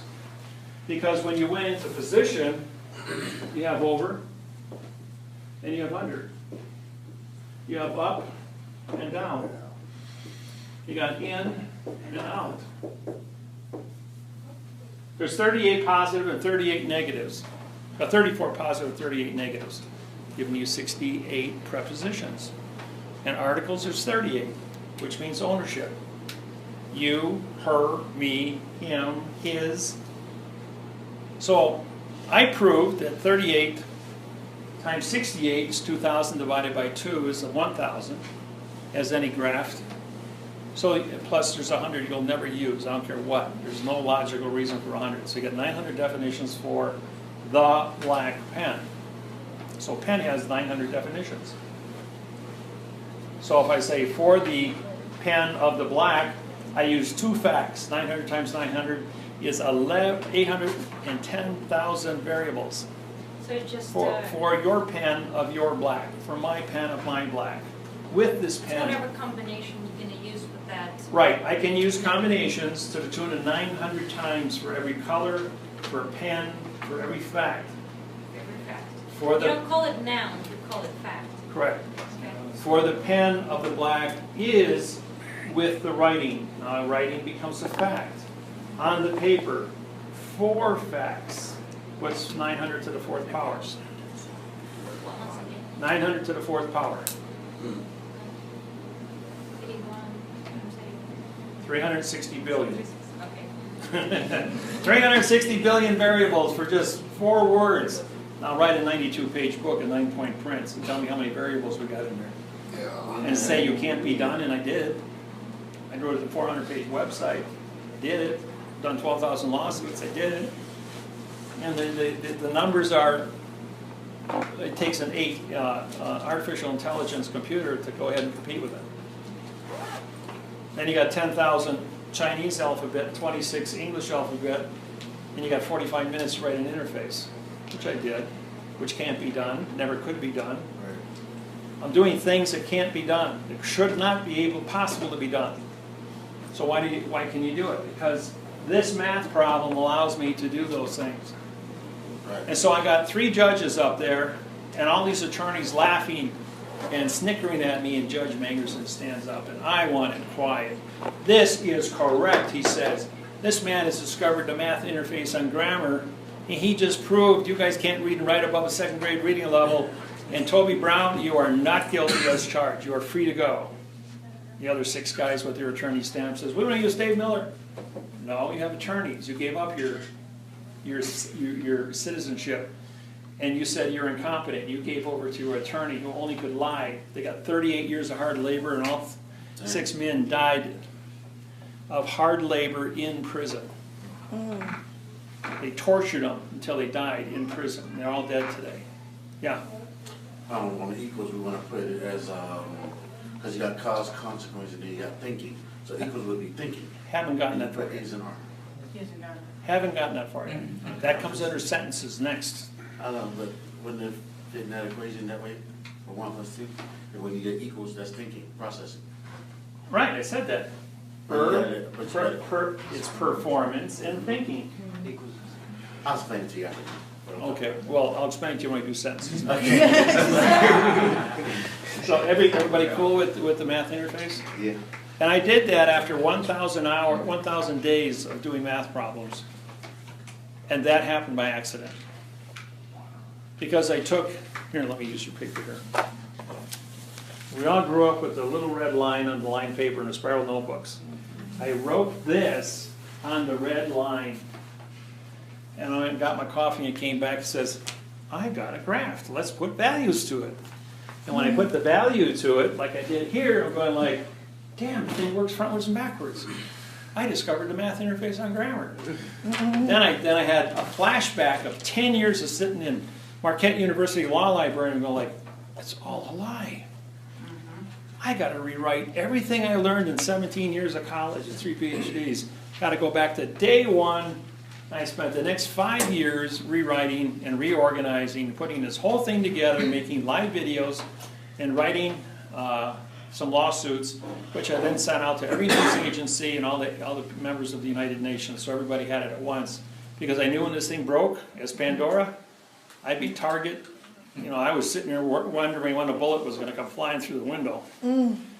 But it's been 28 years later, and I'm still here. So, and I've been working real hard at it, and so has Russell.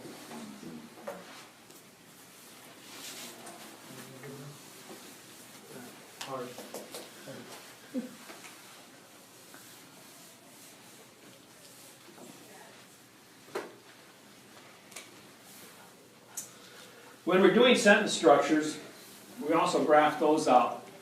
Now, that was the math interface, but everybody's having problems writing a vertical sentence and reading a vertical sentence and understanding this kind of syntaxing in a vertical sentence. In the back of this book, these books are 200 for those that want them. The last 3 pages in the book is, let's see, that's a judge's oath.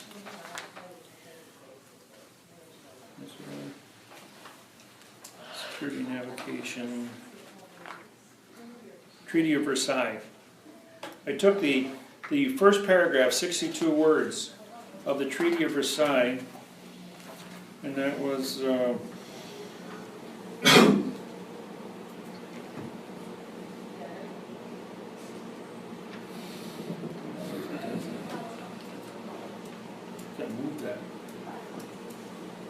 I did the Treaty of Versailles, and it took me 40 hours to write the explanation of 62 words.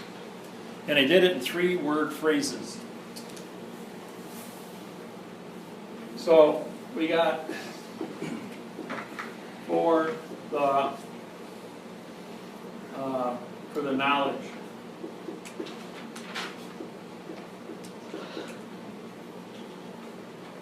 Now, knowledge becomes a consequence. Knowledge becomes the cause. Because you stand here and I look around and I see points of information. And as I see things, you always learn what you have today from what you've seen in the past. So it's a reinforcement learning curve. So when you have a claimant's knowledge, because you're always going to be a claimant, knowledge, now you're going to have of the consequence.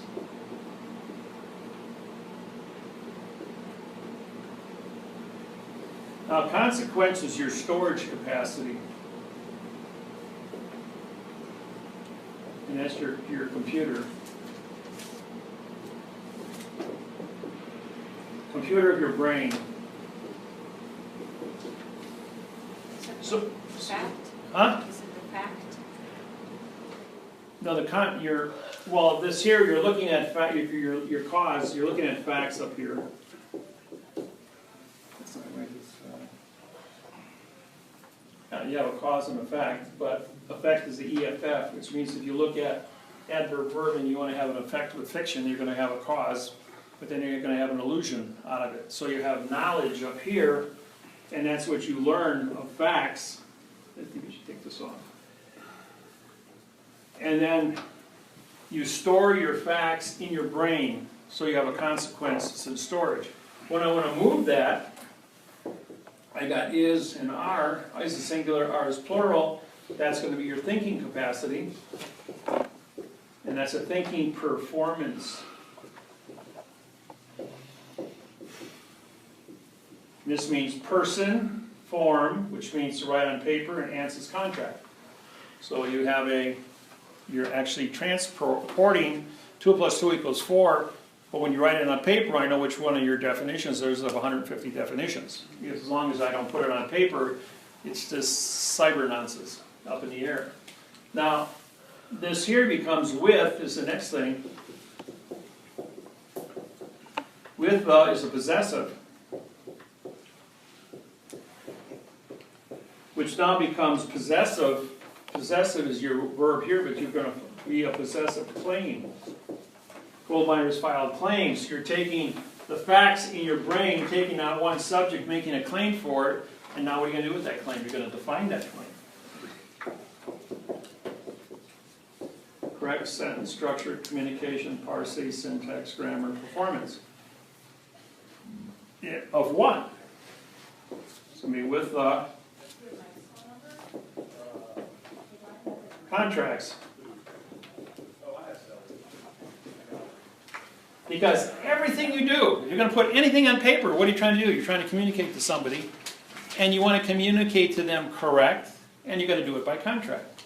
Whether it's a bill of lading for the hamburger you bought for lunch today, you went in to give you a choice of foods, so that the lady, or the waiter or waitress, came to you with an offer of what they have to sell. And you bought your lunch. So you ordered it. She filled out an order form. She took it to the kitchen. The order form then took inventory, cooked it up, she brought it out to your table, delivered to you as the process, as a transport. And then afterwards, she gave you a bill of lading to pay for the food, which you agreed to when you ordered, because you already knew what the price was. Then when you complete the transaction, you get up and you go to the cash register, and you pay for your bill of lading, and you get a receipt for it. And then you can leave. If you leave without it, then you go to jail for stealing. So how this contract would have, like, sound, like using all of these for, Okay, you have knowledge of a, So it would be for the A menu. knowledge of yeah, menu. you have a menu fact. Consequences is you're gonna go ahead and put in an order, but you're gonna perform thinking to do that. Once you perform thinking, it's because you know what you're going to order, because you know what the facts were. So you're gonna make a claim to this lady, and she's gonna write up an order. Then you're gonna go ahead and communicate to her, an adverb verb, because we're not dealing with orally, but she writes it up. If you're in law though, the judge in front of a district attorney you wanna trash out, then you can use correct sentence structure for the contract that they're going to go ahead and fight up against. The attorney's gonna use fiction, but you're gonna have a correct contract to prosecute the fraud. So you're gonna use correctness with this contract of the fraud, or against, this could be a word against, for the fraud, parse, syntax, grammar of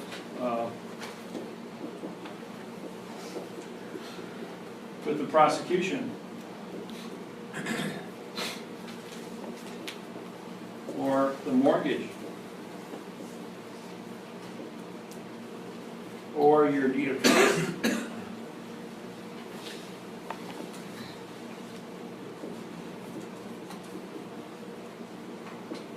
Now here, this is a pronoun adverb verb, so that's nonsense. This becomes a pronoun all by itself. So you're going to prosecute, PRO meaning no, execution, no contract.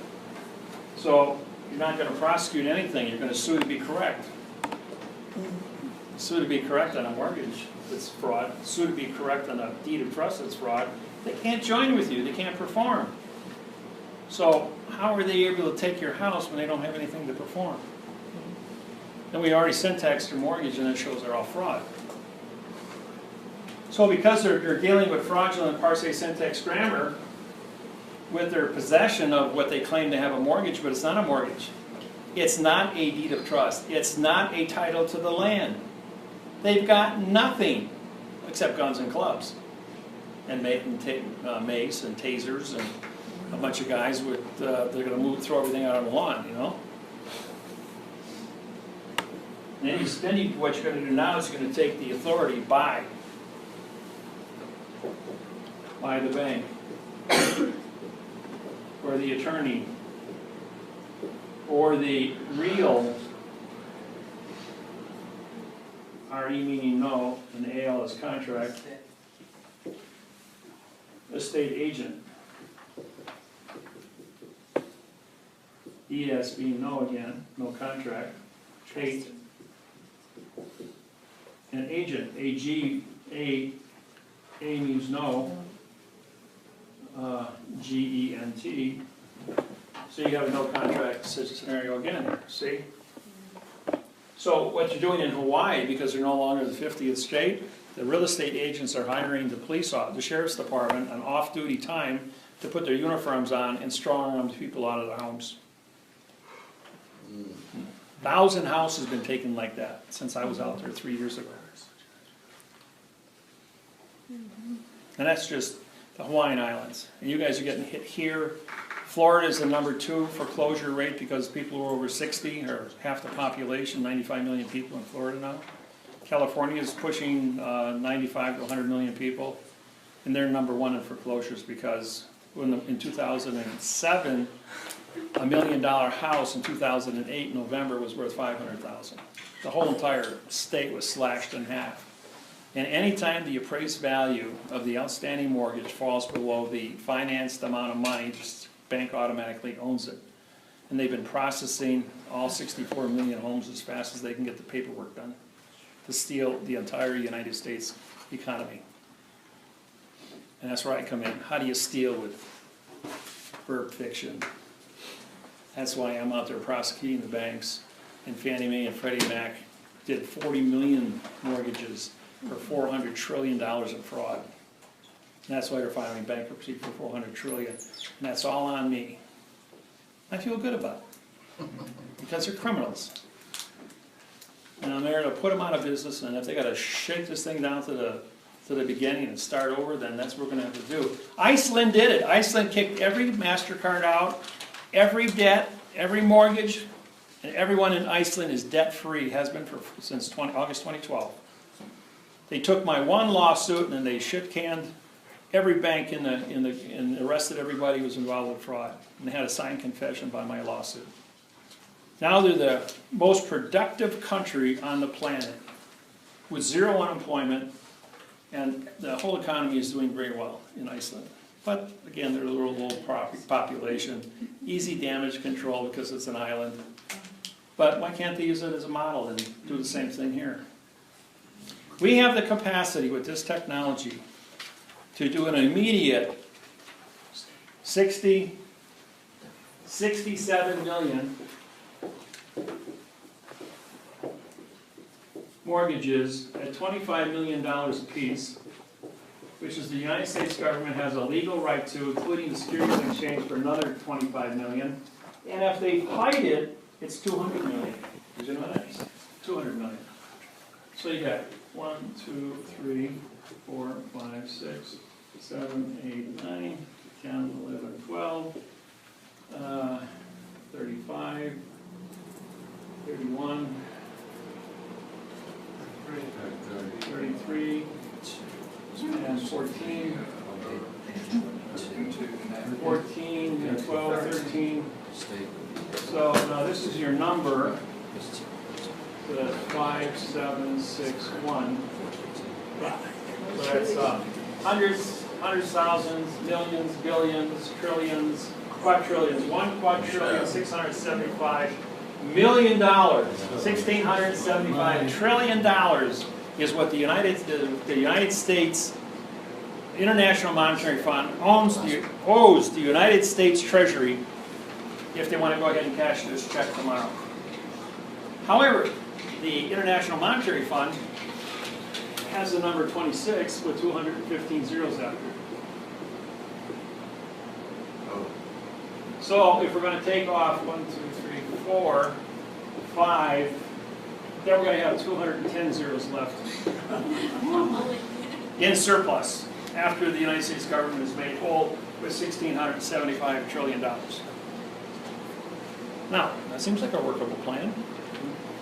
We can do away with income tax. That's enough money to finance the United States government for 100 years without taxes, with 3 million employees. And because we're in quantum, everybody's got a job. We can now say, we're the policemen, and we're going to do everything in quantum and fix the planet. Going to throw a Nikola Tesla coils up on every single telephone pole, producing 200,000 watts per coil. Have 20 times more electricity than we need at 2 cents a kilowatt. 24-hour-a-day food production. All your energy for air conditioning heat. All cars running on lithium thoride batteries with piezoelectric generators, which means you never got to plug them in. And I have virtual non-stop, like my wristwatch, it's piezoelectric run, perpetual motion. So you got to drive to your 100 million cars, never have to fill them up or gas them or do any of that stuff on electricity. No more air pollution.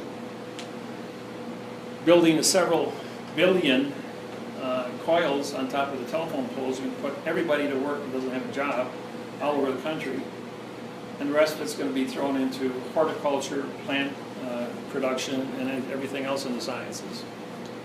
So you got 100% employment. Education will be mandatory because you now have a correct sentence. You have correct ways to prevent war. War will not be allowed. December 31st, 1999, 12 midnight. Jay Leno, and David Letterman. Question: who are the 4 most influential people in the last 100 years, in the last millennium? Nikola Tesla gets first billion because he developed AC electricity and developed 385,000 patents, giving us our world today, from telephones to TVs to radios. All of that came out of Tesla. Number 2, David Wynn Miller for the math interface on grammar to stop all wars on planet Earth, unify all the people on the planet under one language that's mathematically correct, and nobody can cheat another man. That eliminates war completely. Number 3, Louis Pasteur. No, number 3 was Bill Gates with the internet. Because 40% of the United States population works off the internet. And its ability to communicate with the world in all languages. Number 4, Louis Pasteur, for 1,000 medicines to get rid of disease on planet Earth in all countries. It was nice to get number 2 billing. Because contract touches every topic in the yellow pages. Every single human has to do a contract on a day-to-day basis. And if you can't get angry at somebody because of a math problem, so be it. Now here's a little secret for everyone in this room. If you get angry at somebody, or you're angry about something that somebody is doing, or you get into a bar situation where there's words being spoken that cause you to get excited or angry, you go ahead and you throw a math problem there. What's a square root of 9? In the time it takes that person to say 3, he's going to shut down the left side of his brain, which is romance and anger. He's going to collapse his adrenaline attack. He's going to activate the left side of the brain in logic, and he's going to do the math problem. And by the time he figures out the math problem, he forgot what he was angry about, and he's not calm again. Or take a half a teaspoon of sugar and a glass of warm water and drink it, and it'll activate your L-tryptophan, and that's your morphine. You'll be nice and happy. Because you got low blood sugar. Well, that's a true statement. Before puberty, sugar turns into adrenaline in a child. After puberty, it turns into morphine, which is your L-tryptophan front lobe of your brain, and you're nice and calm. That's why you always put sugar in your coffee, because coffee causes your heart to get hyper, your adrenaline to jack, but the sugar activates your L-tryptophan and neutralizes your acid attack in your body. And if you eat too many green grapes and have an acid attack with lemons and limes and all that good stuff, you pop half a teaspoon of baking soda and it'll blow your pH out and be normal again. Anybody gets cramps, take a little baking soda, totally neutralize it. Be an article, the, a, and, this, these. Keep the article, try to keep the article the same all the time. Think about what you're doing. If you want to write a document or a sentence and have a perfect 100% mathematically correct, always keep your articles the same article. If you can't, and you have to use 2 or 3 different articles, it means your sentence isn't correct. You've got your order of operations wrong. Now, the opposite of by is for. The opposite of with is of. So if I'm going to read this sentence backwards, I'm going to say, for the bank, or the attorney, or the real estate agent, of the prosecution, mortgage, deed of trust, now you bring your is-are down, with the fraudulent parsate syntax grammar, of the contracts, with the correct sentence structure, communication, parsate syntax grammar, of the possessive, of the claim, with the consequences by the claimant's knowledge. All my nouns are still nouns. All my arguments are still my arguments. All my facts are still in the right condition of state. And no matter how you write it, the authority of the sentence, which would be the end, is either going to this brain, this brain, this brain, or this brain are still going to be responsible for the thinking, the creativity, the performance of the sentence. So when you write your sentences frontwards and backwards, and in the book,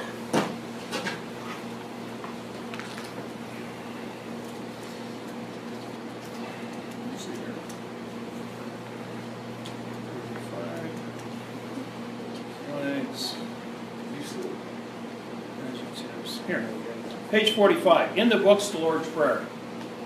One of the most popular sentences in the history of mankind for 2,000 years. Syntax and quantumized. And when the Pope read that, he called me up, he says, you know, it's the first time in my life, and I'm the Pope. Pope Paul said that to me.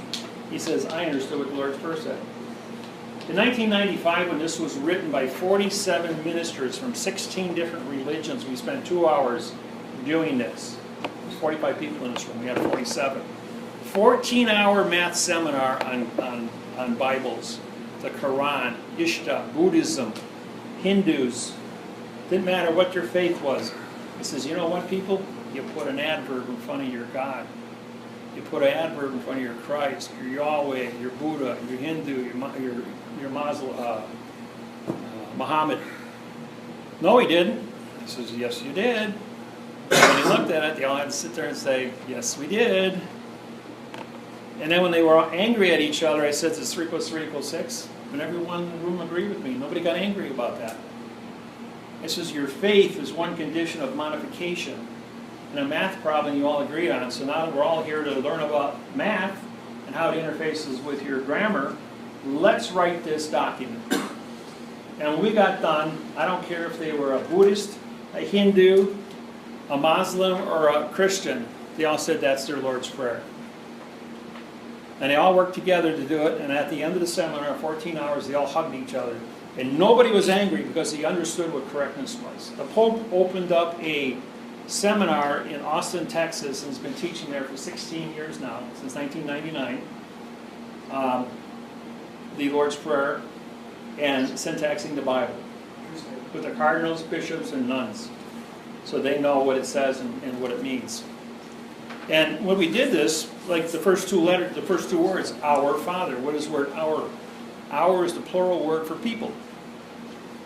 And then Father is the beginning of things, creation, God.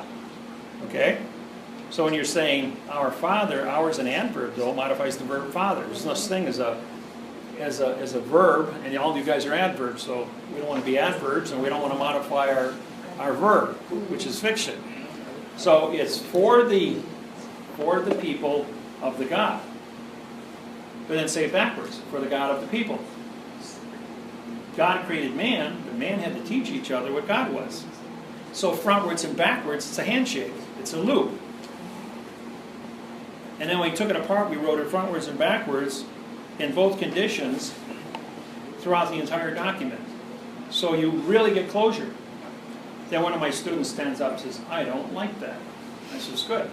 He says, you take every one of these facts and you get a book of synonyms and you look up every synonym of every word in the Lord's Prayer that we quantumized. And if you replace one every time, you have 10,000 Lord's Prayers written frontwards and backwards, and they still say the same thing. You can't screw it up. Now you show me any document in the history of this planet that you can write 10,000 ways and not mess it up. Now that's mathematics. That's science. And that's what I capture people, their faith. That's a true statement. I was at the Vatican with Dave. They came up to us, they identified us, said they've been studying our program for 5 years. It's a true statement. Those are true statements. And the 86-year-old nun goes, yeah, there's this guy called Dave Miller. He invented the math interface and grammar and syntax the Bible. So I pulled out my passport and my driver's license, and I held it up.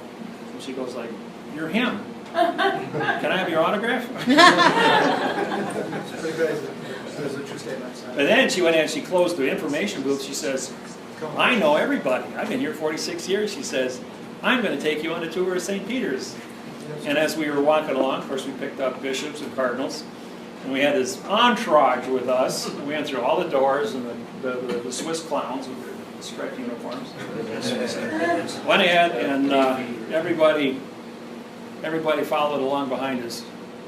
And we did that for 3 days. We totally blew them away and made us key masters. We also wrote their quantum bank treaty with them. So I mean, we went from a nobody in a couple of days to key masters. And that's the only reason he got back to America. Yeah, it was pretty interesting. You know, if I wouldn't have seen it myself, I wouldn't have believed it. But there they were. Hey man, we know who you guys are. Huh? What? We've been studying you guys. We look at each other like, right on, cool, yeah. It's really, really humbling thing, actually. It's like people are paying attention. People we never met. Yeah. Yeah, we had a lot of fun over there. We also spent 2 years studying Manly Hall's The Secret of All Ages and syntax the book. And everything that was Manly Hall's book was all over St. Peter's. And we already had the definitions, we knew what everything said, we knew what it looked like. And that's why we could talk with intelligence about what was there. And when we syntaxed it, we didn't use adverb verb, we actually had the correct storyline in quantum. And that's what really flipped their switches, that we knew everything that all these cardinals and bishops never saw, never heard, never knew that was right in front of them on their statues, all over the place. All over the place. It was fun. I mean, I had a blast, to be quite honest with you. Now, some of you, I've done this for some of you, and some of you were here last time, there's some of you who have never seen this before, so. The cross, when you go to St. Peter's and you walk across the front door, you cross a granite slab. On the granite slab are 2 red granite keys tied together by a rope. Now, when you go in front of the door, about 50 feet away, is the Pope's seal. The seal has both keys pointed together, hanging on a rope on the Pope's belt. Now, whenever you see the 12 disciples in a church, you will always see Peter standing to the right of Jesus with 2 keys hanging on a rope. The keys represent corporation, because it always takes 2 to make corporate, just like Russell and I are 2 people under the United States of a World Corporation. And then when you go ahead and you put them together, Is a family corporation too? huh? Is a family marriage? Yes. When you put them together, you will always see the cross on top of a dome. The dome is planet Earth, which represents Earth. Earth is where we grow our food. The left side is where the wind comes from. The right side is where the water is evaporated from the wind off the ocean and rains down on the earth. And the lightning is the energy above that starts the fires and creates the cycle of life, fire. So you control the 4 elements of energy, wind, water, and earth, which is the cycle of food, and through taxation you control all banking on planet Earth. And you control all the people through food. And that's what the cross means. It's banking. Huh? Almost. Yeah. But that was what I opened the door with. I walked in there and I saw see Cardinal Sonata. Guards jump up and say, "Who are you?" Pull this piece of paper out. Chum, chum, chum, chum. And says, "Oh," bowed to me and he says, "Oh, you're a keymaster." And we got our audience, we signed our contracts, we got our tour. And all because of the symbol of the cross, and we knew what it meant. When we dissected it, showed them how it worked with the Pope's seal. The celestial, it's The guy with a tail, the guy without a tail. So this is Pope's cross, you said, right? That's what Pope's cross means? No, Or is the it just cross, the cross, I know they want to, before Jesus was ever used with the cross has always been an issue of the 4 elements and the control of the 4 elements. That goes all the way back to the beginning of symbols, one of the oldest symbols on the planet was the cross. You know, I don't know if I ever did this with you guys. I did it the first time in Bellingham, Washington. I told my mom and dad I was going to do a presentation on religion in a mixed audience. I'm saying, it's 3 things you don't talk about: sex, politics, and religion in a mixed audience. I says, so the one gentleman on the right-hand side here, he stands up and he says, "You told us that you're going to answer all of our questions today."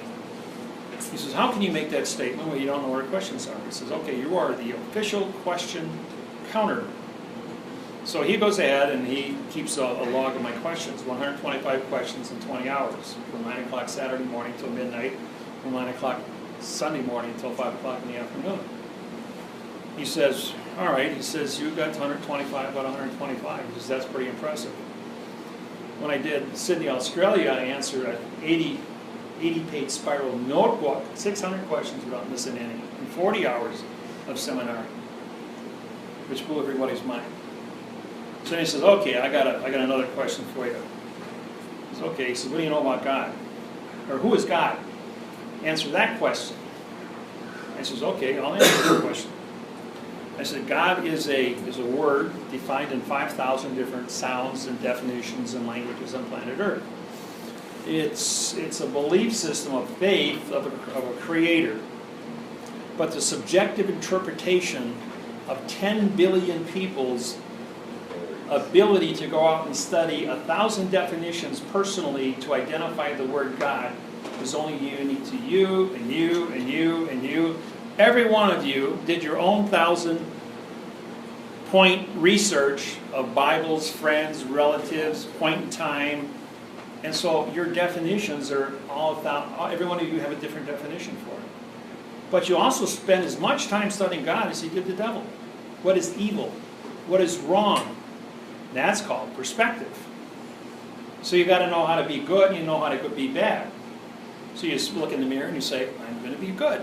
I want to be this nice person. So with your perspectives, you judge everything. And what's the first word you learned when you were 9 months old? No. No. Don't grab the tablecloth and pull yourself up with the dishes flying off the table. So everything became no. What are the 10 Commandments? Thou shalt not. Again, no. So they were brainwashing us with the negativity, taking all of our face on planet Earth and putting either an adverb in front to turn it into a verb fiction or the word no. And our definitions of who God is unique, both positive and negative, to what we believe in. So you can stand in front of the mirror, look yourself in the mirror and say, that's what I believe and nobody's going to tell me any different. But I will keep asking questions and I will keep studying. So, who is God? God is the subjective interpretation based on your limitations of studying and being able to comprehend what that word means. And it will go from cradle to grave, and you will never stop studying to define who God is within your own self. And that's who God is. And I've never had anybody argue with that statement. He says, okay, he says, I'll concede to that. Ladies and gentlemen in the audience, what's your opinion? And all 125 people stood up and applauded. He says, okay, we got that down our way. Any more questions? Yeah, what do you know about women? I says, absolutely nothing. He says, see, you can't answer every question. 38 women stood up and said, that's the right answer. And all the men applauded. I says, I think you've been outvoted. So, let's see what else we got here. Satins, flags, straight, mortgage. Claims to life. Let's do that one next. Everybody. You know, you all have fiction birth certificates or those little contracts you guys all want to cash in. Do not do redemption, straw man, UCC, or acceptance for value. You will be put in prison for 8 years. I don't care what it sounds like, it's all written in adverb verb fiction, and it's in violation of this program, and the government knows what this program is and will slam you. They'll let you go right up to the time, even hand you a check, here, cash this check. And then they'll wait 45-day trust along, put the handcuffs on you and take you right to jail for stealing from the federal government with fraudulent conveyance of groundage in violation of fictitious conveyance and everything on the back of my business card. And you won't get out of it because you signed it, and the money it's not a free lunch. So don't go there and don't take it. Say what that is again. I don't know what, you said do not do what? Don't do redemption, straw man, UCC, or acceptance for value. All those were created by Janet Reno in 1997, put people in jail for stealing money from the government using fictitious conveyance. Once I established this program in 1995 as the paper terrorist of America, and I was on all the news agencies as the paper terrorist, they kept beating it up, and David Miller was a paper terrorist because he was scaring the judges. 4,000 judges resigned, 3,000 attorneys quit. They didn't want to be anywhere near this when it went off because there were repercussions. The first rule of any conquering army is kill the attorneys, the lawyers, and the judges. That's a fact. And when they saw this coming, they're going like, geez, when people find out about this, and this is Facebook, the public are going to come after us for using fraudulent language to put people in jail and 32 million on probation, and we got no place to hide. And that's why so many quit. Even Janet Reno got up on CNN and advertised 500 new judges for any lawyer who wants a judge would really make a judge out of you. Today they're still short of judges, and they still have to deal with all of this pressure from us. Claim of the life. I'm going to just use the book. Page 1. 101. Page 101, there you go. Claim of the life. I think most of you have seen it on my website. It's just a 4-sentence, it's written in correct grammar. it says that the claimant's knowledge of the live life is singular, because you are a singular person making this claim, with the claim of the life birth, or some people use the word nativity. Now, I have in my office over 800 different claims of the life, even though this was a base. I've got 8-page claims of life. I got complete documents and histories of their families going back to the 17th century. Some of them go back 1,000 years. That they did all the research on their bloodlines, and they're saying, well, I'm claiming my life now after this long bloodline, and I don't want to be in the fiction. So I got this big box of claims of life. I keep telling people, don't send them to me. They belong to you. They're your property. So this is merely just establishing your punctuated name, Colin David Colin Miller, on this date, what day you are, what month you are, what year you are, of these witnesses. And like 2 witnesses they have to sign, and they both have to have claims of the life also, because dead people can't certify a life. So when you do 3 of them, AB does C, AC does B, and BC does A. So you do 3 at a time. And if you don't have claims of life, you're done. And you all have certified copies. Then the second one says here, for this claimant's knowledge of the life birth is with the location. Well, you were born in a specific city, state, country. And these are all over the world. Even the World Court judges in the Supreme Court of the United States have our claims of life, live life. And amnesty agreements not to be prosecuted while studying quantum language. Because we know it takes a long time to wrap your head around this if we're not here hand holding you. For the witness, and then once you establish that, who are your parents? Where's your mother's name, your father's name? You can put down what country they're from, or that they're locally born. So sometimes people want to really extrapolate on that and go on the history, grandparents, great-grandparents. That's up to you, though. It's not necessary. For the witnesses of the live birth, now would be 2 people who have a claim of life already. You put a picture of you. You put a fingerprint. Now, we used to do DNA, blood, saliva. If you're going to do the blood, and take your pictures, you can file your photocopies with the court, with your paperwork, if that's what you want to do when you do a lawsuit. But don't ever take a live saliva or live blood on a real piece of paper and file it into a court as a postmaster, because you'd be arrested by the postal inspectors, as a biohazard against the court, as a threat, and they will throw you in jail for it. They used to accept it, but then somebody had to figure out a way to stop it. So once AIDS came out, they said, well, everybody's got AIDS or some kind of cancer cell in their blood. And it's on the paper and I can't touch it. Now they got signs up at every clerk's office in the United States saying, we will not accept anything with blood or saliva. You've seen it if you've ever been to court. So we tell people you can take Scotch tape and put a human hair on there. That's got all 3 billion DNA codes on. You can clip in of your fingernails for all that care, you know? Yeah. You can put the blood on your original one, but then run it through a laminator. First make your photocopies, but take the real blood or the real saliva that's on the real piece of paper and laminate it. It'll be sealed. That way it's always there for posterity. And that you throw in a vault, you never take that out unless anybody challenges. Make about 20 copies. When you put that postage stamp on here, though, it costs up for a $1 postage stamp. Do not photocopy postage stamps. That's counterfeiting federal money. You will get yourself in trouble for that little stuff. So make all your copies first, then go out and buy your $1 stamps and put them on all your copies. Keep your last one, you can sign all your stamps. And then make sure you turn it over and endorse the top or the back where you had the stamp on the front. That way it's an equity document. It has value, just like you cash a check at the bank. And then everybody autographs and fingerprints for your witnesses, and now you got yourself a legitimate claim of a life.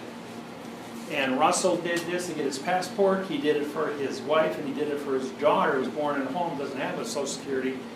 And the passport people gave him a passport for his daughter. So you do it for your children also? Yeah, and you are over 18. If you're under 18, you can do it for them, and you can send that claim of the life in. It's recognized by the passport people.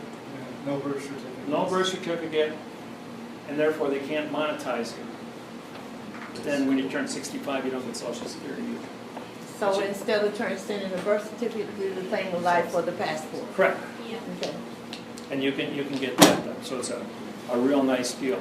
Can you explain, why, to put a $1 stamp, for example, Fox stamp doesn't, like, could be Fox stamp or not? Well, Fox Or was, they just too pricey right now? okay, Foxes were made in 1999. When the federal court found out about what we were doing with them, they ordered all Fox stamps canceled and pulled off the market by 2002. I've got 1,200 of them. The internet is selling them from anywhere from $7 to $10 a pop in sheets, so you got to pay sometimes it's 20 on a sheet. So $200 a sheet is what you'd be paying for them for stamp collectors all over the United States. And when they found out what we were doing with their gold certificates, that made them even more valuable because it's a one-of-a-kind stamp. It was an. Once they're all sold out? Oh no, they haven't made them in 14 years. Yeah, but once they're all sold out, you know. The value just keeps going up and up and up on these things. They will be worth a lot of money in the future. Well, yeah, You can buy $1. But you could just buy a regular dollar stamp. I got Yeah, five- you just put I got a- my own stamps. Well, You okay, can my make a question $1. was, why $1 stamp, like? Oh, that's a why, for whole, example, you want to do not- whole numbers. I see. So it could be 2, 3, right?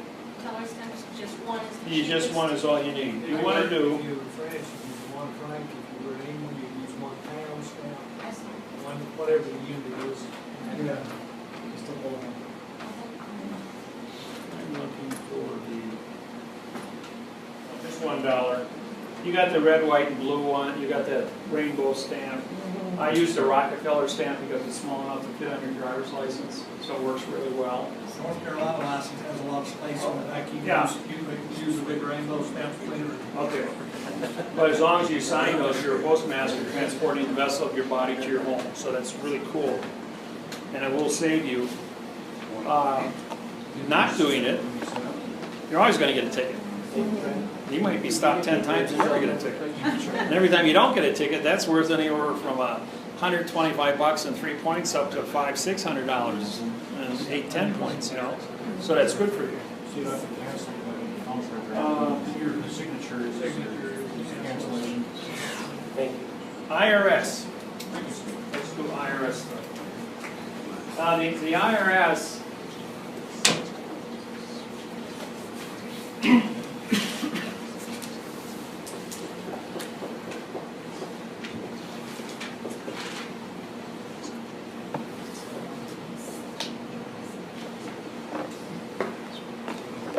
Huh? Excuse me.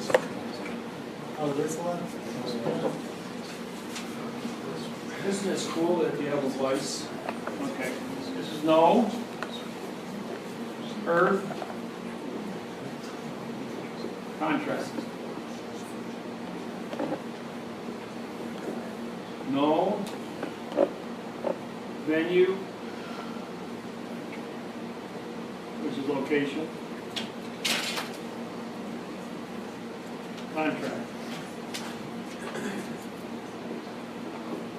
And service vice. So if you're gonna have no earth contract and no location contract, has a vice, and everything's written in adverb verb, and they're a private corporation, not affiliated with anything that's a fact, then why would you give them anything? So you sue to pay your taxes with correct grammar, and be able to syntax the tax codes. Everything's in a box, so you identify the boxing as a styles violation. You go ahead and you identify the adverb verb, the fragmented sentences, the double spacing. And when you get all finished with it, you've got all these numbers. And even when you do an audit, and they send you an audit of all these numbers, there's no dollar signs on them. They didn't identify what they were. They could be a box of sand, a box of salt, a box of sugar. How many grains are there, you know? But they didn't identify the dollar signs, or the value of the numbers. And then what they do say is all in adverb verb, which says nothing, so there's no communication as to what the dollar sign means. They want you to presume everything, assume everything, and give them money voluntarily, and then sign giving you permission to, or suing them to take their money. And then it says, under penalty of perjury. Under is an adverb making penalty a verb. Of is an adverb making perjury a verb. So I said to the IRS agent, after he works up the paperwork, now if I lied to you, committed perjury, can you prosecute me? He says, absolutely yes. If I gave you false and misleading information on this IRS form, can you prosecute me? He says, absolutely. So then I started syntax, and it says under penalty of perjury. Why would you use fictitious conveyance of language under this criminal code? And then I showed him all of his paperwork, 11 pages of his fraud. I said, you just confessed that if you lied or committed perjury to me, or false and misleading statements, that I could prosecute you. And by the way, Federal Judge David Wynn Miller. I'll be back in a minute. Picks up all the paperwork, runs out of the room. The head pops through the door. Oh, Judge Miller, director of the IRS. This is in Tampa, Florida. He goes like, oh, Judge Miller, you're here.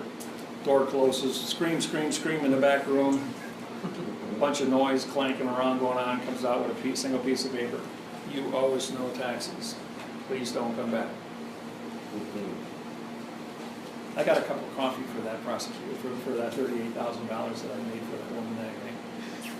I got a 1.6 case a couple of weeks later for a corporation for 4 years. I've won 16 in a row now, IRS cases. So anybody has any kind of trouble, you're over your head, or you're getting audited. Now you cannot be audited, or nobody can charge you for not filing taxes before the 2nd of February 2000. The United States of America ended on 2 February 1999. The IRS did not exist for 90 days. The United States government did not exist. The post office was closed. The military stood at DEFCON 2. And it wasn't until 90 days later, in February, that the IRS then, if they sent you an invitation to join them, and you filled out your 1020, or your 1040s, or your 1099s, and you contracted with them, then you now had a contract to pay taxes. And that's how they got everybody back in the loop. So Nice if you and did quiet. not contract with them, If you haven't contracted once since 2000, you owe them nothing, and they can't ask you or audit you. oh, really? They can attack you, but if you ignore it, there's no contract. They're a private corporation. Oh, so January, first week in January 2016, it was announced there are 371,000 fraudulent IRS agents in the United States by the Department of Justice collecting money from senior citizens.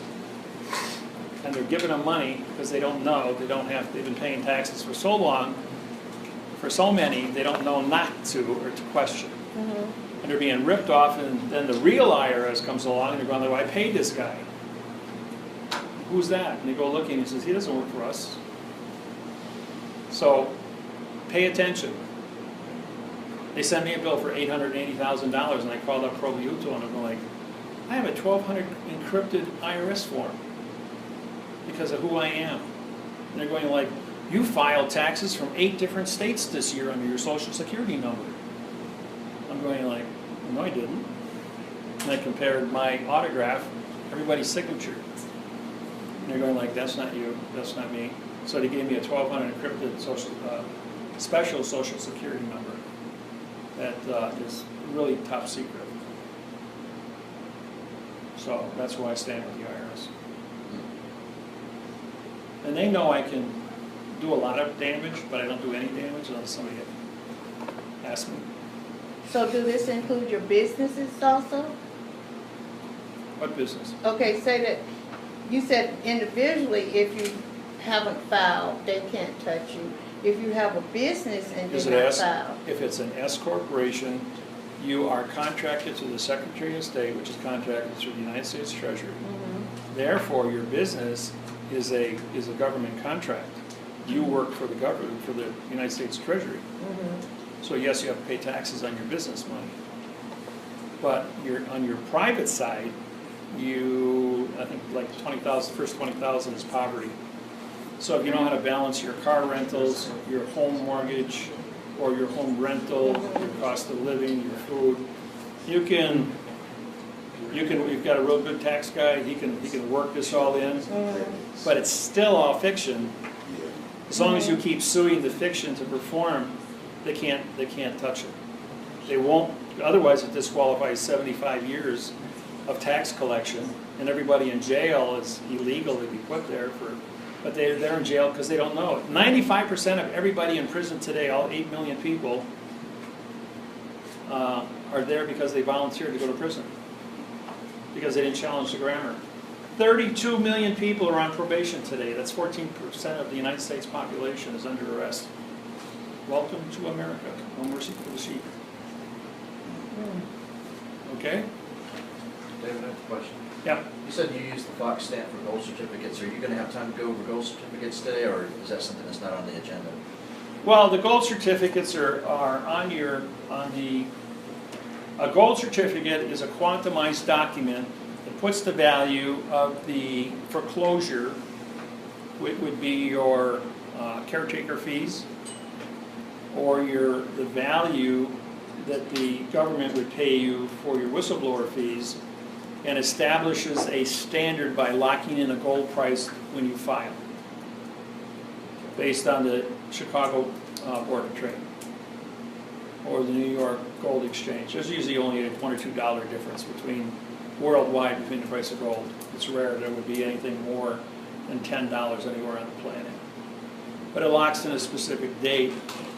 If you just look at the money itself and everybody goes crazy with inflation, then you're suing for one number, and by the time you get paid, it's not there anymore. But if you sue for the price of gold, you know the value of your gold has always been there.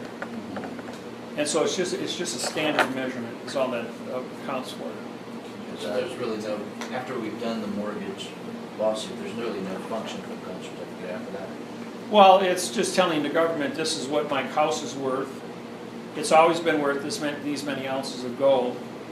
The price has gone up and down all over the world with the price of gold, so is the value of your house. So is the value of your suit. So is the value of a gallon of milk and a loaf of bread. They're all tied to what 1 troy ounce of gold will buy for who you are. That's always been a standard in all countries worldwide. That's why they use it as they advertise the price of gold and silver every day, and they tie it to all the currencies. And if gold jumps $35, then all these currencies reflect that number. But it's just something to prevent anybody from getting out of control. Now, June 4th, 2004. June 4th, 2004, I went down to Mexico City. And I met with Ciro. He was the Secretary of the Treasury for Mexico City. And I syntaxed the Mexican money. It said Bank of Mexico. Bank is a pronoun, of is an adverb modifying the verb Mexico. When I showed him the Lord's Prayer, all of a sudden he had a revolution of what adverb verb meant. He realized Mexico's a verb on the money, and it disqualifies under mail fraud money. He was like, oh shit. So he calls an emergency meeting the next morning at 11 o'clock. Or 9 o'clock, lasts till 11 o'clock with the 9 largest banks in Mexico City. They dumped 5 billion pesos on the market between 11 o'clock in the morning and 2 o'clock in the afternoon. In 3 hours, closing the World Banking Association 2 hours before it was scheduled to close at 4 o'clock because of the run on the Mexican banks. The peso went from 93 to $1.10 in 3 hours. That scared everybody on the planet, going, if it happened in Mexico, why isn't it happening everywhere else? What's going on? So as fast as the market closed, my hotel room phone rang, and it was Rothschild.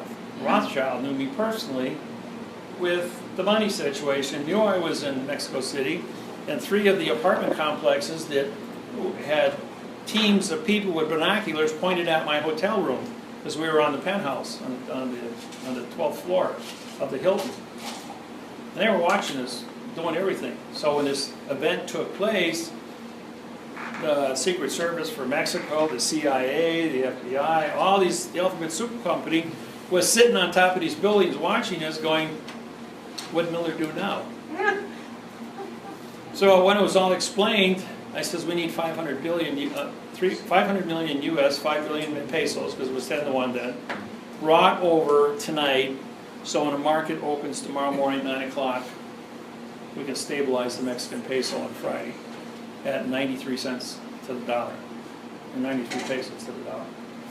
And so that happened. Rothschild threw the money in, electronic transfer, and then the Treasury called me, State Department called me.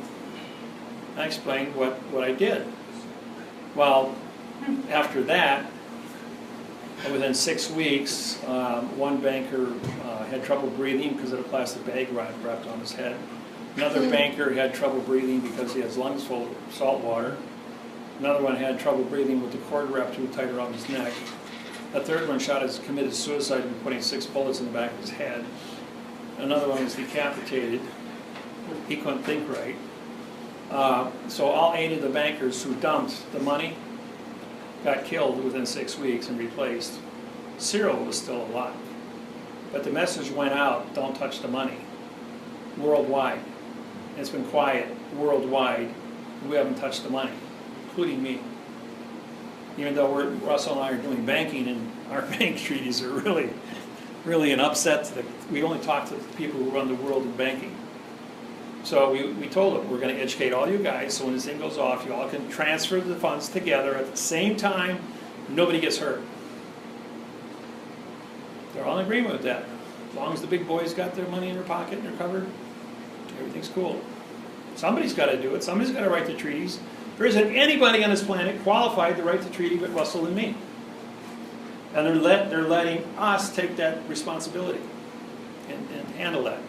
And we've been very gracious for 16 years taking care of that problem and declaring amnesty on everybody while we do it. And they're cool. The old guys have all died off. The young ones coming up are learning. Everybody's been told, you touch the money, you open your mouth, ain't gonna live very long. So we have cooperation around the world. They always want to know where I am, though. But this cell phone here tells them within 15 feet where I'm standing. It's over here or over there.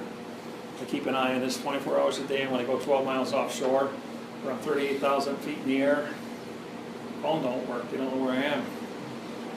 And there's always somebody waiting when it goes back on. Now where do you show up? So, it's fun. It's 3:30. It's been 2 hours since lunch. You guys take a 15-minute break. Okay? So, when I say do your claim of the life, what you're doing is you're taking your facts and you're saving it for yourself, and you might file it with your documents when you put them in to let them know that you know how to read and write, you're in front of them, and anything they throw at you in fiction is going to be attacked. So, at any time, they can use we can use the Title 28, 636 order of the court open to go in there and prosecute the whole entire court system. They a little crazy.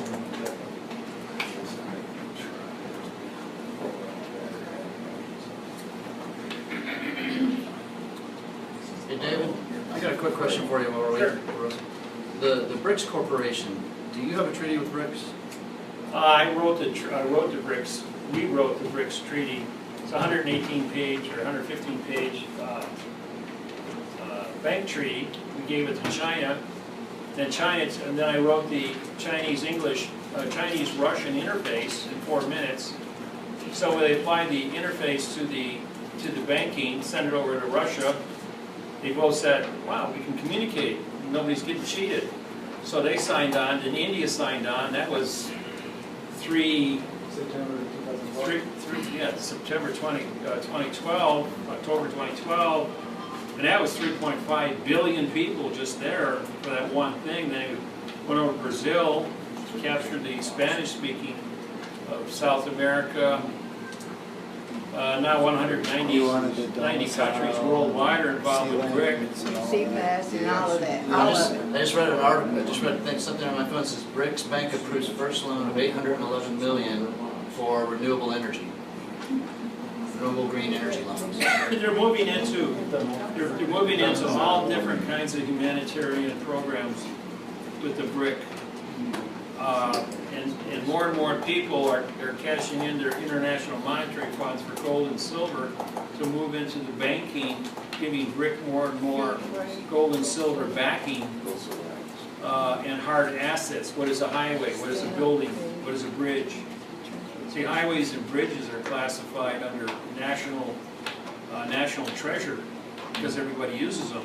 They're not owned by the private community, they're owned by the post office. And the post office controls all the money on planet Earth. That's why only postmasters are allowed to be printed on the money as a picture. Including Harriet Tubman? Including who? Harriet Tubman. Was that the new money It's thing? gonna be on the Yeah. 20, Oh, okay. in 2020, I think. He was a postmaster, Thomas Jefferson, replacing Thomas Jefferson, who I assume was a postmaster. Postmaster General of a fiction corporation. And so they're looking at the fiction that was been done in the past, and we're taking our position that quantum disqualified the fiction world. The Constitution was fiction. Everybody affiliated and governed with fiction, even though they were postmasters in fiction. That's where the UPU lost jurisdiction on the 29th of September 2010, and under the 3-day rescission law was moved to Washington, D.C., where the post office had Russell's and My Bank Treaty and to run postal money under quantum banking.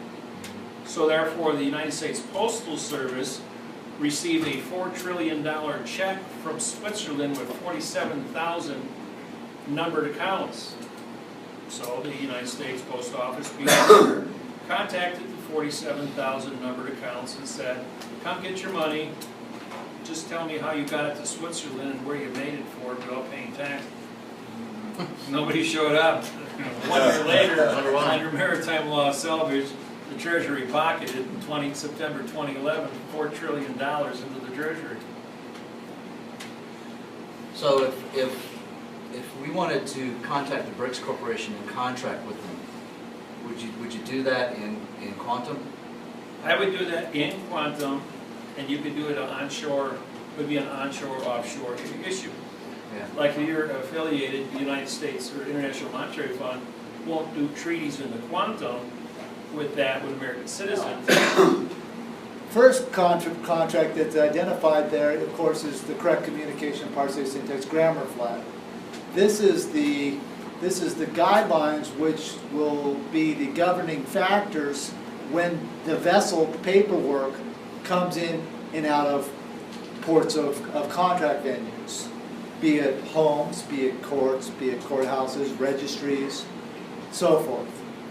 The claim of the life contract also has a postage stamp on it. This is fee for freight paid to transship, which is to autograph the stamp, makes you postmaster.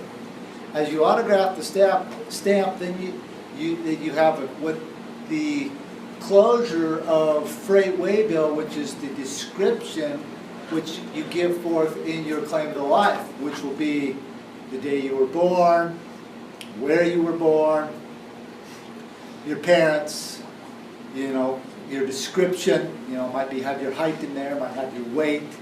Different claims of the life have different functions that people present them to us for. Right. So, because of that, you're using that in a condition to transport it to, and then we call that a freight waybill. You're giving closure that there's a passenger aboard the vessel. The passenger has covery, closure, and livery of what it looks like. Has in specific case, it has DNA. It'll have, hair samples, follicles, fingernails. Some of these guys, you guys are pretty creative out here. So, but we don't need them because that's you. That's not. We don't need that stuff. So please don't send it to us. And you don't need to send them anywhere. You need to mail them registered mail for you to yourself. When you send it registered mail, it has a corporation number. This is your vessel number. This is the identification factor, otherwise known as a mooring line in nautical terms. Okay, so it's a line between you and the fiction world that fees. It's the bridge, and it's the archway that fees been paid for freight. The venue's been established through the flag, which is on the claim of the life, and now you're moving out of this. So this is what the fiction world's gonna be looking for, but you have given closure and reporting under rescission, 3-day timeline, that this is now who you choose to be under the salvage. Because the whole concept is to, since this means no, and this is subjective interpretation, I guess it's no longer there. So if it's no longer there, you have to move yourself into position for transportation. And this is where the freight waybill, which is the passenger, who is you, which is aboard the vessel, the fee's been paid for freight, and you've put it into transit, and that's called a transit waybill. The transit waybill then shows up to the postal station, where postmasters have the choice to autograph the stamp, join with the vessel, and then it becomes a switching waybill that switches your hand into another hand, back into another hand, back into transport from A, B to C, whatever you're trying to articulate. And you're now in the functions of transportation, because you're moving contract, you're giving closure, you have set the venue, you've articulated your facts of who you are, and you are now moving into your CPAS. This is the communion with your walk or your journey, your manifestation of creating your worlds, because those are your worlds, we have our worlds, we're foreign to each other. And so it's about learning how to communicate, and that's why we use the grammar in a now-time scenario to give a tender to you guys, because we have established our corporate functions. We have our protocols in place on a very big level. There's things that you guys just don't have access to, because some of that stuff you don't want to know. A lot of it's been taken off the books, suspended from even being anybody, even a judge, from finding it by the government, because they don't want them being able to duplicate what Russ and I did. Yeah. But all of our contracts are already grandfathered in, and so we're a unique couple of guys that beat the system. And we put the years of study in to do it, and it was done so fast they didn't even know we were in and out, and had our salvage claim established long before they even comprehended what was done to them. When they finally figured it out, they were like, oh shit. Then they had to put their think tank together to stop the second person from doing it. Yes, and so this will then put you on a post road. Now, when you get a ticket or you run into a public safety officer on the street, one of the first things that he's going to do is mark down a post road mile. He's going to look at his mile marker. This is called post road mile marker, because you're in the shipping world. All of you work for the same postal system. You're just learning how to use your feet for freight to transport yourself within the functions of the mechanics of that. Which then puts you on a postal route. The route, you could have your claim to life as evidence, a back of your contract that you are saying that, I'm just using, setting up like sea lanes. Sea lanes is where you have a vessel in the sea of space moving through a specific route location. We use nautical miles. Nautical miles is a different form. It takes us out of post road miles. They're in a post road fiction looking for birth certificate. Port of entry, doctor, no drives, no contract, no contract, no contract. So the formula is set to put you in your own ship's channels to those who you choose to contract with. As a postmaster of the transportation of that foreign vessel to claim their life or your other contracts, don't know what they are, it's up to you guys to make your worlds. That's all on you. You create your ship's channels. As the postmaster, you can clear by autographing the stamp of anybody who's tendering contract. And how do they tender contract to you? They either show up in person with a file stamp from a courthouse, or they ship something in the mailbox to you. We claim our vessel homes and locations as our domicile. Now there's different functions for domicile based upon your usury with that location. What that means is if you're leasing a place, you have one specific function. If you're renting a place, it's another specific function. And if you're in ownership or you're current on your property land taxes that you're paying on a yearly basis for usury of that space, that's a different function. And we put this under what's called a global-positioning-system, a GPS. So we're claiming a specific location for load recovery for that domicile, or your mailbox, or your vessel that you're in, because your house is only docked on planet Earth. Has a foundation, that foundation was bought with Federal Reserve notes, that was contract. You entered into contract, you entered into usury with the postal system because the post office authorizes bills of ladings. Bills and a pronoun of is an adverb, making lading a verb. So you have to know where your vessel stands within that time and space. The domicile is your permanent dwelling location. In your dwelling location, I would suggest, if you so choose to look at these concepts, to claim your dwelling location as a place where you rest, you eat, you sleep, you nurture your family, you have peace within your fellow friends that you clear to come in your clearinghouse, your domicile. You set up your lifestyle, how you choose to live your life, and then you perform within those guidelines that you give closure on. And that's in these domicile contracts, which then you've just created your dominion. You have to know how to articulate your dominion in time and space, because your dominion intersects with other dominions.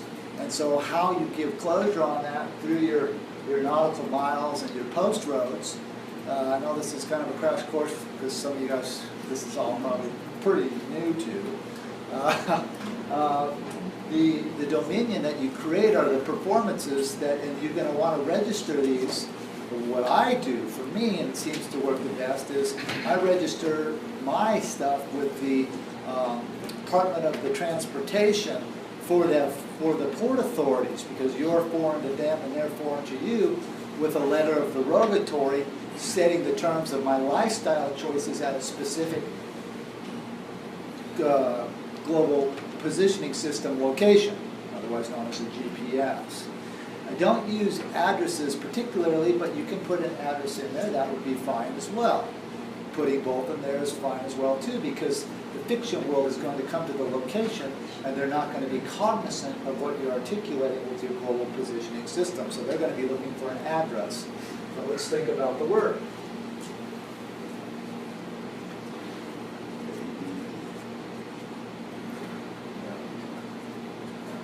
So you have an owl followed by a double consonant, so you have no contract again. Dress you up, dress you down. How do you want dressed? Contract. Dressing is covered. Wear clothes for covering.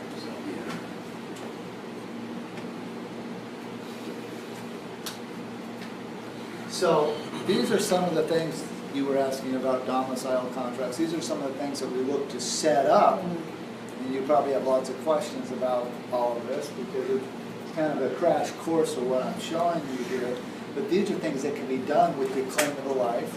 You can also file that with your local sheriff's department, go down and have a conversation with you guys. You know, and say, hey, here's the performances that are being done at this certain location. If you come to this certain location, here's the criteria that you're going to use. And then you have the back of Dave's business card flipped on the thing and say, Title 42, 1986, now, and you're into your grammar skills, and you're suing for anybody that comes into that location to perform in a certain mechanic, a certain mannerism. And it's up to you guys to figure out what that is for your lives. Well, here, when you're going to look at, you took the word transportation, for instance, and you went to a dictionary and you look at all the words that are synonym. Then you go to the United States codes and you look up all those words under how many laws are written under that word. What does that word mean to you? Then you're going to get a whole bunch of more words in there that you don't know that deal with ships, with vessels, with trucks, cars, to move. You look up those words and those synonyms, and you look up the laws with those. That's how we did it. It took years to go ahead. And all of a sudden you start with one word, and all of a sudden you got 200-300 words under shipping. And everything that's on the old three-masted sailing ships, or the man-of-war ships that were sail ships, and you have all the names of all the riggings, everything that deals with sailing, you will find to be the name of the street that surrounds all the courthouses in the world. Because they're vessels in dry dock and they're either on Water Street or Sales Street. Market or Street. Market Street, Bridge Street, anything to do with money, Right. commerce. And it's all there, and then they're advertising, just like the Waukesha County Courthouse is on the USS Waukesha Street. And so what we're doing basically with this is we're creating a clearinghouse. Use black, it's easier to see. Yeah, it is. That doesn't show up in the back of the room. That's a good pen here.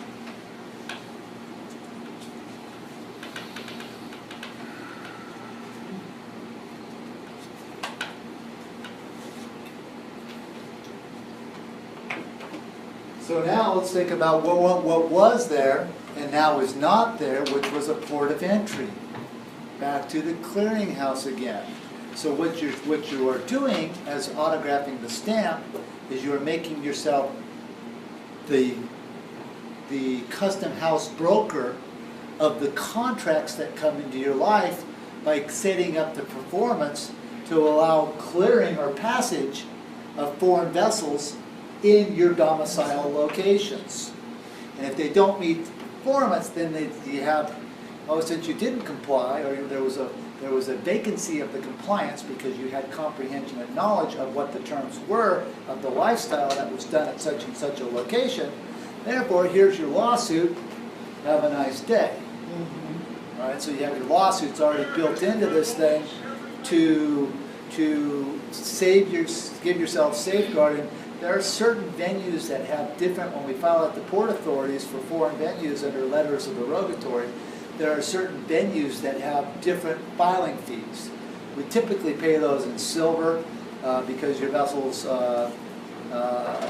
don't need a gold value on it at that point, because an ounce of gold or a tenth of an ounce of gold. We try to stay away from fractional banking in our gold deposits for performance with the port authorities.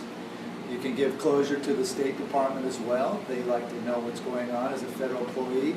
And you can file this all with the post office under if you have a complaint, under a federal postal consumer complaint, because you can go online and get their complaint forms, syntax them, put $1 stamps on them, file them under towage to be on your post road, to jump in your ship's lane, so you can deal with the postal no-specters or the postal police adjective pronouns for performance again, right? You're back into your performance, being a good little postal members that we all are.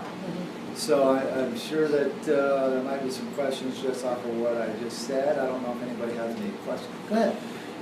So the claim of life, determining where you were born, does it matter if you were born on an army base or on... None of that matters, because you're a foreign vessel docking on this foreign vessel. It's a planet Earth. It's a vessel in a sea of space. Everything is maritime because you're in a sea of space. You're just another piece of cargo on planet Earth being moved around with bills of lading. Correct. And if the bill of lading is written in adverb verb, it says nothing. The name of a county, a city, a state, a road, all those things mean nothing. You can use a GPS if you want, because every single name in the United States is an adjective pronoun or a verb as a fiction. So therefore, you're filing quantum language, so you might as well just identify that you're in charge as the postmaster to move that private contract into a location to make private contract with somebody else, suing them to perform. If they can't perform, their argument is vacated. Some of the words that you could study are custom house brokers, clearing houses, freight waybill, transit waybill, shipping waybill. These will give you a glimpse into the world of shipping, and you're all involved in it, whether you like it or not.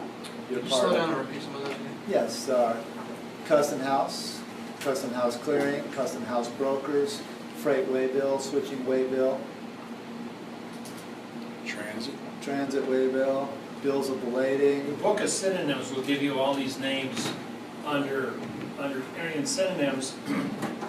Black's Law Dictionary would get into specifically identifying parts, those names inside something. United States codes, you type in that, you're gonna use cross-referencing. Yeah, Title words. 46, Title 49, 14706, I mean, they're just, Title 39 is a good one to go through as well. We've syntaxed all those, rewrote all those laws, filed with the postal systems worldwide, and we've done all the work on all those shipping. And the world agrees with us. It's not just, this is not about the United States of America. This is about planet Earth. You know, it says no deposit, no return. We all breathe the same air, planet-wide. We all drink the same water, planet-wide. This is about unifying this planet under a directorship of correct mathematical procedures so wars can't be fought. Right.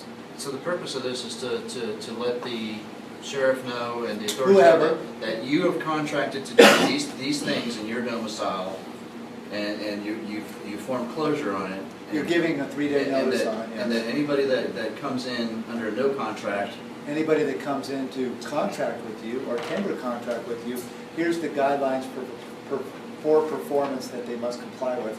Otherwise, here's your lawsuit. Yeah, you're trespassing. You're trespassing.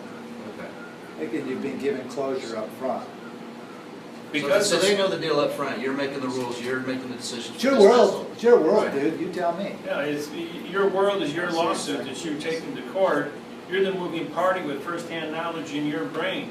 So when you go to a local county sheriff and make this statement, they know. When not I to come out and jack go with there, you. it's a little different. Right. I walked into the Milwaukee County Police Department, and the sergeant sitting behind the desk says, "You're under arrest for impersonation of a judge." I don't think so, Bob. And the other guy says, "That's Dave Miller." He says, "Don't you know who you're talking to?" He's big 300-pound sergeant. He says, "No," he says, "I'm gonna get that guy." And the other guy says, "No, you better not get that guy. You better call the captain." So they call the captain, and both the lieutenant and the captain comes out and says, "Oh, Judge Miller, what are you doing here?"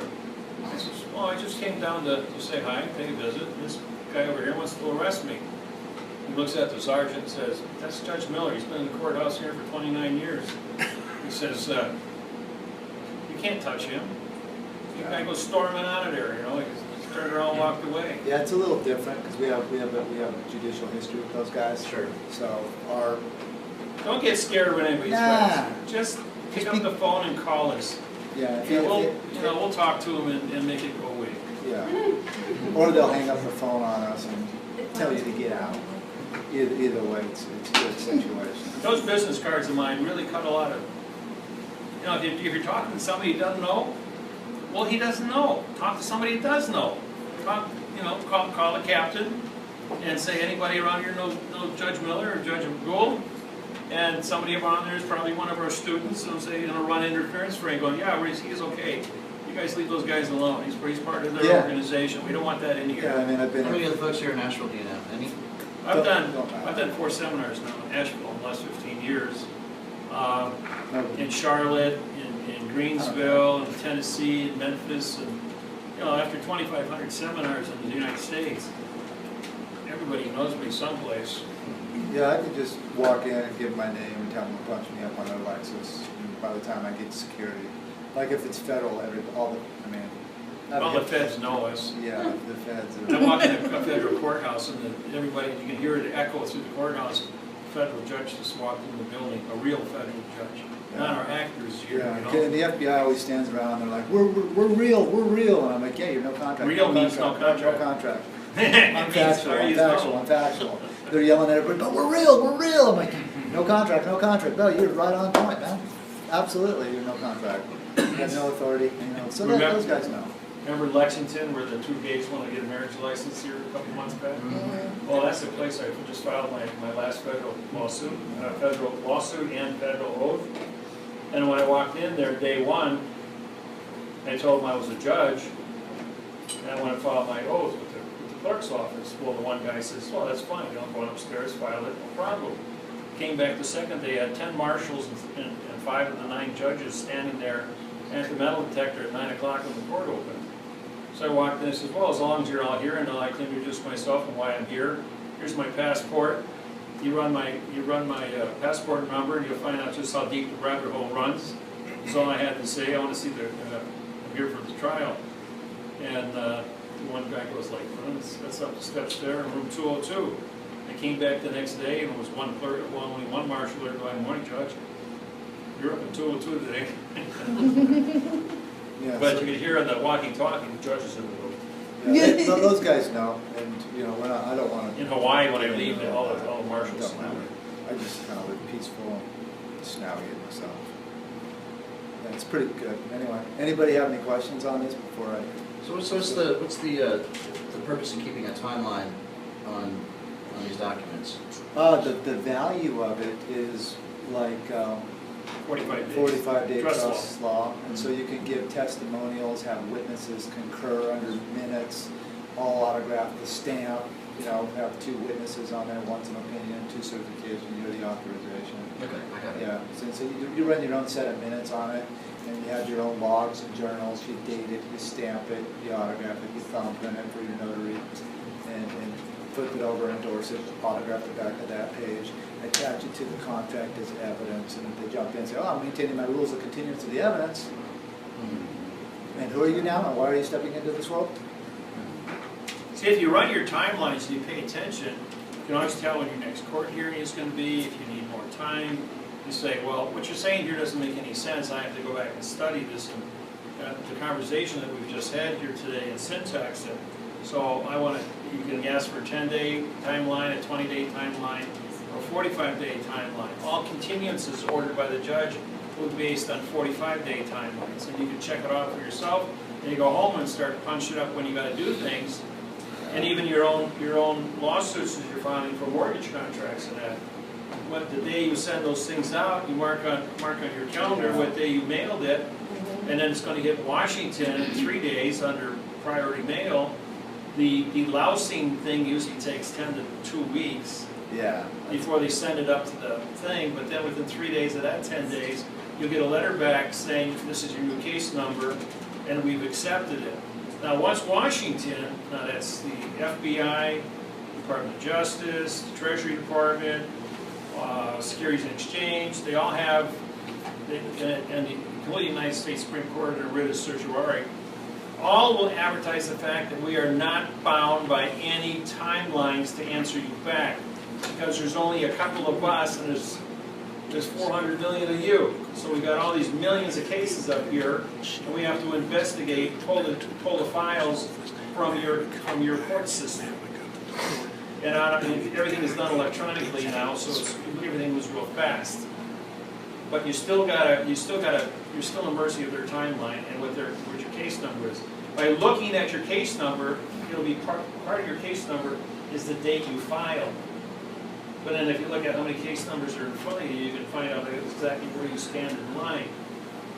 And there's, like you've got the yellow pages, so you've got that many categories that the Department of Justice is policing.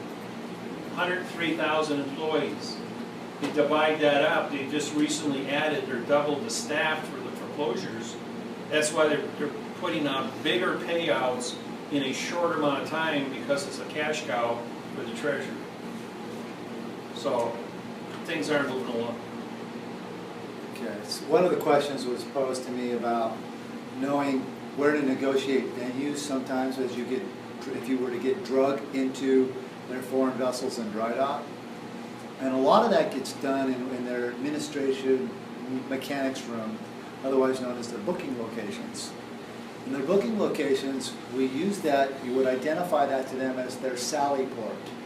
All right, this is an important term in nautical phraseology so that they comprehend that you know what's going on there.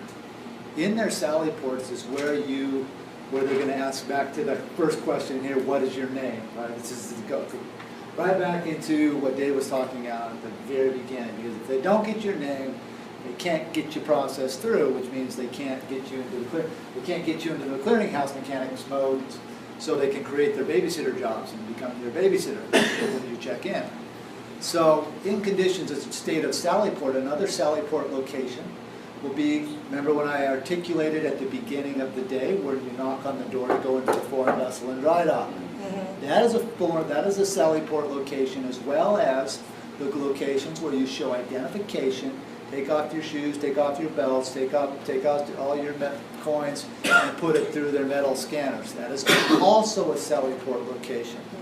Another Sallyport location is when you are, now, I'll tell you the true story. I'm driving through, heading up to Boone, heading up to North Wilkesboro. This was in 2005. And I'm mailing myself to go to court to be a witness as a judge in Wilkesboro, a land property case. And of course, I'm traveling with my C-Pass.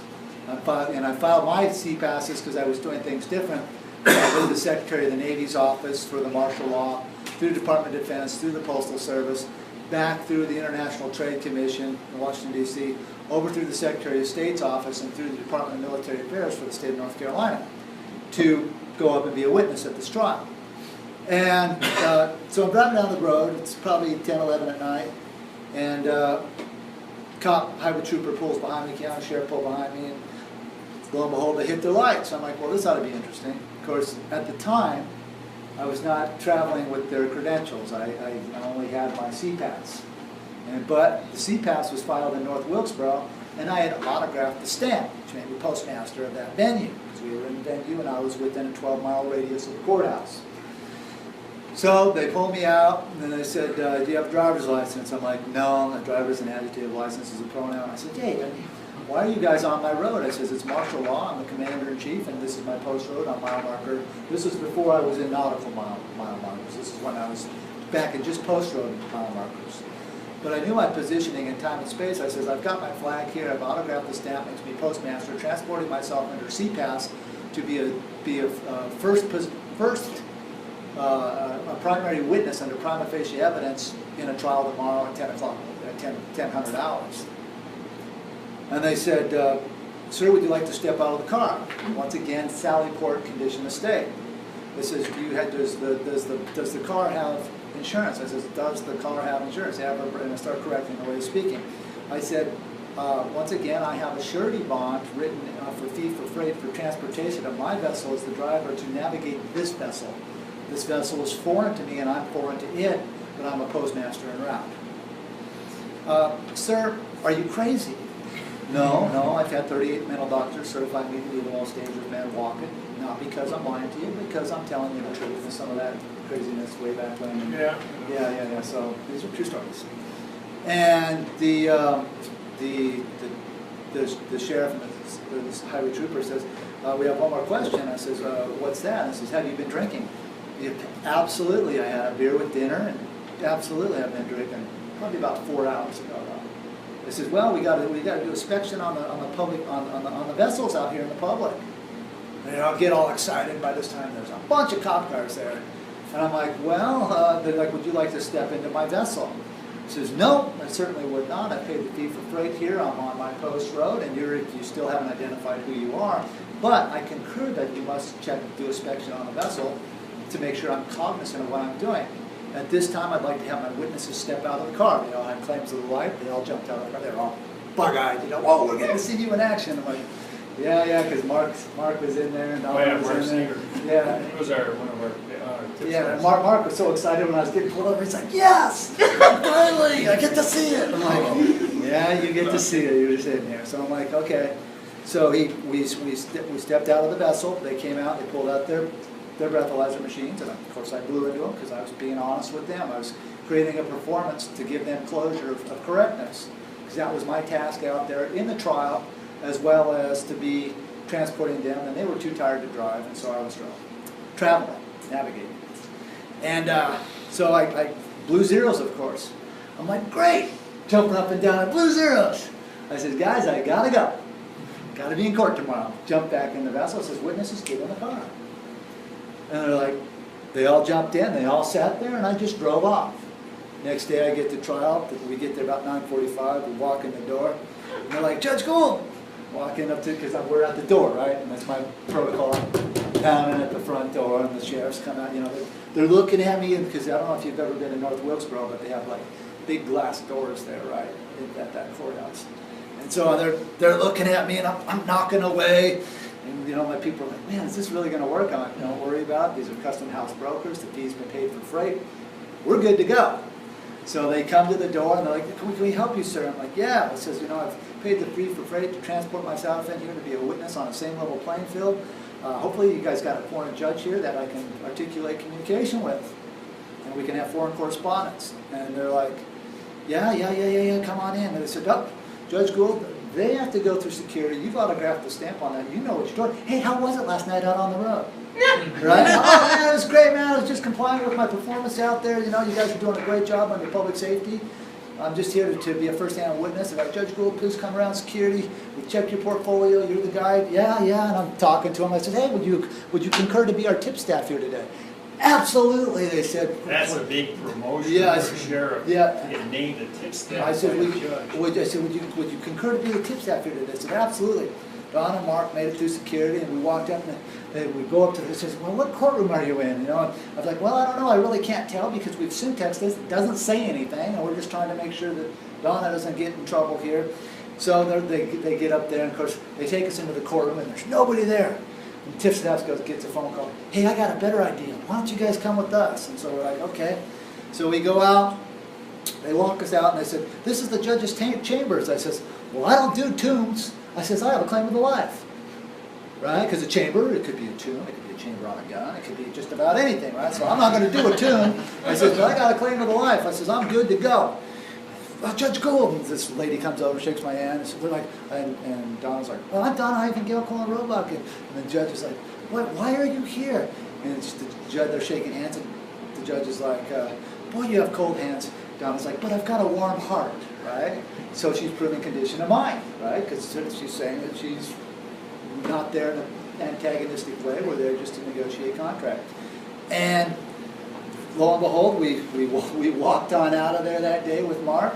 Nothing happened to her. She managed to. We went from there because we were posting our judgments at the local post office there. So we had the postmaster in contract with us, and on the bulletin boards, we were posting our portings of our navigation routes.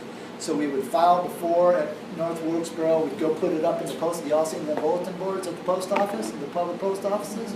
We'd ask the postmaster, and we paid the fee for freight, got them to cancel the stamp. We were posting them on the boards there for closure that were coming to the foreign port there in the territory of the North-Carolina.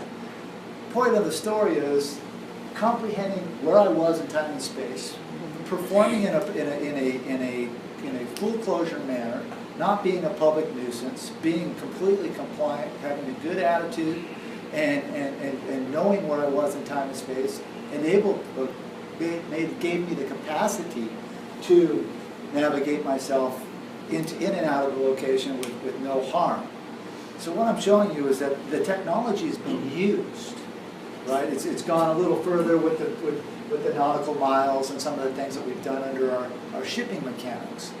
But it's very sound, and once you learn the technology, you can set up this criteria that if you create the lifestyle performance for y'all have to create your own, because I'm not going to interfere. I'm only going to identify the syntax and look at the mechanics of what you're trying to do, and make sure that I can't do inspection on your volition, but if you write a fact to hurt somebody, then we have to look at the police to condition the mind at that point through the verb of thinking, asking putting the verb at the beginning of in the sentence to articulate and find out what your volition is.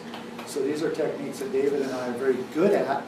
Yeah, yes. Well, of course, if it were one of us, Joe Average or Larry Lunchbox, you're a postmaster and you have that. So are you. Well, yeah. Well, I mean, but You know what you're doing. well, yeah. This takes some.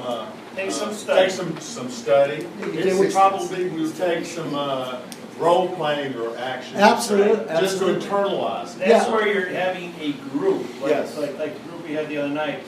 15, 20 people together, and you keep studying together, you get good together, you support each other when you go to court together. The police know that you're a group, the judges know you're a group. They know that if they touch one, everybody's going to file lawsuits against them, and they don't need, if you got one quo ranto, you don't get promoted. You get two, you get a reprimand, you get three, you get fired, and he loses his job as a judge. And that comes down from the Supreme Court in Washington. Yeah, so they don't want 3 strikes and you're out. Yeah, they know, and the judicial system, you just have to give them closure, because let's face it, there's a lot of bad things going on in the world, and I'm hoping that nobody in this room is part of that, but there's a lot of bad things happening towards public safety, and those guys have a lot to worry about. they're doing a job, but it's outside their control too, because things are being compartmentalized in their world to make them be the fall guys. So it's a bad situation all the way around. There's a lot of bad press out there right now, and Yeah, all the shootings with the police officers and that. yeah, And one guy spoils it for everybody. yeah. But, this may sound complicated and everything, but these judges actually go to school and study this stuff. They read our websites, they watch this. This is all taught at Scottsdale, Arizona, at the Judge Institute. And based on the thousands of pages of documentation that Russ and I have filed already with the government, they're even realizing that what they don't know, and when they run into us, how many levels above them we are, and the people that we work with that run the world.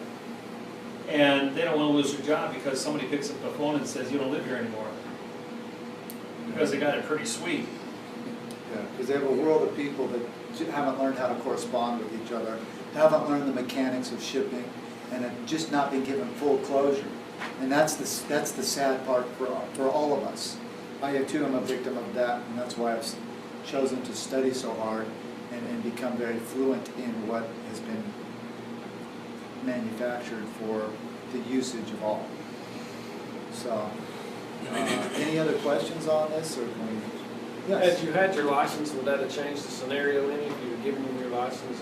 Yeah, I would have. I've since then got a license, Okay. and right, and they pulled me over. They pulled me over, and they're like, "Oh my God, you're him!" Like I'll be in Idaho or something, the state troopers will pull me over. They're like, "Man, we just wanted to see you. We heard the stories are all true." I'm like, "Yeah, the food." And like, You don't think they don't talk to each other, they do. There's a Lexis and Nexus, which is an internet for judges, attorneys, lawyers, and sheriffs, all over the United States Marshals. And they communicate and tell our stories, because our stories are some of the best laughable stories in the United States. I've seen some crazy stuff. I mean, I've handed out tickets when I've been in booking cells where I ticket the cop, I turn around and ticket them for the very same charges that they're trying to get me for. Autograph on the stamp, give it to them, order them into a closet, and they'll show, at 1300, they'll all show up, my cell will open, they'll push me right into the cell, the police officer, and we'll have a conversation about his volition. What was his volition towards me? He deputized every sheriff in Madison, Wisconsin to be a postmaster, to mail his food into him. Oh yeah, yeah. And then I had to mail his food into him because he didn't like what they were feeding him. So I had to go out grocery shopping and mail him. Come by as a postmaster. Mail his food. Then we got Gleason, who was an attorney to be appointed by the Supreme Court of Wisconsin to contract with us as our postmaster so he could talk to Russell, to talk to the judge, and be the go-between from fact to fiction. I mean, we've done things that have never been done in the history of courts in this country. And even the FBI to this day still brings up Gleason every time they talk to us. Who's this attorney that's a postmaster in your organization? Yeah, they're very cognizant, and I could go. I don't really want to get into the stories because it's a humbling thing to be in there, and it's a hard thing. It's especially because of the physicality. It's very physical on you. Those people are really tough, and they really do hurt you. And they stomp on your fingers and try to break your fingers. We don't go to jail anymore. We got smart enough to stay out of jail. Yeah, we're smart enough now. But back then, the enemy was me, and so I was battling myself to figure all this out. Did you not jeopardize your claim life contract when you went ahead and applied for driver's license? No, I used my claim of the life contract there. I gave them a copy of that. I said I have to have a bridge between fact and fiction. I'm Russell Hyphen J. Coleman Gould, but I'm using that as a pass-through to articulate so your public safety officers don't get foolish in the field. Because there's a lot of, I don't know if I want to say that. There's a lot of jerk-offs, and it doesn't matter what race you are. It doesn't matter what skin color you are. And so there's good and bad in every situation. So if you bring some guys that pull me over, they just don't like me because of what I've done. They want the status quo. They have the power urge. They want to hurt people, flat out. But now that we're presidential candidates, yeah, we are under the jurisdiction of the Secret Service, just like the president is. Yeah, and I'm working out. And they don't come anywhere near us. Yeah, but they know where we are from our cell phones. They got GPS on both of us. Yeah, what do you do when they won't accept the claim of life form? They do for me. Well, first off, to claim to the life is your personal property. Yeah, it's only who The you are. world of I'm fiction talking about can't like see I it wanted to go anyways. get a passport, instead of bringing a birth certificate, I'm bringing my claim of life form. Oh, they'll use it. They'll use it. They'll They use it. will? Yeah, it's all legal now. It's all good. It We is? filed a few other treaties on the side to legalize those. So anybody wants to get a passport with a new passport with claim to life, so it's got all the new chips and stuff in. You can get that, you take your passport, your social security on, and you get the new driver's license too, which is a passport. Yeah, so So, we've filed, and that's why we're filing. then when you go Port through authorities. ATF, you get the ATF pass, you don't have to stand in line, and take everything off, Yeah, go through the radar. yeah. They know who's accountable and who's not. They're watching. Somebody's watching, otherwise I wouldn't be here. Straight out. Right? You That's still a crazy take your guy. social in for the application? You can, yeah, all the major airlines now have an ATF bypass application to TSA. fill out. TSA. TSA. Yeah. And then you've also got, when you put that into the, like Delta's got it, United, all the big airlines have got it, and you get your TSA pass. Pre-check, yeah. So it's really fast and easy. You don't have to stand in line with 100 people behind you. Just zip right around the whole thing here in the airport and relax. Because I'm flying 2-3 times a week. And it's, They did that for me, I was wondering why, I don't have all of this. Yeah. well, you've been already profiled based on your history. The computer's already looked at you, your MasterCard, your credit rating. People that have a 800, 850 credit rating automatically pull a TSA because they know you're a responsible, educated person that's good for your contracts. They're not, you have no history on your police reports. And all that's done by a supercomputer, and then you can say this person is safe to travel. So, but if you've got a whole string of criminal violations, you know, on your, you're gonna wind up getting strip shirts every time you walk through. All right, well, any other questions on that before I take it down? Yes, sir. Do you file the form for passport and the quantum at the same time? Yes. Yeah, you put, when you go to get your passport, you fill out the form. Post office. The post office, you put a $1 when you go, wait, because you have to autograph it. When you go to autograph it, you gotta put your $1 stamp on there, and they'll only take dead people. You have to cursive, because only dead people can travel.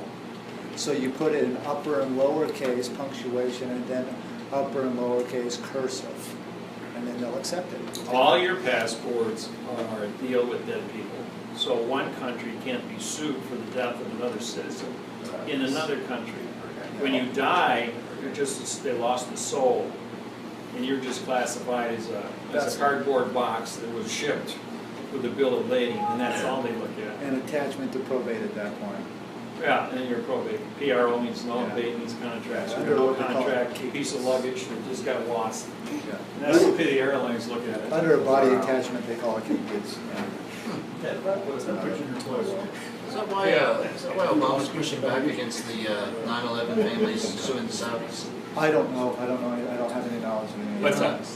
The Obama's pushing back against the 9/11 families that lost loved ones, so being able to sue the Saudis. Is that why? No, that's never gonna happen. For one thing, who knows who's all seen my 9/11 program? I haven't seen that. That's weird. You can't get find it. I see that part of it on videos. Only a couple of you guys? All right. On September 17, 2012, on the anniversary of 9/11, the morning that the towers came down, I was videotaping, and I videotaped the whole thing. I'm going like, this don't seem right. One thing you've got to, FRCP 41A is anytime you make a mistake, this is how you cancel whatever you screwed up on. Redemption, strawman, UCC, or wrote a bad lawsuit, an adverb verb, use a FRCP 41A voluntary withdrawal, and then they can't touch it. You just put that in, they'll give your paperwork back, and always make sure you have a corrected document, because you're going to be talking to us anyways when you can do that, and then shove that in right away so nobody gets sued for handling bad papers. Okay. In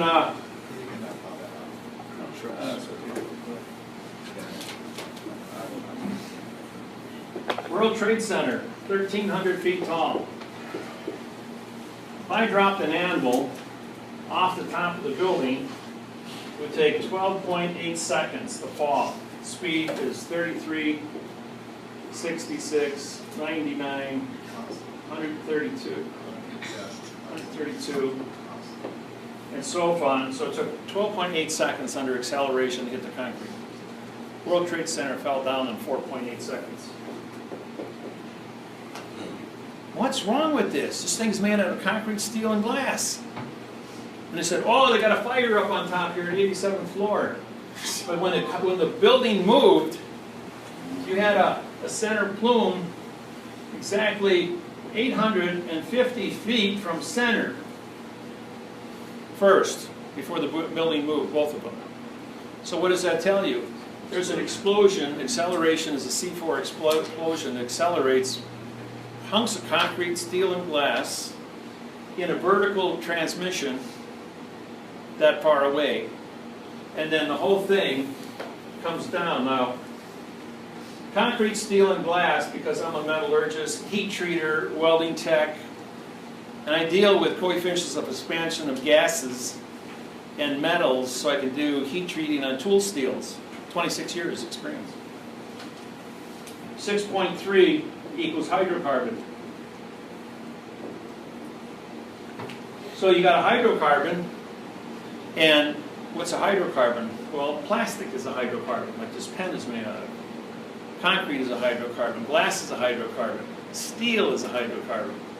Iron's a hydrocarbon.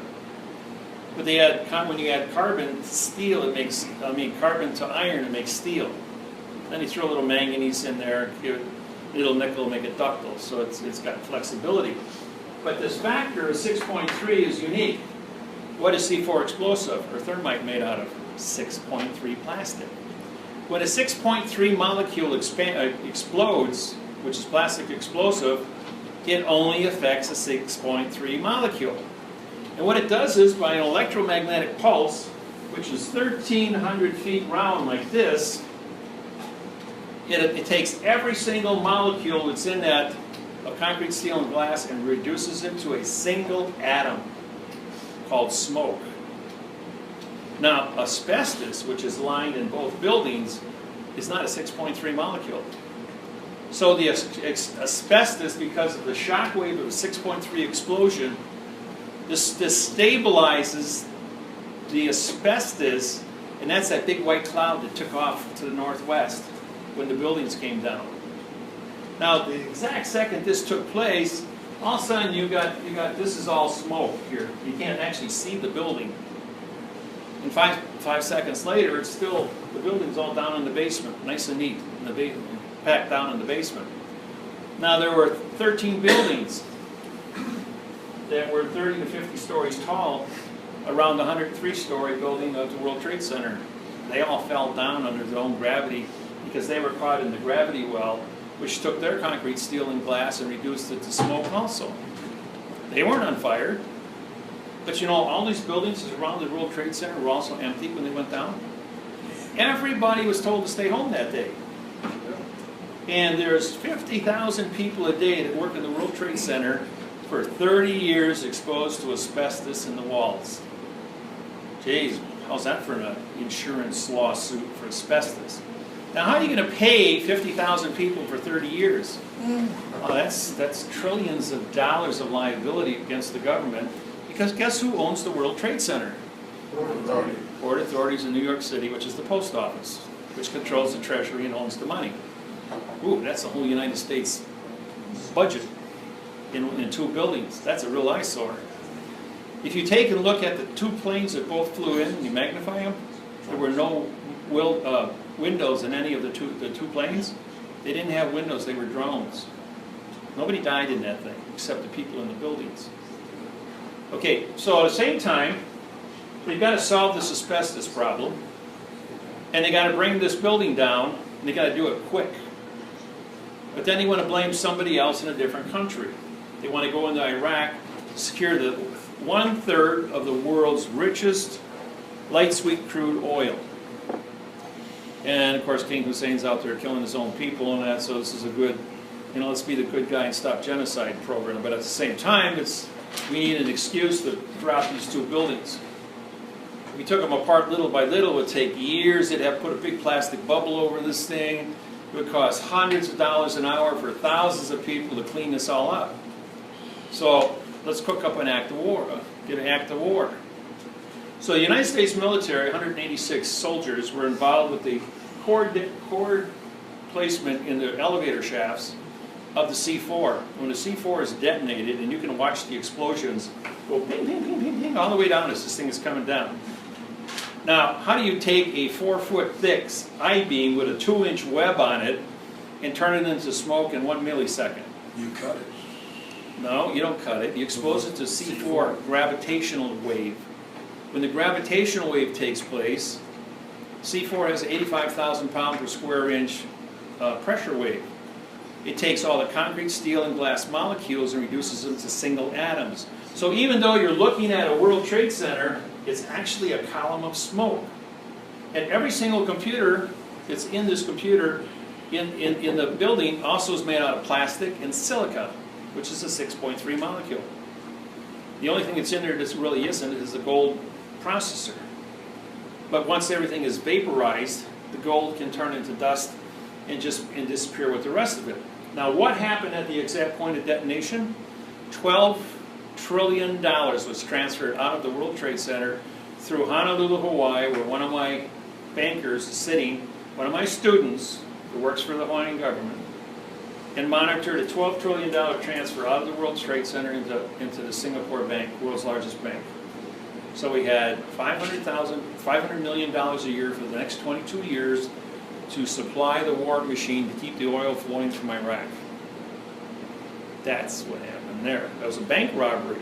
Then he blew out the basement floor, and 1 hour before the World Trade Center was hit, all the subways were shut down in New York City. The military came in, and what runs underneath the World Trade Center? Heavy rails for the subway. They blasted, at the same time this went off, they blasted the basement floor, which is concrete and steel, in the gold vaults, and they stole all the gold from the World Bank. This is the World Bank. Loaded them onto the subway system, and that disappeared into wherever. So now you've got a bank robbery taking place. Now we have to go ahead and declare and blame it on somebody.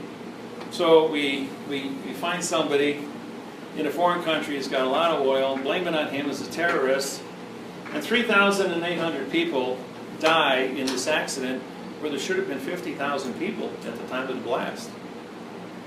So it's just enough, just like Pearl Harbor, only 1,700 people died.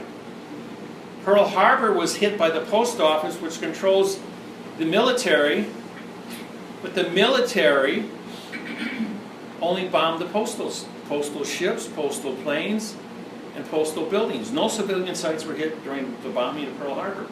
So it was a war between two postmasters who controlled their military. You see what's going on here? And here, the Universal Postal Union controls the post office.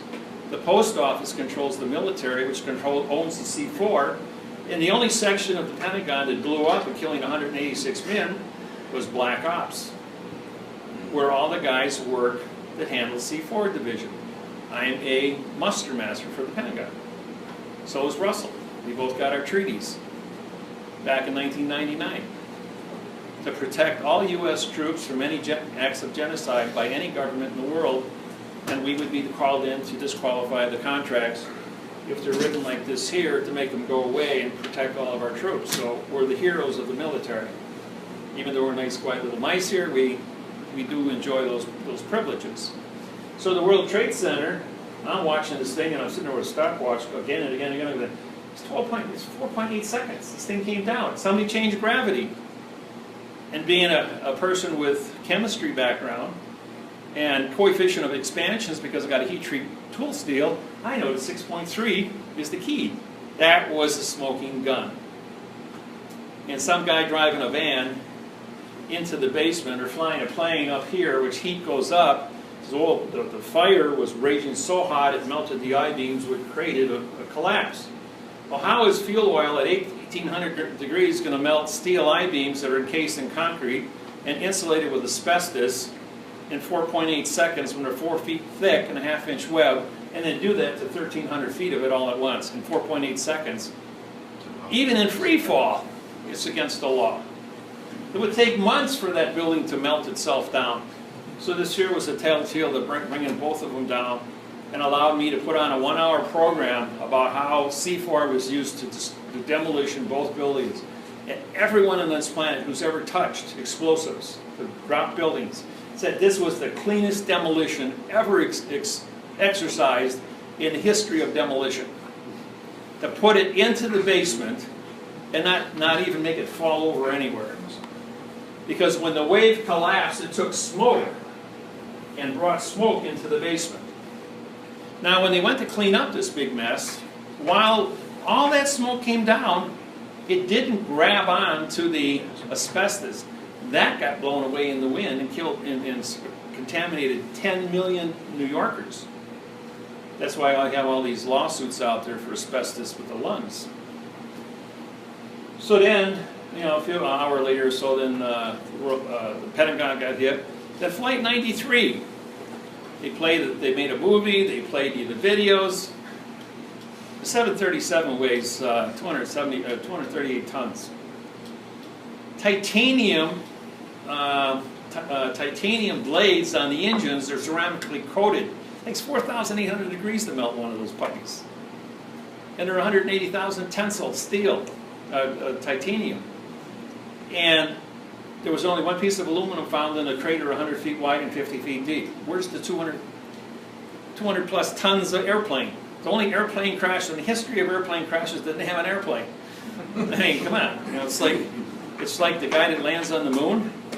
He's got a retro rocket to drop this 30-ton spacecraft, but he gets off the ladder and he's stepping in dust. I bet you there wasn't if they did land on the moon, any dust within 200 feet of that blast zone, because it would have been blown away by the rocket. But don't worry about the 38 different shadows of the microphone that came down in the picture. Yeah. All right, Judge, I got a question for you. Okay, all right. Based off what you said, how does that explain the cars, the toasted cars, a mile away, the cars completely on fire with all the paper around it not burning, or spontaneous fires popping? What the gravity waves explains how does explain the beams and all being wrapped and turned to jellification. Real easy. Real easy. Okay. Okay. Have you all seen the Bikini atomic bomb that's been on the Discovery Channel for 40 years? Whenever a hydrogen explosion or atomic bomb is detonated, there are what's called plasma walls within the detonation. So when a C4 detonation takes place, there's plasma walls that are created where the gravitational well is so strong that gravity can't touch the steel. And so when they go to test it, it tests to be 100% perfect. All the rest of the steel that was not inside the gravity well has been turned into smoke.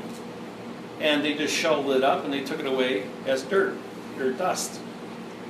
So that's the only thing they tested, was what was caught inside the gravity walls of plasma. And plasma is always created when a detonation takes place. So that field, the plasma fields affected the cars that far away. Everything, right? Everything that wasn't disintegrated was in plasma. This here, the 6.3 though, is the telltale to bring this tonnage into the basement in 4.3 seconds. With the 6.3, that makes sense because they had steel that was jellified. It looked like it had been pulled apart. Steel doesn't just do these things when, like you said, a free fall collapse happens. Okay. Those things that were melted or heated or right on the edge of the plasma wells may have had some kind of a partial magnetic disruption within the molecules of the concrete and the steel and the glass and made them spongy. Okay, so this wave was bigger. It could have disintegrated all the buildings in that particular area, not just the World Trade Center. No, it would have all, that was controlled detonation. Gotcha. So, but when if something is burning up, how does it get 850 feet from center? Exactly. And it's got to be blasted. Exactly. So both of them, this is all telltale stuff. Right, and there's also this energy once it fell down the first time, where the energy comes from, the brain pressure. So when I did this and I exposed the 6.3 coefficient of expansion, 4.6 coefficient of expansion of concrete, steel, glass, and plastic, and in 1988 I wrote the mathematical interface that all steel is plastic, all concrete is plastic, and all glass is plastic, because at 2200 is plastic, you can tie knots to anything. Yes. Steel at 1850 is plastic. Yep. Because of this one little thing. It's called the Space Center cube molecule. And all of these things have the same thing. Now you have a single nuclei below 1650 degrees. But above 1650, the nuclei splits and goes to the centers called center face cube molecules, which is plastic. Using all the chemistry in plastic, since plastic was invented back in the 50s, we then did the overlay of the molecule to concrete, steel, and glass, and I proved that all steel is plastic, changing the way all steel is manufactured in the world. And that was done in 1988. In my books, a study came from Johnson, metallurgy books, from the 1920s, 1930s. He was a genius. And then the Encyclopedia of Welding, which dealt with all the coefficients and all the different elements on the periodic table and how atomic densities come together. So putting that all together, I put on a 1-hour comprehensive program on this, and I proved it to the world, and that video was used by the firemen, the policemen, and the rescue workers to get a $385,000 paycheck for wrongful death. Or those that did survive still got the check because they were exposed to the asbestos as a settlement. Now, 3,800 people filed wrongful deaths, and they nom de guerre their names of the survivors. Nom de guerre the names of the dead people. And Mrs. Mariano got one lawsuit filed in quantum, the same as your foreclosures, about fictitious conveyance of language by the government. And she sued for the wrongful death of her husband, and she got $385,000. And all 3,800 cases were dismissed because dead people can't sue or make contract under Title 46, Chapter 1, Section 1. And that saved the government $1 trillion right there. So, this technology, the government loves what we do because we make so many trillions of dollars off of us every year, and we're able to solve things that can't be solved. Cases that run for 12, 14, 15 years. In the Solomon Island case went from 1929 to 2012. They couldn't solve it. And I won $880 million for the Solomon Island genocide at the Hague because of syntax. My technology is solid, and it's a smoking gun signed confession of anything I go after. And this is what happened to the World Trade Centers. So we got paid. The New York judge took one look at my lawsuit and he disqualified everybody and sent them home. I never had to pay anybody a penny. Is that 28-page document they keep talking about to straighten this out? No, it's not. They would have to confess the 6.3, but the smoking gun is the 4.2 drop. They can't. They don't want to talk about the 4.2 drop. 4.8 seconds. 2,000. Because that's a smoking gun, and they can't make that go away. And everybody in the world videotaped that. There's millions of videotapes on it. So, when you guys got technical questions on metallurgy, welding, structural design, you can call me. I got degrees in these fields. I'm really good at it. So, worked at it for 26 years at Radio Smith. Any questions on the World Trade Center? Okay. Oh, I got one more question. Yeah. Now, since then they have not built in that same area. I've noticed that they've built a continuous running water system there, and that they're building new towers. So, is because of this technology that they use there, is it impossible for them now to build a building in that area because of the problems with the steel? No, they went in and they sprayed the bathtub, and that's concrete reinforced. It's a plastic. Built that new bathtub, and they put the World Trade Center down, the new one that they got up there now. Okay, so that field is not still lingering. No, they dug all that dirt out that was exposed to the pulse. Yeah. That had to all be dug out and dumped 300 miles offshore in 18,000 feet of water, so it would never be discovered or chemically analyzed. That's what we were seeing when we saw that would look like molten. Yeah. Yeah, it was. Yeah. They took all that stuff and they dumped it. So that site pretty much now is still. That whatever's going in the torsion field or vortex. No. They got it all dug out and checked. Okay, that's right. So and then when they said a 737 flew into the Pentagon, where's the 167-foot wingspan go when you got one 8-foot hole? Exactly. And it was And then all the telephone poles are still standing, all the construction. I was at the Pentagon the day after it blew up and killed all those guys. I personally was on my, I got out of bed and I got in my car, and 14 hours later I was at the Pentagon. So did people die in the Trade Center? I mean, did people actually get killed? 3,800 people died at the World Trade Center. There was thousands of people in on the detonation, did not be at work that day. The governor knew about it, the city mayor knew about it, the military knew about it, the subways were closed, everything was prepared to create an act to put us into war, to get rid of the asbestos, and then go after the oil. And then old man Bush went out and bought 69 super tankers at $11 a barrel with gas, for oil. And Junior, after this happened, 6 weeks later, pushed the price up to $140 a barrel. And he made $500 million a boatload every day for his entire presidency until he brought the oil back down to where it is today, $42 a barrel. Stole $1 trillion from us. What a nice guy. The bubble also took in Building 7? Say again? The bubble also took in Building 7? Yeah, that took out all the buildings that surrounded there. They all fell down. They were inside the bubble in both World Trade Centers because it was duplicated both times. And it was the same detonation, same everything, and they repeated it. And it took a couple more hours because it wasn't in the center for all the buildings to fall down around it. They were caught in the pulse wave. And what didn't take it out the first time, the second one destroyed the molecular structure of the weight of the building, just crushed it. But nobody died in those buildings. They were all vacated already. The next thing I want to talk to you guys about is a Dicon. This machine, after I had my heart attack on September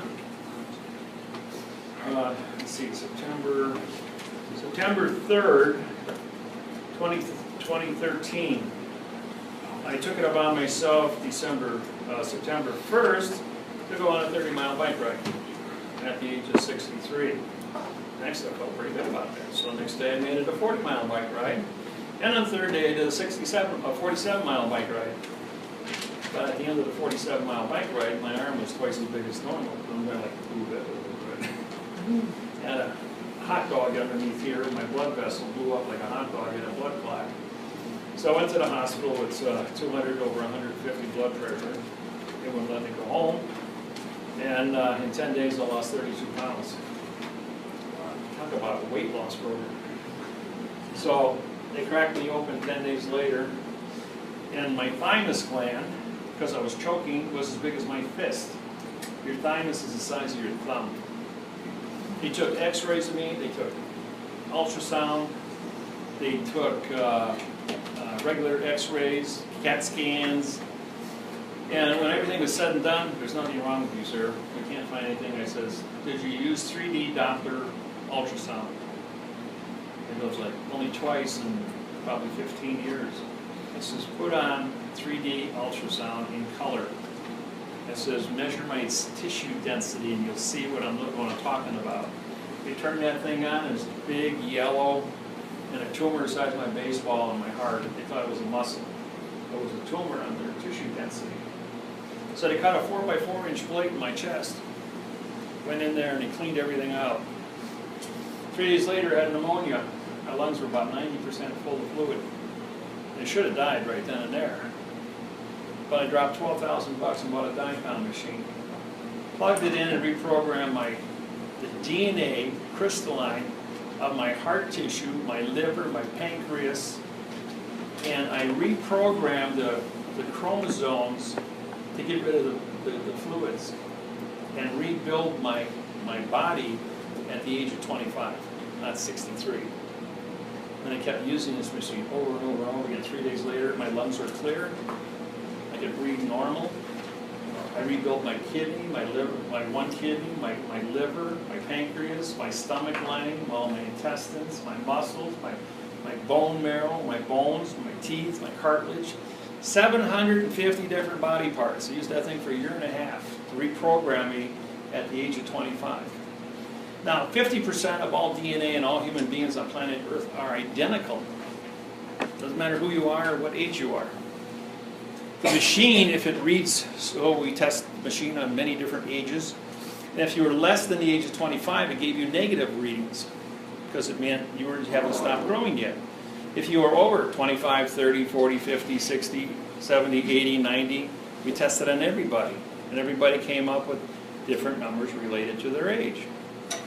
And then this machine, as we used it, every time we did a 10% correction, reprogrammed the DNA to talk to the chromosome to take the nutrients out of your system to rebuild the cell, we went from 60 years old to 50 years old to 40 years old to 30 years old to 25 years old. And that's why at 67 I look like I do now. Because I reprogrammed all the cells in my body through your brain. Because your brain is connected through radio frequencies and your lymph node system, your nervous system, to talk to all the cells in your body through your nervous system. So it's a really cool machine. How do you spell that? DIACOM, DIACOM. Then when you're doing repairs with the DICOM if you use 30 kilohertz frequency, that talks to every cell that you're targeting to rebuild 4 times faster than normal. So now you have the ability to regenerate not only with the machine, but 4 times faster, because all the new DICOMs are built with a zapper, a Holder-Clark zapper built into them. So it's a compact unit now, so you get the repairs besides doing diagnostics to tell you what's wrong. And when you see what's wrong, and you're looking at your whole body in full color, every single body part, this thing goes in and shows you what your parts of your body and your organs look like, all in color, and then they show you hundreds of different cells within each organ and how it's repairing and what the repair codes are. As you use this machine over months and you see yourself getting stronger and more improvement, you're going to like, wow, this thing really works. And you take pictures of yourself, you start comparing your pictures, and all of a sudden at the end of that, you're going to like, damn, this thing's working. I'm getting healthier, I'm getting stronger, I'm getting younger. I've stopped the aging process. You can see better, you don't ache and pain, you don't get aches and pains, your cartilage is repaired, your bones are repaired. Now if you take 30 kilohertz and you run it from cheek to cheek, it sterilizes your root canals, all of the tubes in your teeth, all the spaces underneath your crowns, your fillings, it sterilizes everything. Because you can take a spoon and do this. Just lightly tap your teeth. And if you feel a sensation, it means there might be some bacteria in the root canal area, not enough to ever cause you any problem because your body's going to repair it as fast as it happens. But 24 hours after you run 30 kilohertz for 6 minutes through your cheeks, it sterilizes everything. And the next day when you do that, you can't even feel the fork. Or just let the spoon do that because your teeth are 100% now. You can have an abscessed tooth with an infection the size of a golf ball in your jaw. And in 24 hours you can heal that tooth and remove 100% of the infection so a dentist can go in and do a root canal or fix the tooth rather than go on 2 weeks of antibiotics and have the pain and suffering. I was at the doctor's office showing him this frequency zapper at 30 kilohertz, and the guy comes in with an abscess, his face is all swelled up, and I grabbed that and I stuck it in the roof of his mouth and I put it on stuck it in his ear. He's sitting there 1 minute, he said, oh, the pain all stopped, which means I anesthetized the infection from being able to reproduce itself.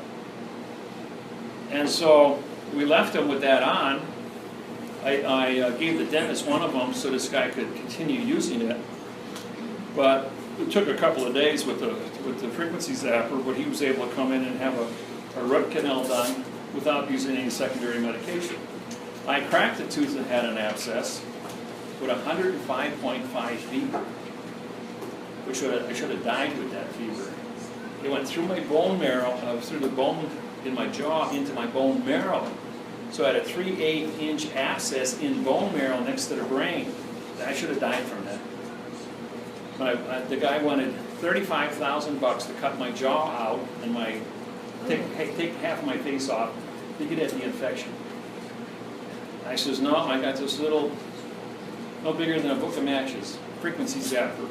I stuck it in my ear, stuck it in the roof of my mouth, and I left it on there for 24 hours.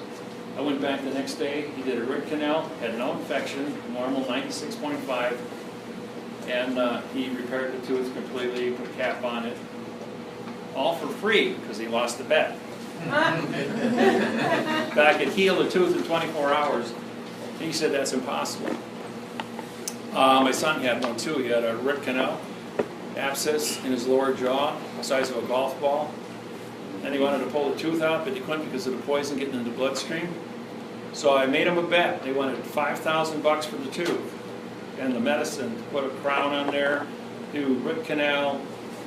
I says, if I can come back in 24 hours, 4 o'clock tomorrow afternoon, with a 100% healthy tooth, pink gum, no infection, that you guys will do a root canal and repair that tooth and put a new crown on top of it. And 7 doctors and 4 anesthesiologists took that bet. The next day at 4 o'clock, I came back and I got a new tooth for my son. To this day, he's 26 now. He still has that tooth. It's still a good tooth. Don't have to lose it. Can his frequency grow teeth as well? I've heard about ultrasounds that can actually do that, actually stimulate things. Well, that's the Holden Clark frequency zapper. 30 kilohertz is the one that fixes your teeth, gets rid of all your abscess, accelerates your healing process 400%, and so that's good to know.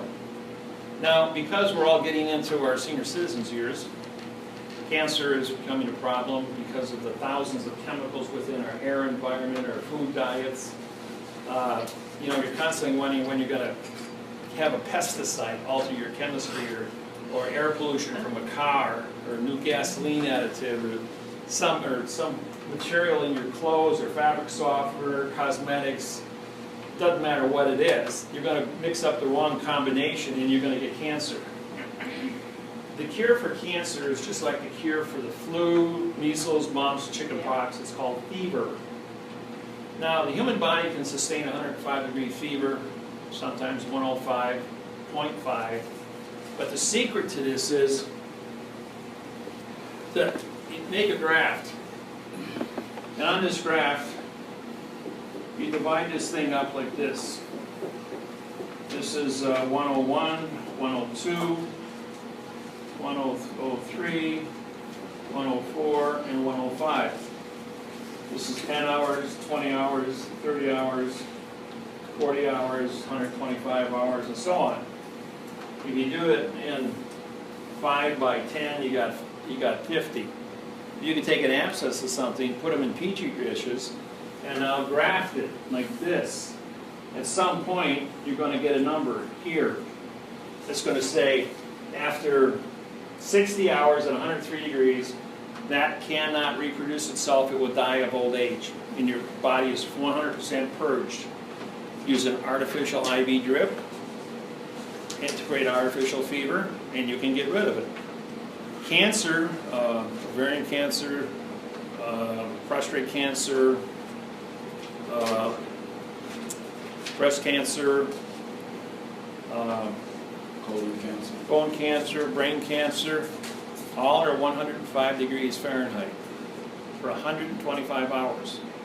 So what we do in a case like this is, we take the individual at the Mayo Clinic, we heat you up with an IV drip and an artificial fever, and put you in an incubator chamber at 2 atmospheres. We increase oxygen from 14.7 to 16.8. The pressure prevents fever blistering on your lips, your rectal, your sinuses, your eyes, all of your external, like inside your ear. So the pressure prevents the fever.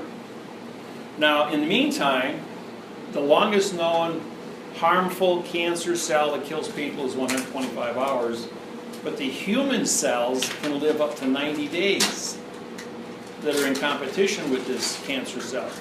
When the cancer cell population gets too high, it'll either suffocate the existing cells in its area, killing them and then absorbing them as a protein. And that's how the cancer spreads. When you get into like your lymph system, there's about 80 lymph nodes in your body. That's your immune system, and that shuts down. That's where the chemo destroys that. You die from chemo, not the cancer. Your odds of surviving that are really little, and the cost is in the hundreds of thousands of dollars. This costs $2,500 to use the incubator system. So if you're ever sick, you can subject yourself. Now, I went out to the Solomon Islands in 2002, and while I was in Solomon Islands, Dickie was my guide and translator, and his son was 9 years old and had malaria. So every 72 hours he had 103 fever, was shaking, and was really sick.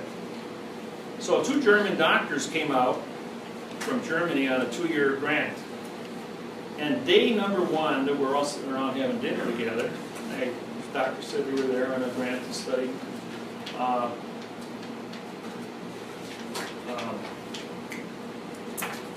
the diseases of malaria. And I said, well, don't you guys know what the cure is? I said, the cure is 140 degrees for 9 hours. And I said, the only thing you gotta do is give a kid put them in a baric mixture chamber, if it's necessary, but you really don't have to, because 104 really isn't that bad, but you can give an artificial drip to create an artificial fever. Usually the fever only lasts 5 hours and reduces the population by 92%. Malaria is the number 3 killer of all people in third world countries worldwide. So if the doctor can initiate an artificial fever for 9 hours at 104 degrees, it'll kill 100% of all the malaria cells in the body. And you're cured for life, because there's no cells left to go after you.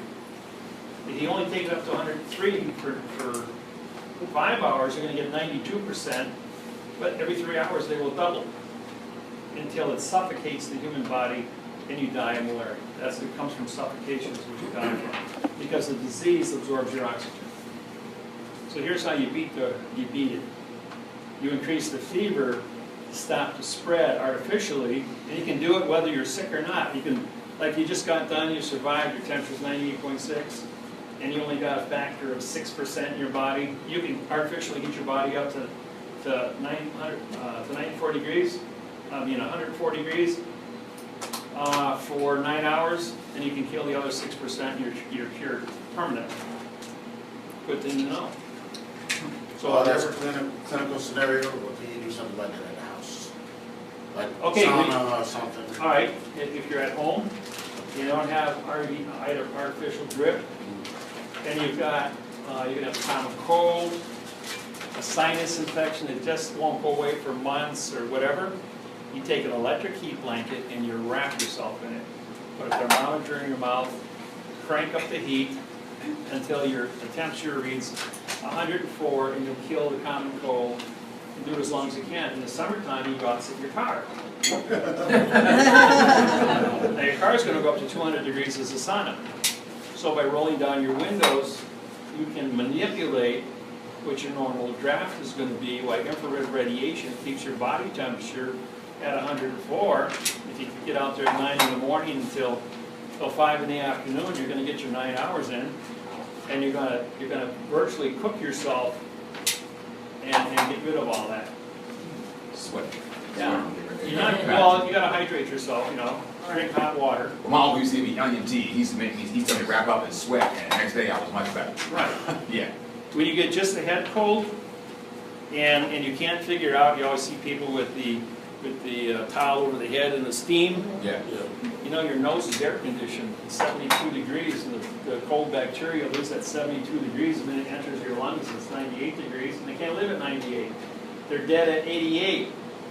So as long as you heat yourself up or put yourself in a sauna, you can build a sauna in your basement with a couple of 4x4 sheets of plywood, and you build yourself a box that's insulated, take a hot air blow dryer or a lamp and put it in there, and you can build a sauna for $20, and heat yourself up. And as long as you maintain your temperature with a thermometer in your mouth, and you know what the disease is, and you check it with the charts, you can cure yourself about 90% of all the things that are bothering you. That's an ordinary household. The American Indians did that in sweat tents. Remember, you had the Indian had to go in a sweat tent, and he had to see the great right spirit for 72 hours. Well, what happens when you get 105 degrees Fahrenheit? You hallucinate. Right, so you're hallucinating for 3 days, and that's the way they knew, and they did that for 400 years before medicine was invented. And they did that all over the world. So you had to hallucinate for 3 days, and you were cured of cancer. These guys lived to be 130 years old. So the technology is there. It's so simple, it's so easy. So don't ever let yourself die of cancer. That's the biggest joke in the world.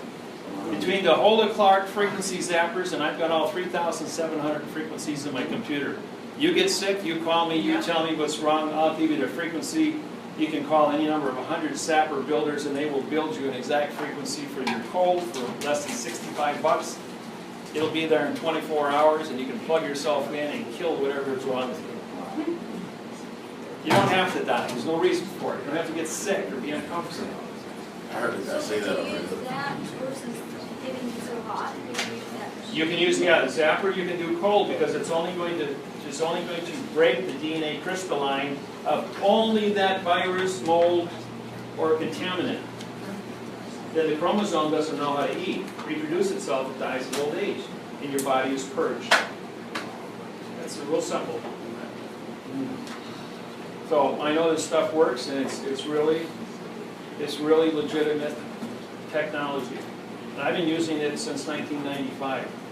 Because when I went out on my seminar trail, I met a lot of really interesting people. And through discussing cures and technologies, I expanded my education. Now, you've all heard the story of my losing my kidney and dying, and that my endorphin level was 60 times higher than normal. And that endorphin level caused my brain to create more neurons. And that's what I was tripping on. Important. The endorphin is the secret. Now, my cousin Jason was 21 years old, 40 pounds overweight, couldn't stay awake, going to college, electronic college for computers. He comes and says, Uncle David, how do you stay awake for weeks at a time and not sleep? And then process all this information with the lawsuits and this technology. I says, well, I have an endorphin level that's 60 times higher than a normal person. He says, well, how do I do that? I says, well, you go to a Genus C store. You have 100 blood types with humans. You find what your amino acid, there's 8 amino acids in every human being. You find out your amino acid, which is your endorphin for your blood type, for your brain. It's sold in a pill form. You take 400% dosage every day and it'll increase your IQ 1% a day. 1% a day. Everybody that follows this and actually finds out how to get smart like this, they go from, like this kid was riding a bike, he got hit by a car and he's mentally retarded. His father was a neurosurgeon. Came to my seminar in Denver. So he comes to me privately and he said, my son's retarded. And I met the boy and interviewed him. He was 32 years old. And he had an IQ of maybe 60, 70. That's just barely able to use a toilet, like a 2-year-old. And so he went ahead and tested the boy with his blood, got him the endorphins, and gave him endorphin injections at 400 times the dose that would normally be produced for the brain. He increased the boy's IQ 1% a day, just like I said. 14 weeks later, the same boy came back to my seminar, got up in front of my audience of the same people. There were 45 of them in the audience that day. And he had 165 IQ. He was blowing through college like it was a candy store. Was self-employed, got himself a job, apartment, and he got his whole life back. And he got in front of the audience and he told everybody what happened and how he went from a nothing, not even knowing how to dress himself or use the toilet, to be what he was. And he continued to increase his IQ. And other people that have come to my seminars also have discovered this. And when he went to their doctors, the doctor said, I won't do that. We're not allowed to allow you to know what your blood type. You can know your blood type, but not know what your endorphin is for that blood type to get smart. Because they don't want too many smart people, because you get too smart, and you're going to be in competition with the guy that's doing whatever he's doing. What's the first rule of business? Never hire your replacement. Okay, So so you go to GNC and you get a test for your blood type, No, GNC is just a vitamin store. Oh, okay, so. what You're gonna do you have think? to, you should, everyone in this room should know what your blood type is already. I'm O negative. So am I. I'm a O negative RNase factor, and my blood type is found in only in 1 in 40,000 people, so I'm an alien. Aliens. My blood doesn't have adrenaline. I don't have adrenal glands. Right. And I'm an anomaly in myself because my December 15th, I was at the VA hospital for 22 minutes with no heartbeat. Hooked up on EKG and seeing the 2 heart doctors, and they're going like, "You're dead, sir. There's no heartbeat. Put a fluoroscope up. There's no movement. There's no heartbeat. Why are you alive with blood pressure of 150 over 110? But the frequency of your blood was 161 pulses per minute with no heartbeat." I says, my brain has evolved with the endorphins, and my blood, all the valves in my blood, pump my blood and keep moving like caterpillar. I have a caterpillar circulatory system, so technically I have 2 hearts. And my heart only beats 24 beats per minute because my veins are taking over 90% of the load. That's probably why I'm the way I am.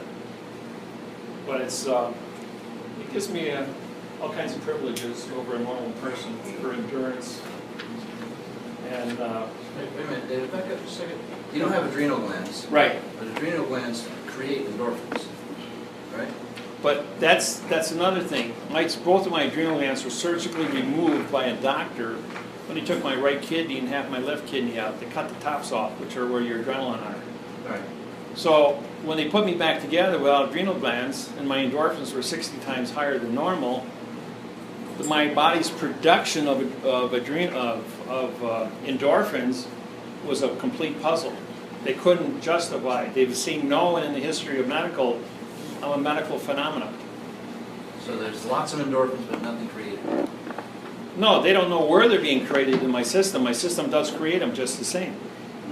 But everybody else's adrenal glands create the endorphins, right? But not like mine do. Mine are 60 times higher than normal. You're right, you're an anomaly. So the neurons are not 6 or 8 neurons or 20 neurons to the cell. So I'm like in John Travolta Phenomena, where he's got a brain tumor that's connecting all the cells together and allowing him to see and think about things faster than normal. The way I look at grammar, any grammar in the world, and do what I do, nobody does that anywhere in the world. There's only a few people that have learned how to do it, and after a long time. So that's why they asked me to do translations for the Bibles and the Quran and for international treaties and constitutions, and say, what's wrong with this picture here? And I can just dive right in and read out loud all the mistakes and then reconfigure it into a quantum sentence as fast as I can read out loud. So that's where you guys get this, you get this protection. And as far as reading goes, when I went to college 17 years, I had 2 330 cubic foot oxygen bottles sitting next to me. I jacked my oxygen levels to my brain to 25%. It took me a while to adapt my brain to 25% oxygen, but I lit up all the cells in my brain for memorizing for 17 years. And so I was really, really pumped. I could go through 900-page books every 8 hours, just reading and flipping the pages with that level of oxygen, besides all these endorphins. So it became quite a phenomenon. And that's why we built this program. It's the only program on the planet. We have no competition on our website anywhere in the world, in any language, which is cool. And the government has allowed us to continue building this thing because the world needs this kind of information. What do you guys do? Oh, they want to talk about flags. No, these are the guys in Europe that are creating new postmaster badges and Oh, okay. paper in Europe. We've got support groups all around the world doing this. Our biggest hits are in all the Arab countries, the Muslim countries, taking the Arabic language and syntax into quantum to go into BRIC corporations, do treaties with China, Russia, and India, and then South America. I got 200,000 Zulus screaming at the land back in 1800 right now. So I'm working with them. So We're doing some really big stuff worldwide to level the playing fields. How much is the Diacon med tech thing? That's $12,000. $12,000? Where did you get Well, this? if you know, I guess if you had a few people together and you made a deal, Oh, you used or went money. in, you could probably, You used you know, money. get a deal on that. Can we try it before we buy it? Huh? Can we try it before we buy it? You know what? When I did that, I went in, we had a lady in Hawaii that had owned one, and I spent 3 hours on the machine the first time. And I wrote down everything that was wrong, and that machine came back in 3 hours, word for word, verified everything I wrote down, and I knew it was a factual machine that did exactly what I knew was wrong from my whole life of study, and everything I felt, and everything I knew about myself. Who manufactures it? What's that? Who puts it together and sells it? Dr. Ulysses, he's a German Russian scientist. He moved to Los Angeles, California. I think David Wilcox talks about this a little bit. You ever heard David? Yeah. Yeah, he talks about this a little bit. There's other answers. There's YouTubes where you can get all these frequencies. I use it. I have that machine You do? that he's talking about, and I don't use it. I haven't used it ever since I got an iPhone, and I play the frequencies for whatever it is I need, free from YouTube. Free from YouTube. Frequencies. So you can Yeah, get the frequencies. RIFE. Oh, I got the frequencies. You want frequencies? I can give you all 3,700 frequencies. I'll do that to you in the email. It's real Yeah. easy. His phone number in California.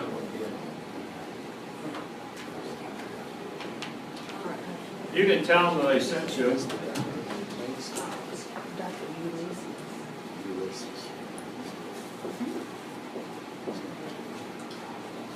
Oh, you said you were ready.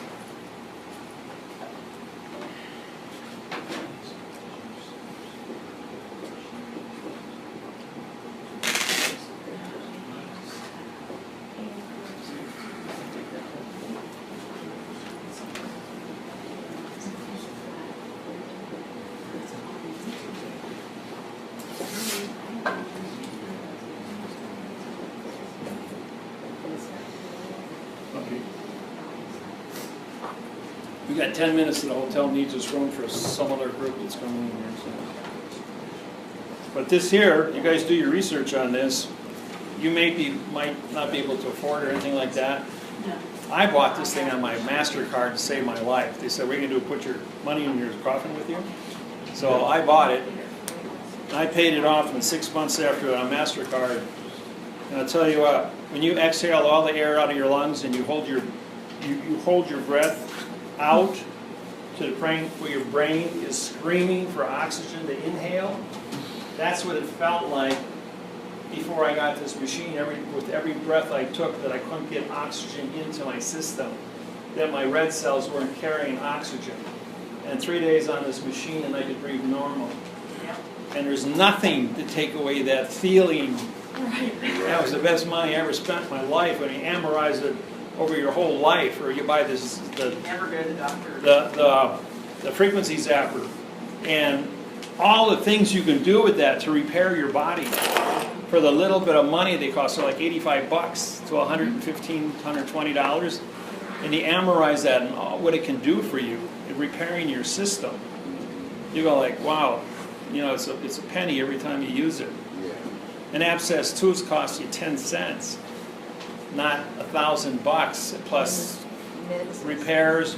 Or if you got to have a tooth replaced, that's $5,000 to have an implant put in. So it's a tool you can't afford not to have, because as you get older, you're going to have teeth problems, and this thing will keep all the teeth in your mouth. And I'm 67. Oh, I got all my teeth, and I like having all my teeth, and they're all healthy teeth. How about your gums? What's that? Does it help your gums? My gums are 100% pristine, like a 25-year-old kid. Will it regrow? And I had them all. Yeah. Regrow gum tissue? Yeah. This freak, the Dicom machine will reprogram and grow your gum tissue. It'll clean up everything inside your mouth. It'll fix broken bones. Yeah, you just run in you run in the frequency for that, and it'll go in there and tell the chromosome how to repair the. You talk to the DNA, which tells the chromosome how to rebuild So what is it using? Electromagnetic waves? No, it's using radio frequencies and talking to your nervous system. Radio frequencies. Yeah, it's a radio frequency generator, so.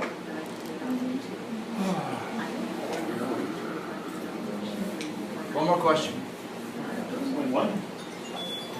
Who was responsible for JFK's assassination?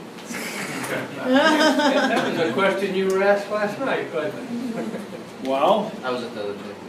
he was shot from the front because his brain blew out from the back. Who was standing in front of him? We had the man with the umbrella. We had the guy in the grassy knoll. There's nobody sitting up on top of the angle that was killed. I want to know who was responsible for it. What's the backstory? Who ordered it? Yeah. He touched the money. So it was the Seven It Sisters? was the money. Seven Sisters? The banks? I don't know about any of that. It was the money. You touched the money. He was going to tell the secret about the money and how money is. So is it true that the three presidents that have been assassinated are all for the same reason? Yeah, all about touching the money.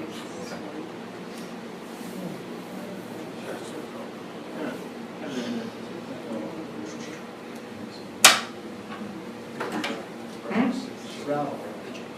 Ronald should Let's see if you still got it, Dave. Let's see if you still got it. You see if I still got it. Of course I still got it. I know I got it.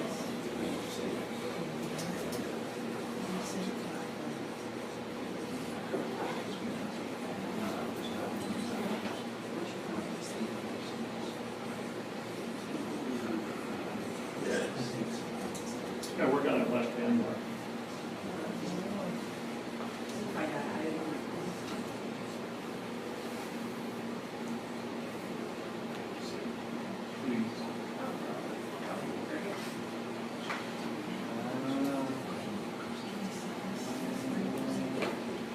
Yeah, you know, we're on that left. Yeah, the left needs a little bit more practice, a little bit. Let's see.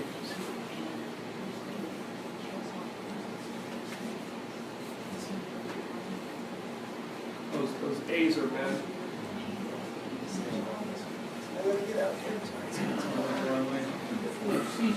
I gotta leave real quick. Yeah, I gotta make a phone call. Touch the money. Come here. You're in distress. Okay, it's nice to meet you. Thanks for coming, everybody.